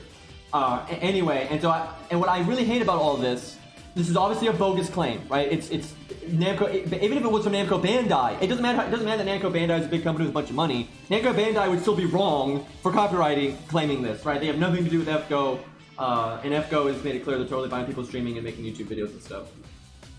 And Namco Bandai themselves would still be wrong. But this is blatantly not from Namco Bandai. It's from some, random troll that has uploaded a bunch of NP animations and stuff, because Kiara is another one that this has happened to. And just, auto flags them. And he just hasn't been caught yet. This has been going on for like at least 6 months now, by the way, and it hasn't been caught because, YouTube. Anyway, so what I really hate about all this is to counterclaim it. I truly just cannot stand this. You have to dox yourself to counterclaim, right? So the person that claimed it, they get my personal information. Like, they get my address and my name and all this stuff. And if I don't give my correct information, it's actually perjury.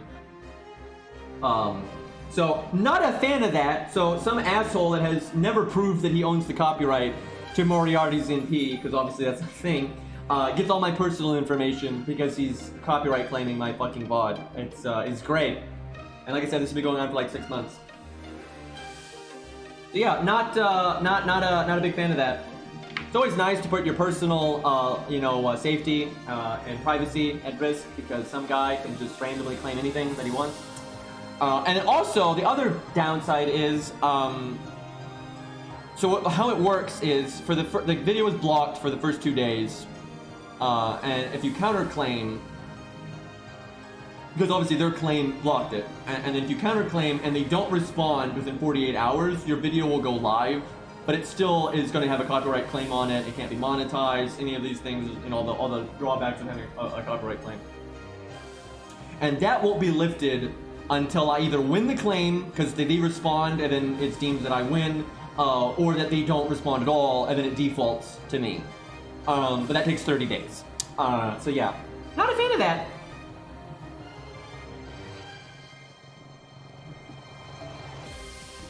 Well, legally you have to, have checks in places for people to, do things for their copyright. But what you don't have to do is set it up so they're people can upload things to the content ID system without proving they own the copyright.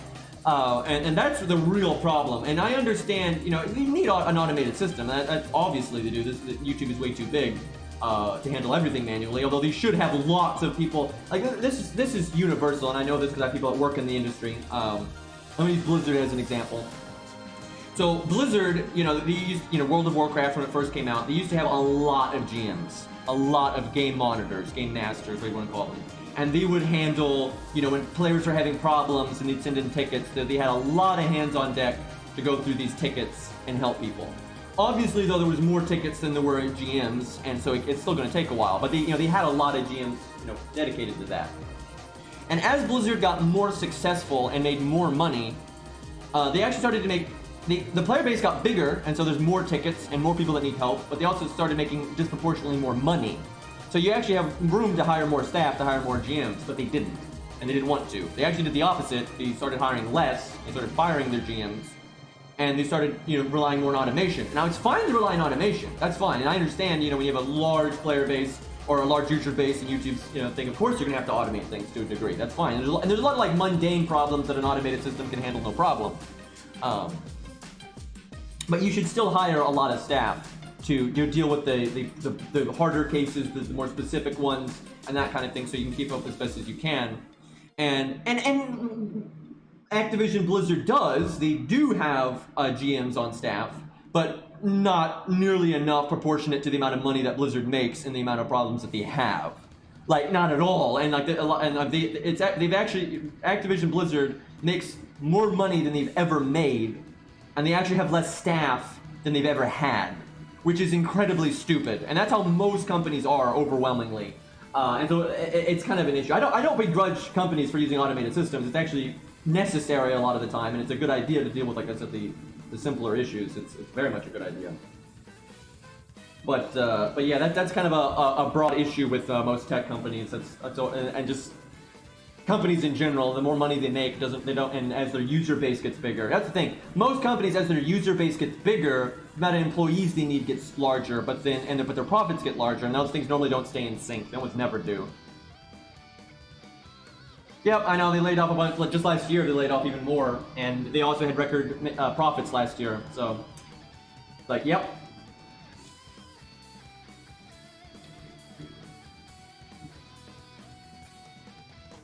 The problem is, not only do you have to put yourself at risk, and let's say I had a family. That's the thing. If I had a family, I'd have to dox myself and put them at risk, right? Which is stupid. And not only that, but then that's just to defend yourself. I have to risk myself and my family or anything like that just to defend myself from a bogus claim. If I want to get them, you have to go even further. If I want to pursue legal action against the person that filed, because what they did is actually perjury, by the way. It's illegal to intentionally file a false copyright claim. But like all the legal steps, YouTube does not help you file a claim in any way. They don't give you their information. They don't, nothing, right? So all the legal costs and all the paperwork and just trying to figure out who the fuck claimed it against you in the first place, all that stuff you have to do, and that's a lot of money and effort and nonsense and stuff. So that's why most people don't do it. So there are no, that's what annoys me. There's a lot of safeguards in place to help the companies or trolls, and there's no safeguards in place to help the users.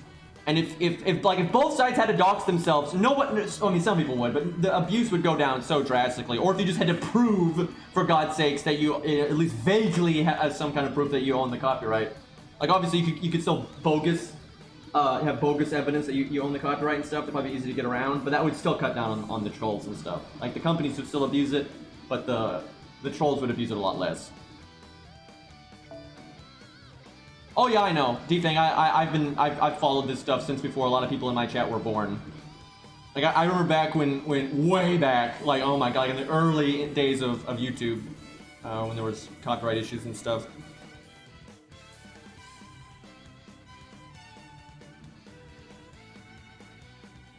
The thing is, there is a reason for me not to give my real information, because if I get called on it, I can go to jail.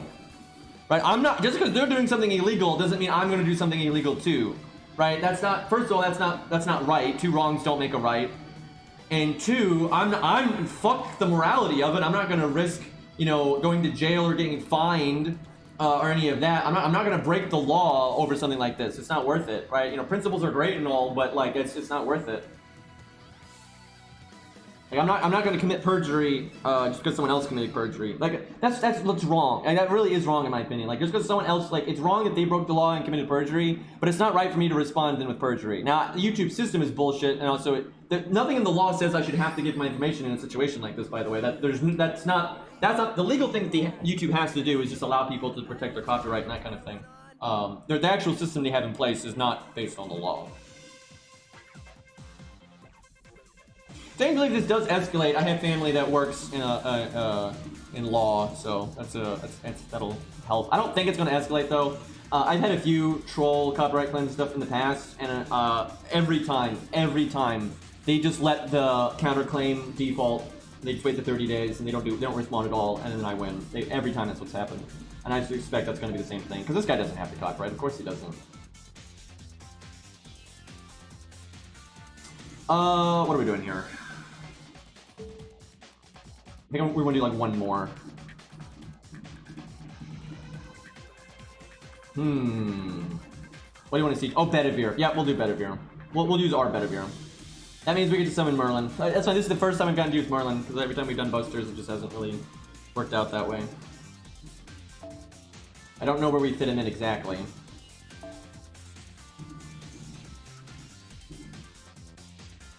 I think Bedivere is going to keep up with Ku. I think he might lose though, just because there's such a large stat difference between them.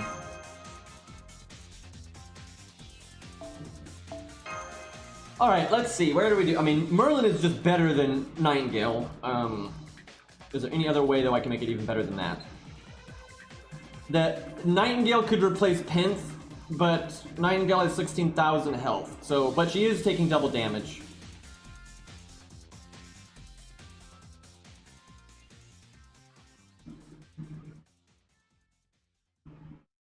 Well, I mean, it is. YouTube does have a daunting task with the amount of videos and everything. So, like, I understand the automated system. Like, I understand that.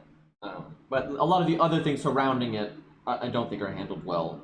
And it's not even a matter of legality. It's not. It's a matter of them being lazy and wanting to cover their ass. If you want a system that basically they don't have to manage in any way, and it's set up that no matter what, the only person that gets screwed over is the users, not YouTube and not the big companies, right? That way there's no way... YouTube is basically trying to do everything they can to avoid a lawsuit, even if the lawsuit's bullshit, right? They're doing everything they can, and the system is built ground up for that, and it's rather obvious that's how it is.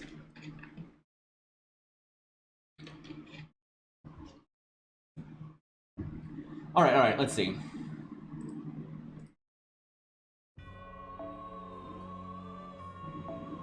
Yeah, I don't think YouTube's going anywhere anytime soon.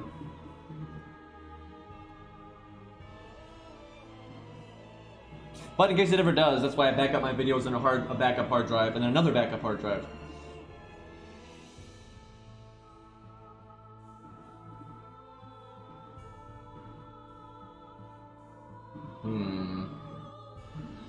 I mean, replacing Penth is slightly more damage. It's just risky. I'll do it. Gotta go big. Because Bedivir's not counterclassing, he's just level 70, you know, there's a lot working against him here, so we need every bit of help we can get. Oh yeah, Nightingale's a 5-star, what am I doing?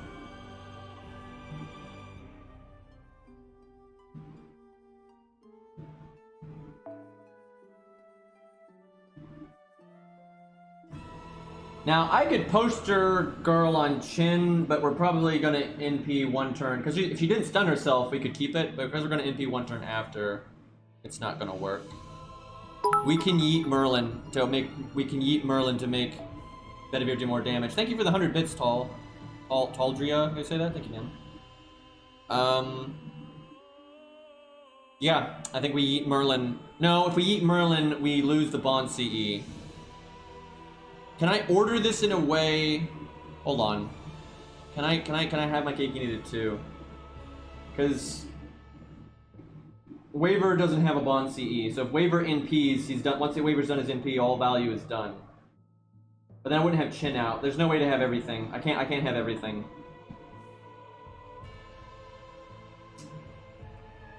How much does Bedivere get per overcharge? That kind of dictates how much I care.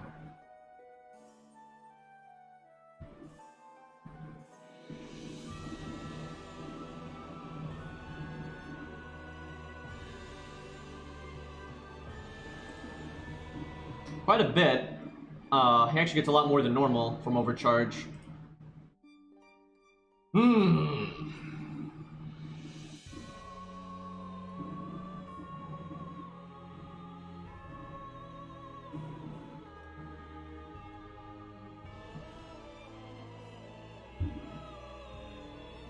What's a good CE to put on Bride on a support list? Depends if you're in NA or JP, and it kind of depends on what's going on. Like, if people are going to want to summon her for support stuff, or if they're going to want to summon her for DPS stuff, so...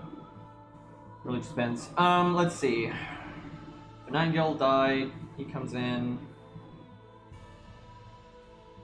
There's really no way for me to overcharge Bedivere, really. Because overcharging Bedivere is the same as the Bond CE from... It's 15%. Each overcharge is 15%. And Merlin's thing is 15% buster up, I'm pretty sure.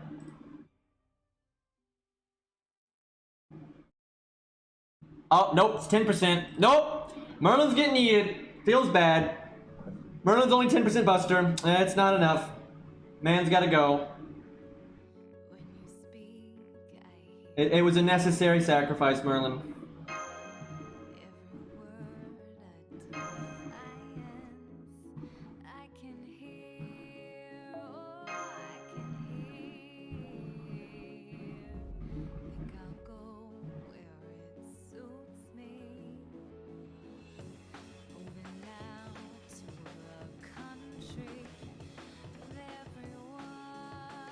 The thing is, we can't really do the chin thing because we need a turn for Waver to NP.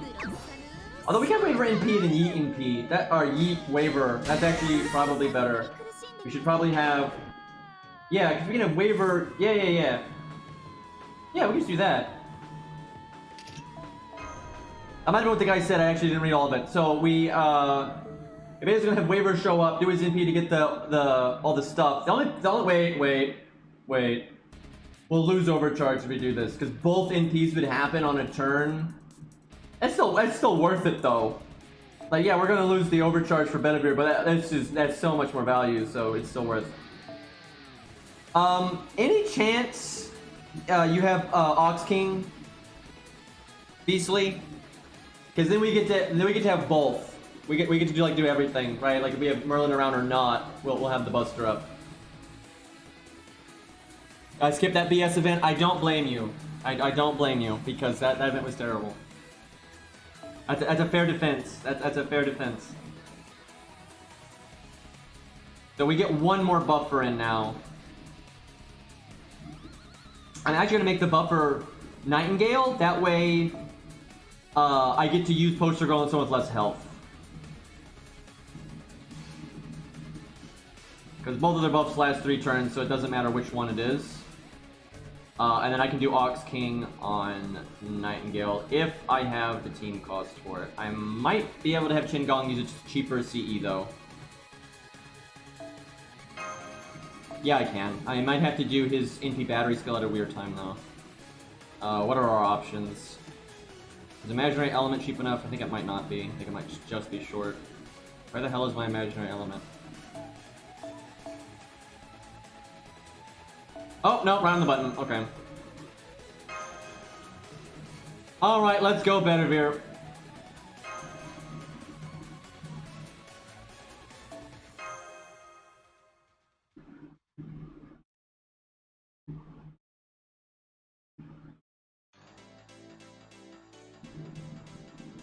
Oh, I have loads of 5 stars, just don't use them when I'm doing, like, art stuff.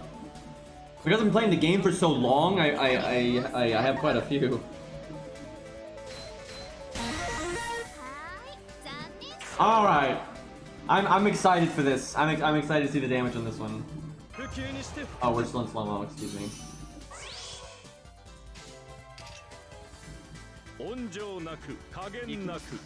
Oh look, Chin already has his NP. Feels good.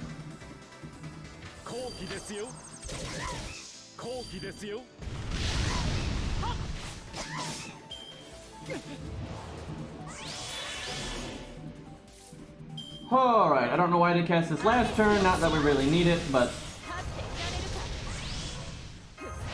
Alright, Pinch, we need you to die, unfortunately. Have Pinch do kind of a cool combo.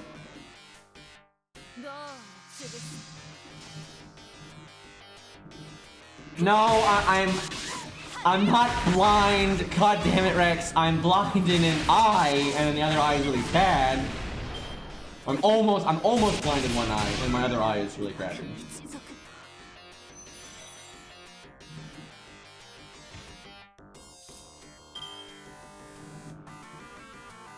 Yeah, we get insta-death there. That's actually quite rare. Alright. Well, Waver, you were a good man. And thanks to your noble sacrifice, where we will succeed in our endeavors. So, I'm not gonna say we're gonna break the health bar. I'm not sure we're gonna do that, but let me. I guess we just stun her then. Yeah. I was thinking in case she attacks, you'd all the defensive nonsense, but we don't need to do that. Now I wish Bedivere had gotten his art card. Maybe get 200%, that'd do even more damage, but no luck, unfortunately. The sacrifice Qingong is willing to make, yep. I love how, you know, he can NP and like be doing his job on this turn, and then also die on the same turn. Thanks to Qin. Where normally you'd have to wait, right? You have to hope the enemy kills him, or use the switch Mystic Code next turn. But no, we can get it right away.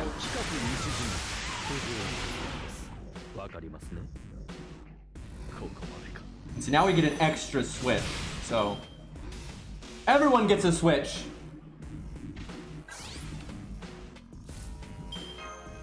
あなたには治療が必要です。おとなしくして。痛みは生命活動の証。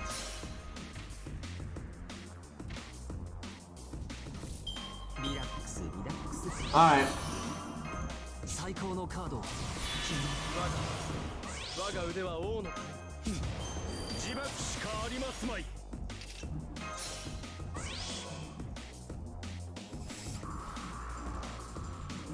不朽にして不屈。 I think that's everything. Alright, chat.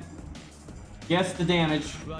So for 3 stars and neutral, I think the record right now is 850k from Ku. But he was Grail, but still, that's the thing to beat here.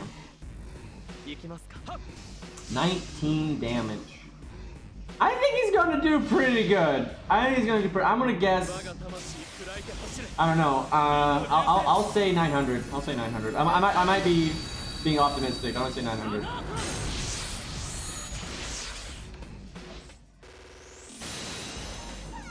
No. 656. I was way too optimistic. I'm sad. Still good. Still very good. But, no. Not even close. Not even close. Still, but again, still good. Still very good. I wonder if that was a low roll, though. I honestly do feel like that was a low roll. I really do. That was a lot of buffs we had there. I know he's just level 70 and all that. And, oh yeah, I did forget. We are using a Buster. We are using a Buster, not a Quick. That's a big drawback here. But still. Yeah, it's too late to test for a low or a high roll. I really do think that was a low roll, though. I think he probably can get a good bit more than that. I bet you he can get over 700k. I really think that was a low roll. Like, with that many buffs, like, seriously.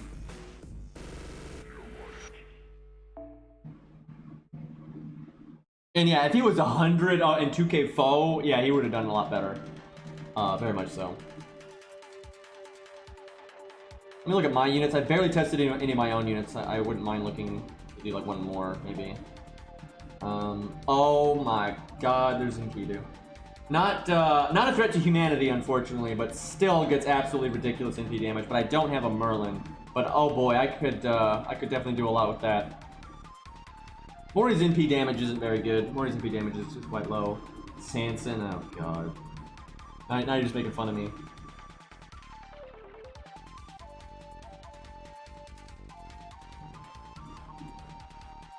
That's true, we could have yeeted Nurse instead, so yeah, we could have gotten a little bit more. That's a good point. The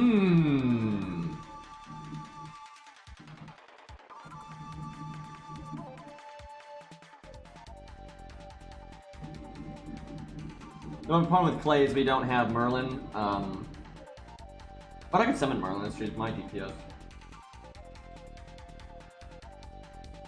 Yeah, we can try it, why not? Actually, they pretty much can use the same team. Look, he's a 5-star, so we're gonna mix some twinks.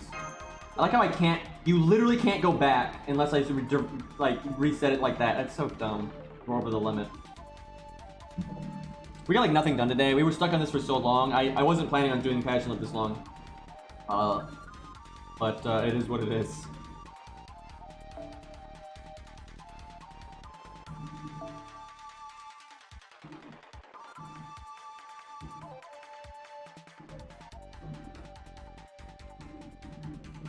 So we gotta cut some corners here because Enkidu is a 5-star. One easy way is to, not give Chin a CE and you just use a command spell. But we have been using command spells this whole time. So and a fair drawback is the fact that 5-stars are more expensive, right? That's a fair drawback. Shakespeare's buff doesn't linger. If we did Shakespeare, we'd have to do it like this, which is slightly less damage, but we might have to. That might be the best we can do. Because if you're Yeet Nightingale, you basically are wanting the overcharge. But we might have to. We might have to just because. Let me see if that's even enough. Because Nightingale's expensive because she's a 5-star.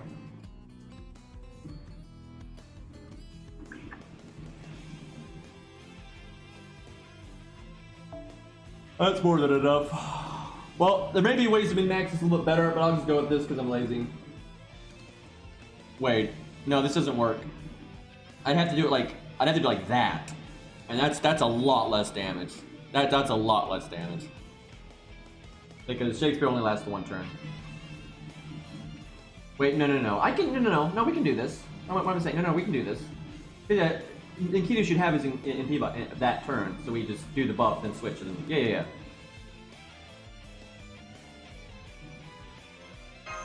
There's that. Now that is an optimist in chat. That thinking that one, I would use Paul Bunyan, and way more optimistic than that I would ever level Paul Bunyan's skills, or even Paul Bunyan. So that is an optimist. That is an optimist. Let's see. We'll just go with this. This is good enough. I think we could probably min-max this a little bit better, but fuck it.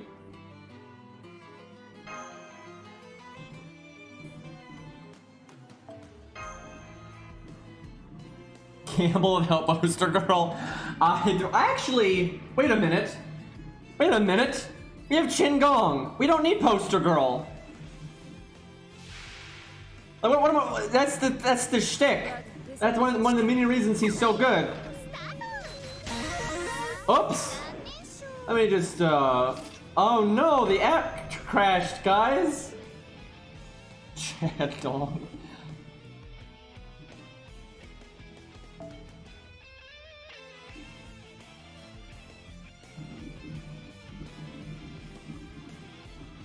Oh, okay, we gotta go with, wait. Why are we using Merlin? I don't think it matters. No, it's better, because it's 15%. That is better. Especially if we were eating him, then it'd be way better. Do we eat him? Can we get our overcharge if we eat him? Where, is this better? Let me think. So, Merlin does all this nonsense. That's a tree. Merlin does all his buffs thingy. He gets yeeted. Ring and Shakespeare. We use the switch Mystic Coding and Waver, and Waver NPs. Yeah, that's better. This is a little bit better. Okay. And actually, we can get a wait, and that means that we can use oh yeah, we use Nightingale instead of Shakespeare. That's the thing.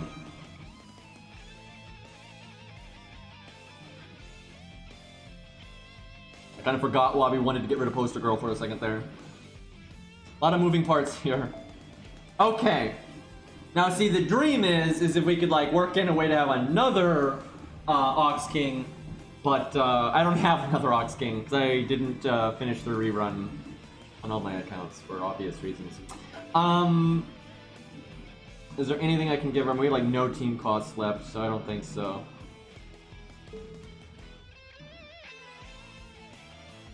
This is interesting. And this is where I wish my Enkidu was as upgraded as my Ku. A big reason why I've never upgraded him is because, man, I love Enkidu. He's awesome. He's one of my favorite characters. But, you know, he's a 5-star. He doesn't really need it. So I've never made him 100. But when you're really wanting to go ham, it would be nice. 1-star C. I don't want to give her more health, ultimately.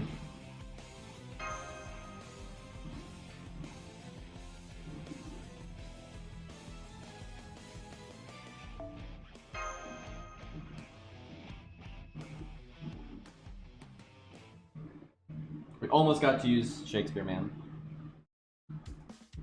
Journey to the West Main interlude win. Oh boy. Well, it'd only be the main story though, so it wouldn't be so bad. I am glad we have this forever though. Not this stage, obviously, but like we're gonna have. I don't know what to pick on my other account. I think this account I'm gonna pick King Potato Chips and Kiara, I guess. I don't know though. Is regular Kiara worth it? It's not that good of a fight. It's okay though. And I can always remake my Ku solo in better video quality. That would be nice. Yeah, I'll probably do those two. And then my ult account, I don't know, either Melt, Passion Lip, or Nameless, I guess. And then for the side story, I have no idea. I'll just have to look at those. I don't remember the stages before the fight too much, so we'll just... something that looks like fun, I guess. I mean, if you get both Kiaras at the same time, so you can do both of them at the same time. I don't give a fuck about the other Kiara though, because it's kind of you just cheese her. Like there's no like legit, you know, or dialed back way to do it. Although I've never made a video for it, and now that it's like this, I might as well. So maybe I'll do it once. Because it's not like I'm gonna lose the other Kiara if I do it. I don't know, it's such a boring fight. I really don't care for the other Kiara. I think Beast Bitch is harder, honestly, if you just do her small version, but with all of her buffs. I think that's way harder, really. But yeah, like those two fights, her with all of her buffs and then her big version, those aren't fun fights. They're not. Like, it's so specific in how you have to beat them, and you have to throw so much value at it. It's not really fun. Like, there's look at the kind of videos I make. That's never going to apply to those kinds of fights, right? Like, and bringing all the OP shit, I'm not interested in. So it's like, I just don't really care for those fights at all. It's like, I can beat them, sure, but I'm not going to do anything that I actually find all that interesting. Alright. Let's do some damage. So we need to get Enkidu NP gain. We might be pushing it a little bit. We get 60% for free, so we gotta get the other 40%. Unfortunately, we have quick down, which... You know what? I should have just used Enkidu's third skill. I don't need the heal. Seriously, I should have just gotten rid of the quick down. Gonna do that now. That's actually kind of unfortunate that I didn't think of that. One thing about Chin is, yeah, well, he got guarded, but if he does quick crit down, it's less likely for the taunt unit to die, but Pimp is assured to die here. Unless the boss does something really stupid.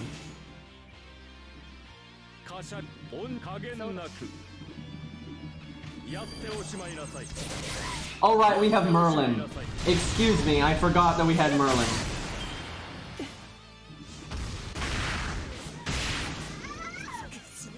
You know, if we had extra team costs, I should have given her Battle of Kemlon. I don't know if we had enough team costs for that, but Battle of Kemlon would have really helped. We are getting fucked on our deck. Really? I think we're screwed, actually. I don't think we're gonna make it. Like, we got those first two hands, we got nothing, and then when the deck shuffled, we got literally no Enkidu cards. That was pretty crap. This at least allows me to go check to see if I had enough team costs for okay, I don't think we have the team costs for Battle of Kemlon. I could though. I think Chin will get his because he's getting 40 than his own, so yeah, I can do that.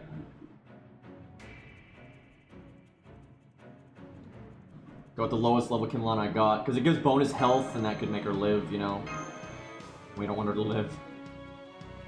Oh yeah, and actually Chin gets the NP from Battle of Kemlon as well, so yeah, Chin's guaranteed as well. This is way better. This is just guaranteed to get her NPs no matter what. Like, it doesn't matter what the cards are.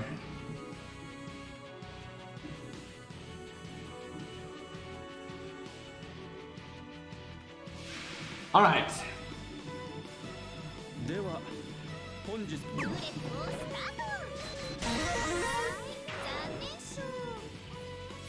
Oh, it tells you it's 20%. It's on the, it's in English there. That's nice. Alphabet boys. I don't think the whole thing was in English though. I think it was just the numbers, which isn't strictly English. But anyway, technicality.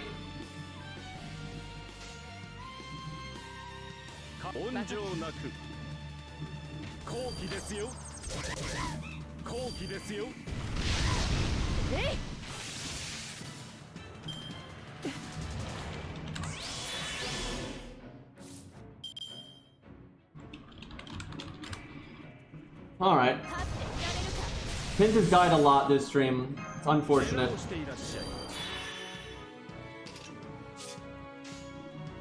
Oh, and now you give me a bunch of NP gain when I don't need it at all.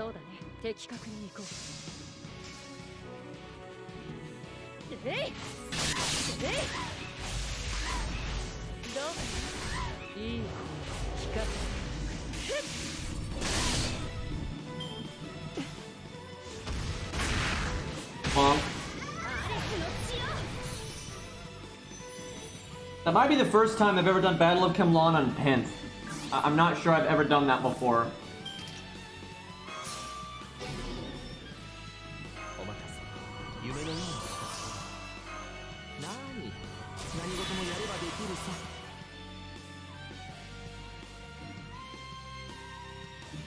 Anything else I can do here? I think so.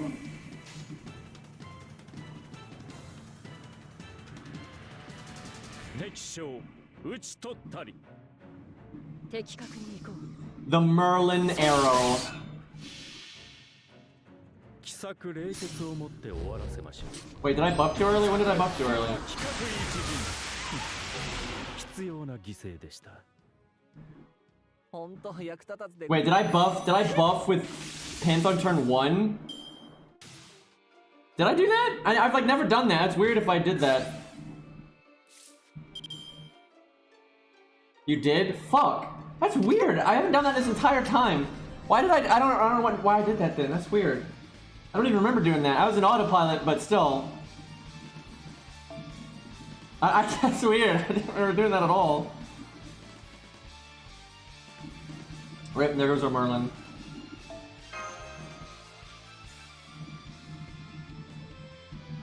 I hate the support system so much, dude.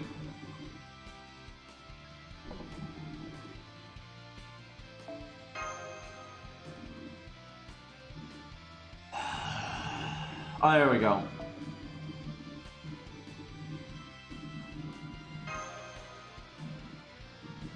I mean, the support system might not be great, but it's better than like every other game's. Every other game finds a way to make it worse.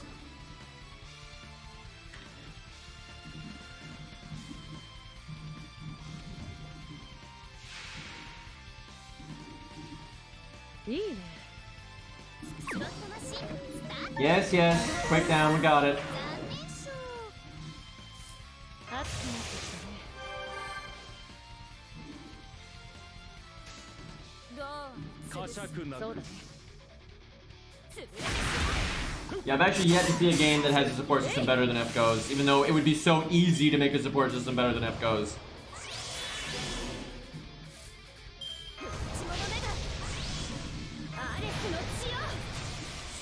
Yeah, because of the stun, you basically have to use this as turn 1. You just kind of skip the other one.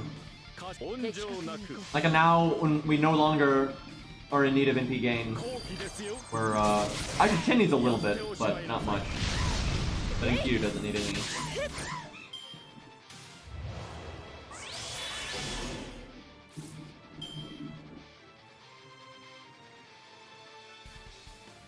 It wouldn't have mattered, chat. Like I was talking about the taunt, it doesn't matter. Like, that's irrelevant, because Passion Lip's an idiot. I mean, to be fair, if I was playing Passion Lip, that's what I would have done too. I would do that for several turns. She tripped. Which, to be fair, is actually very understandable. I actually don't know how on earth you would get around with hands and knockers that big. Like, I don't think that would go very well.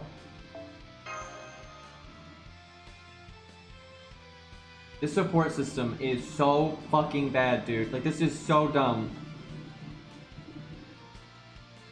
Actually, this fight has no RNG like at all in it. Like, it's like there's like a sliver of RNG in this fight. There's basically none. It's really just don't stun herself. It's it. Like, just don't stun herself like that. That's the only one. The first turn she's scripted to do it, but other than that, there's really no RNG here. It's mostly I'm making mistakes, and then the support system is being full of shit.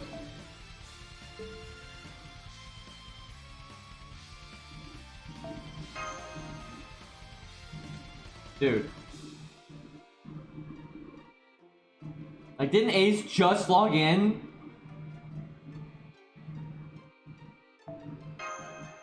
Yeah, I've noticed a lot of times it randomly picks like a certain chunk of people and it just favors them so hard. Like, it's just what it does. I don't know why, but that's what it does. Like, so many of these people are literally the exact same people. That's why, like, when left to my own devices, and if I'm not doing YouTube and streaming and all that, I keep my friends list unbelievably small, because then you don't have to deal with that.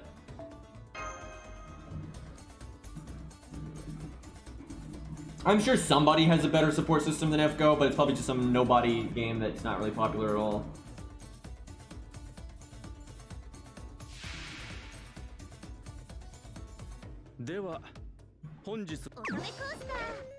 I'm also been playing a lot just because I'm kind of tired. Been at this for a while. And my sleep was so messed up last night. Like, it was so messed up. I woke up way too early, and then I knew Tusk was gonna wake up and go to work and make a bunch of noise. So I didn't go back to bed, but then I had to wait a while for him to leave. And then I went back to bed, but then there was like a really large gap. I did go back to sleep, but that was kind of messed up for my brain, so.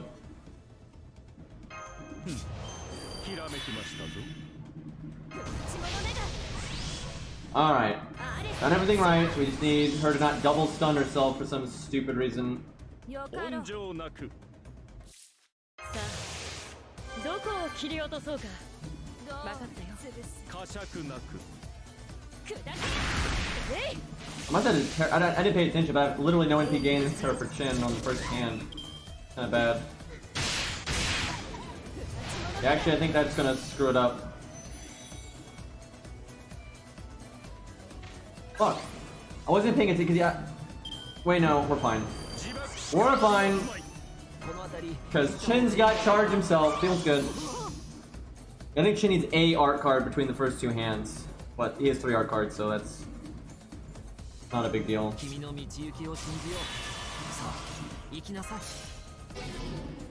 Good old full kick.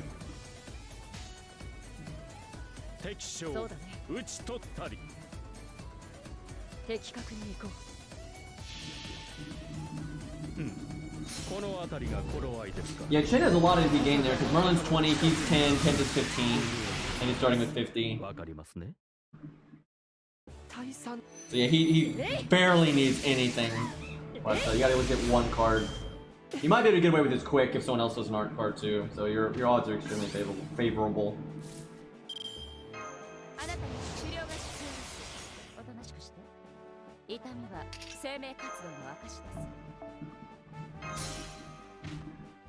Okay, she's not a threat to humanity, so we're not gonna get that ludicrous bonus damage, but we are gonna do good damage here. So, what do you think, chat? What are the numbers gonna be?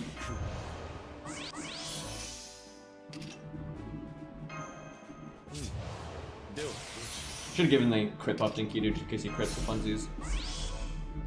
15.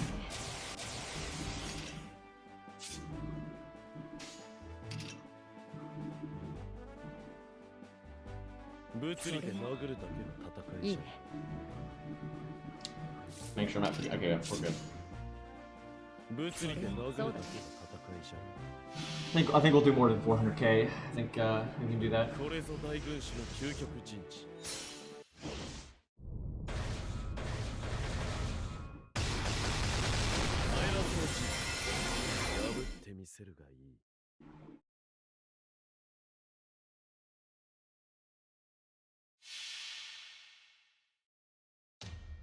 Alright.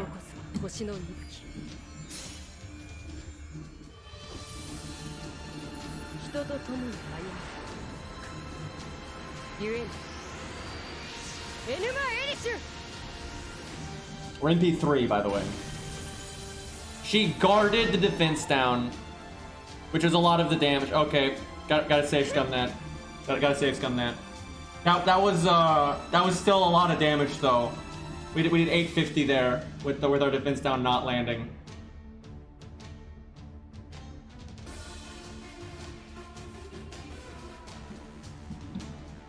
Fucking garden. I don't know if I have any skills left though. I cast like a bunch of bullshit that I didn't need to cast, I think. So I don't know if I actually have.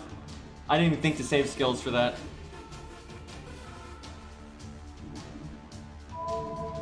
That was still really good. Like that was still really good. But we can do better.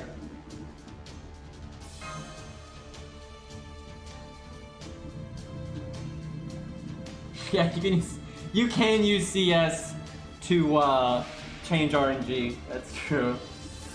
Okay, we have a skill left, so that should do it. You can also like attack before the MPs, I think. If you happen to get a crit or something, I think I can change it. Do fast mode now.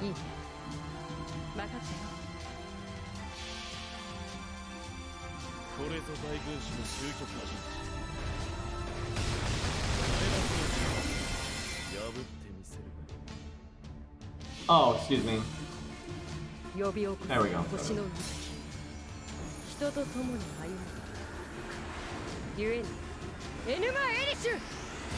Really? Wow. Dude, look, that tells you how ridiculous the low high roll system is. Look at that. She's still guarded it and he did 950.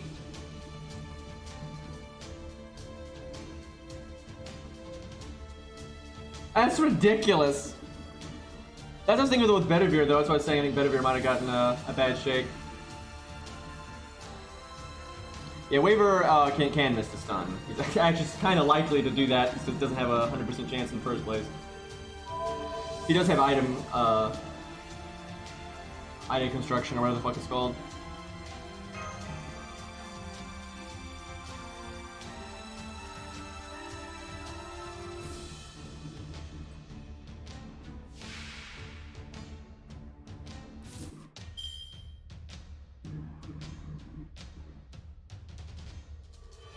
Alright, well, fuck it, we'll do a CS.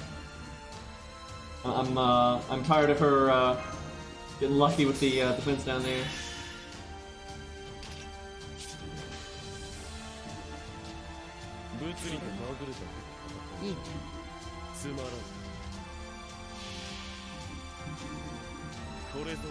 She guards again, we'll try to get a crit or something, we'll do a normal card first, that'll help.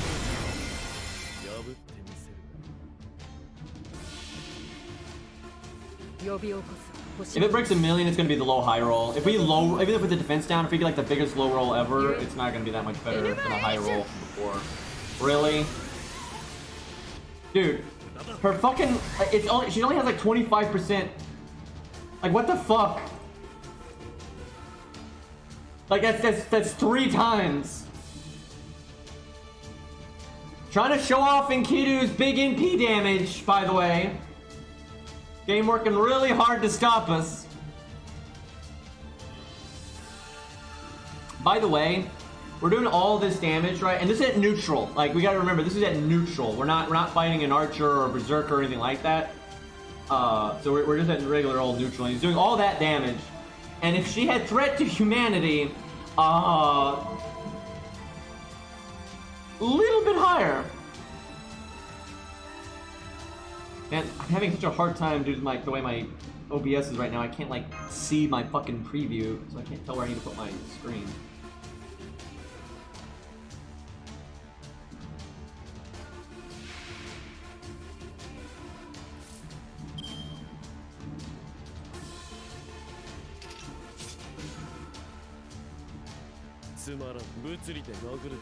This doesn't always change. You can do things with normal cards to change the RNG, but kind of weird how all that works.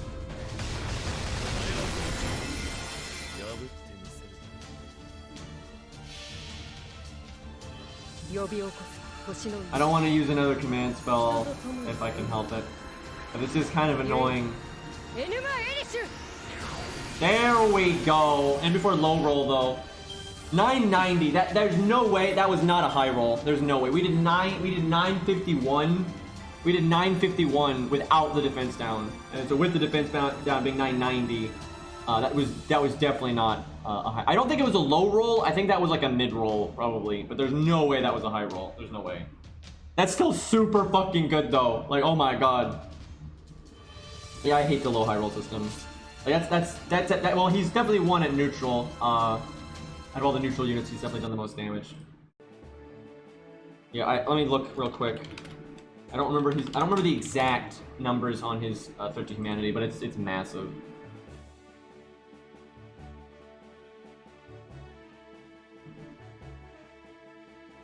He gets 200% bonus damage.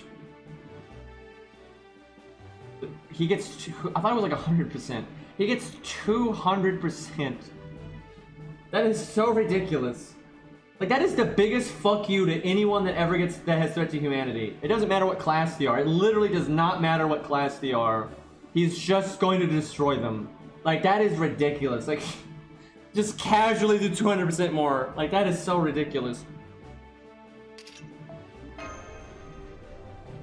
I'm impressed though that he did that much damage at neutral though without threat to humanity. And with a high roll, we would have done 1,000,000. That's nuts at neutral. Because nothing else at neutral has really even been all that close to that. The best we had was like Q and stuff, but Yakuza 100 and all that.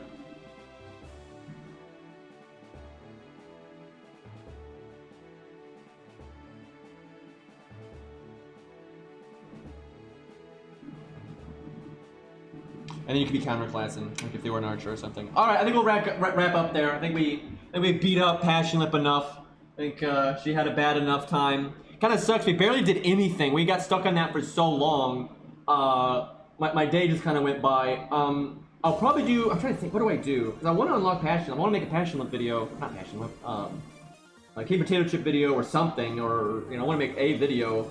If I do a bunch of stuff off stream, I'll just stream the alt account tomorrow if we missed a bunch of good stuff. I don't know if there's a bunch of good stuff in the way right now though, because you don't have to do much to unlock the side story, and all that. And I'll try to when I do the side story on this account, I'll try to keep track of what we want to keep for the alt account because we're gonna want to keep something from over there.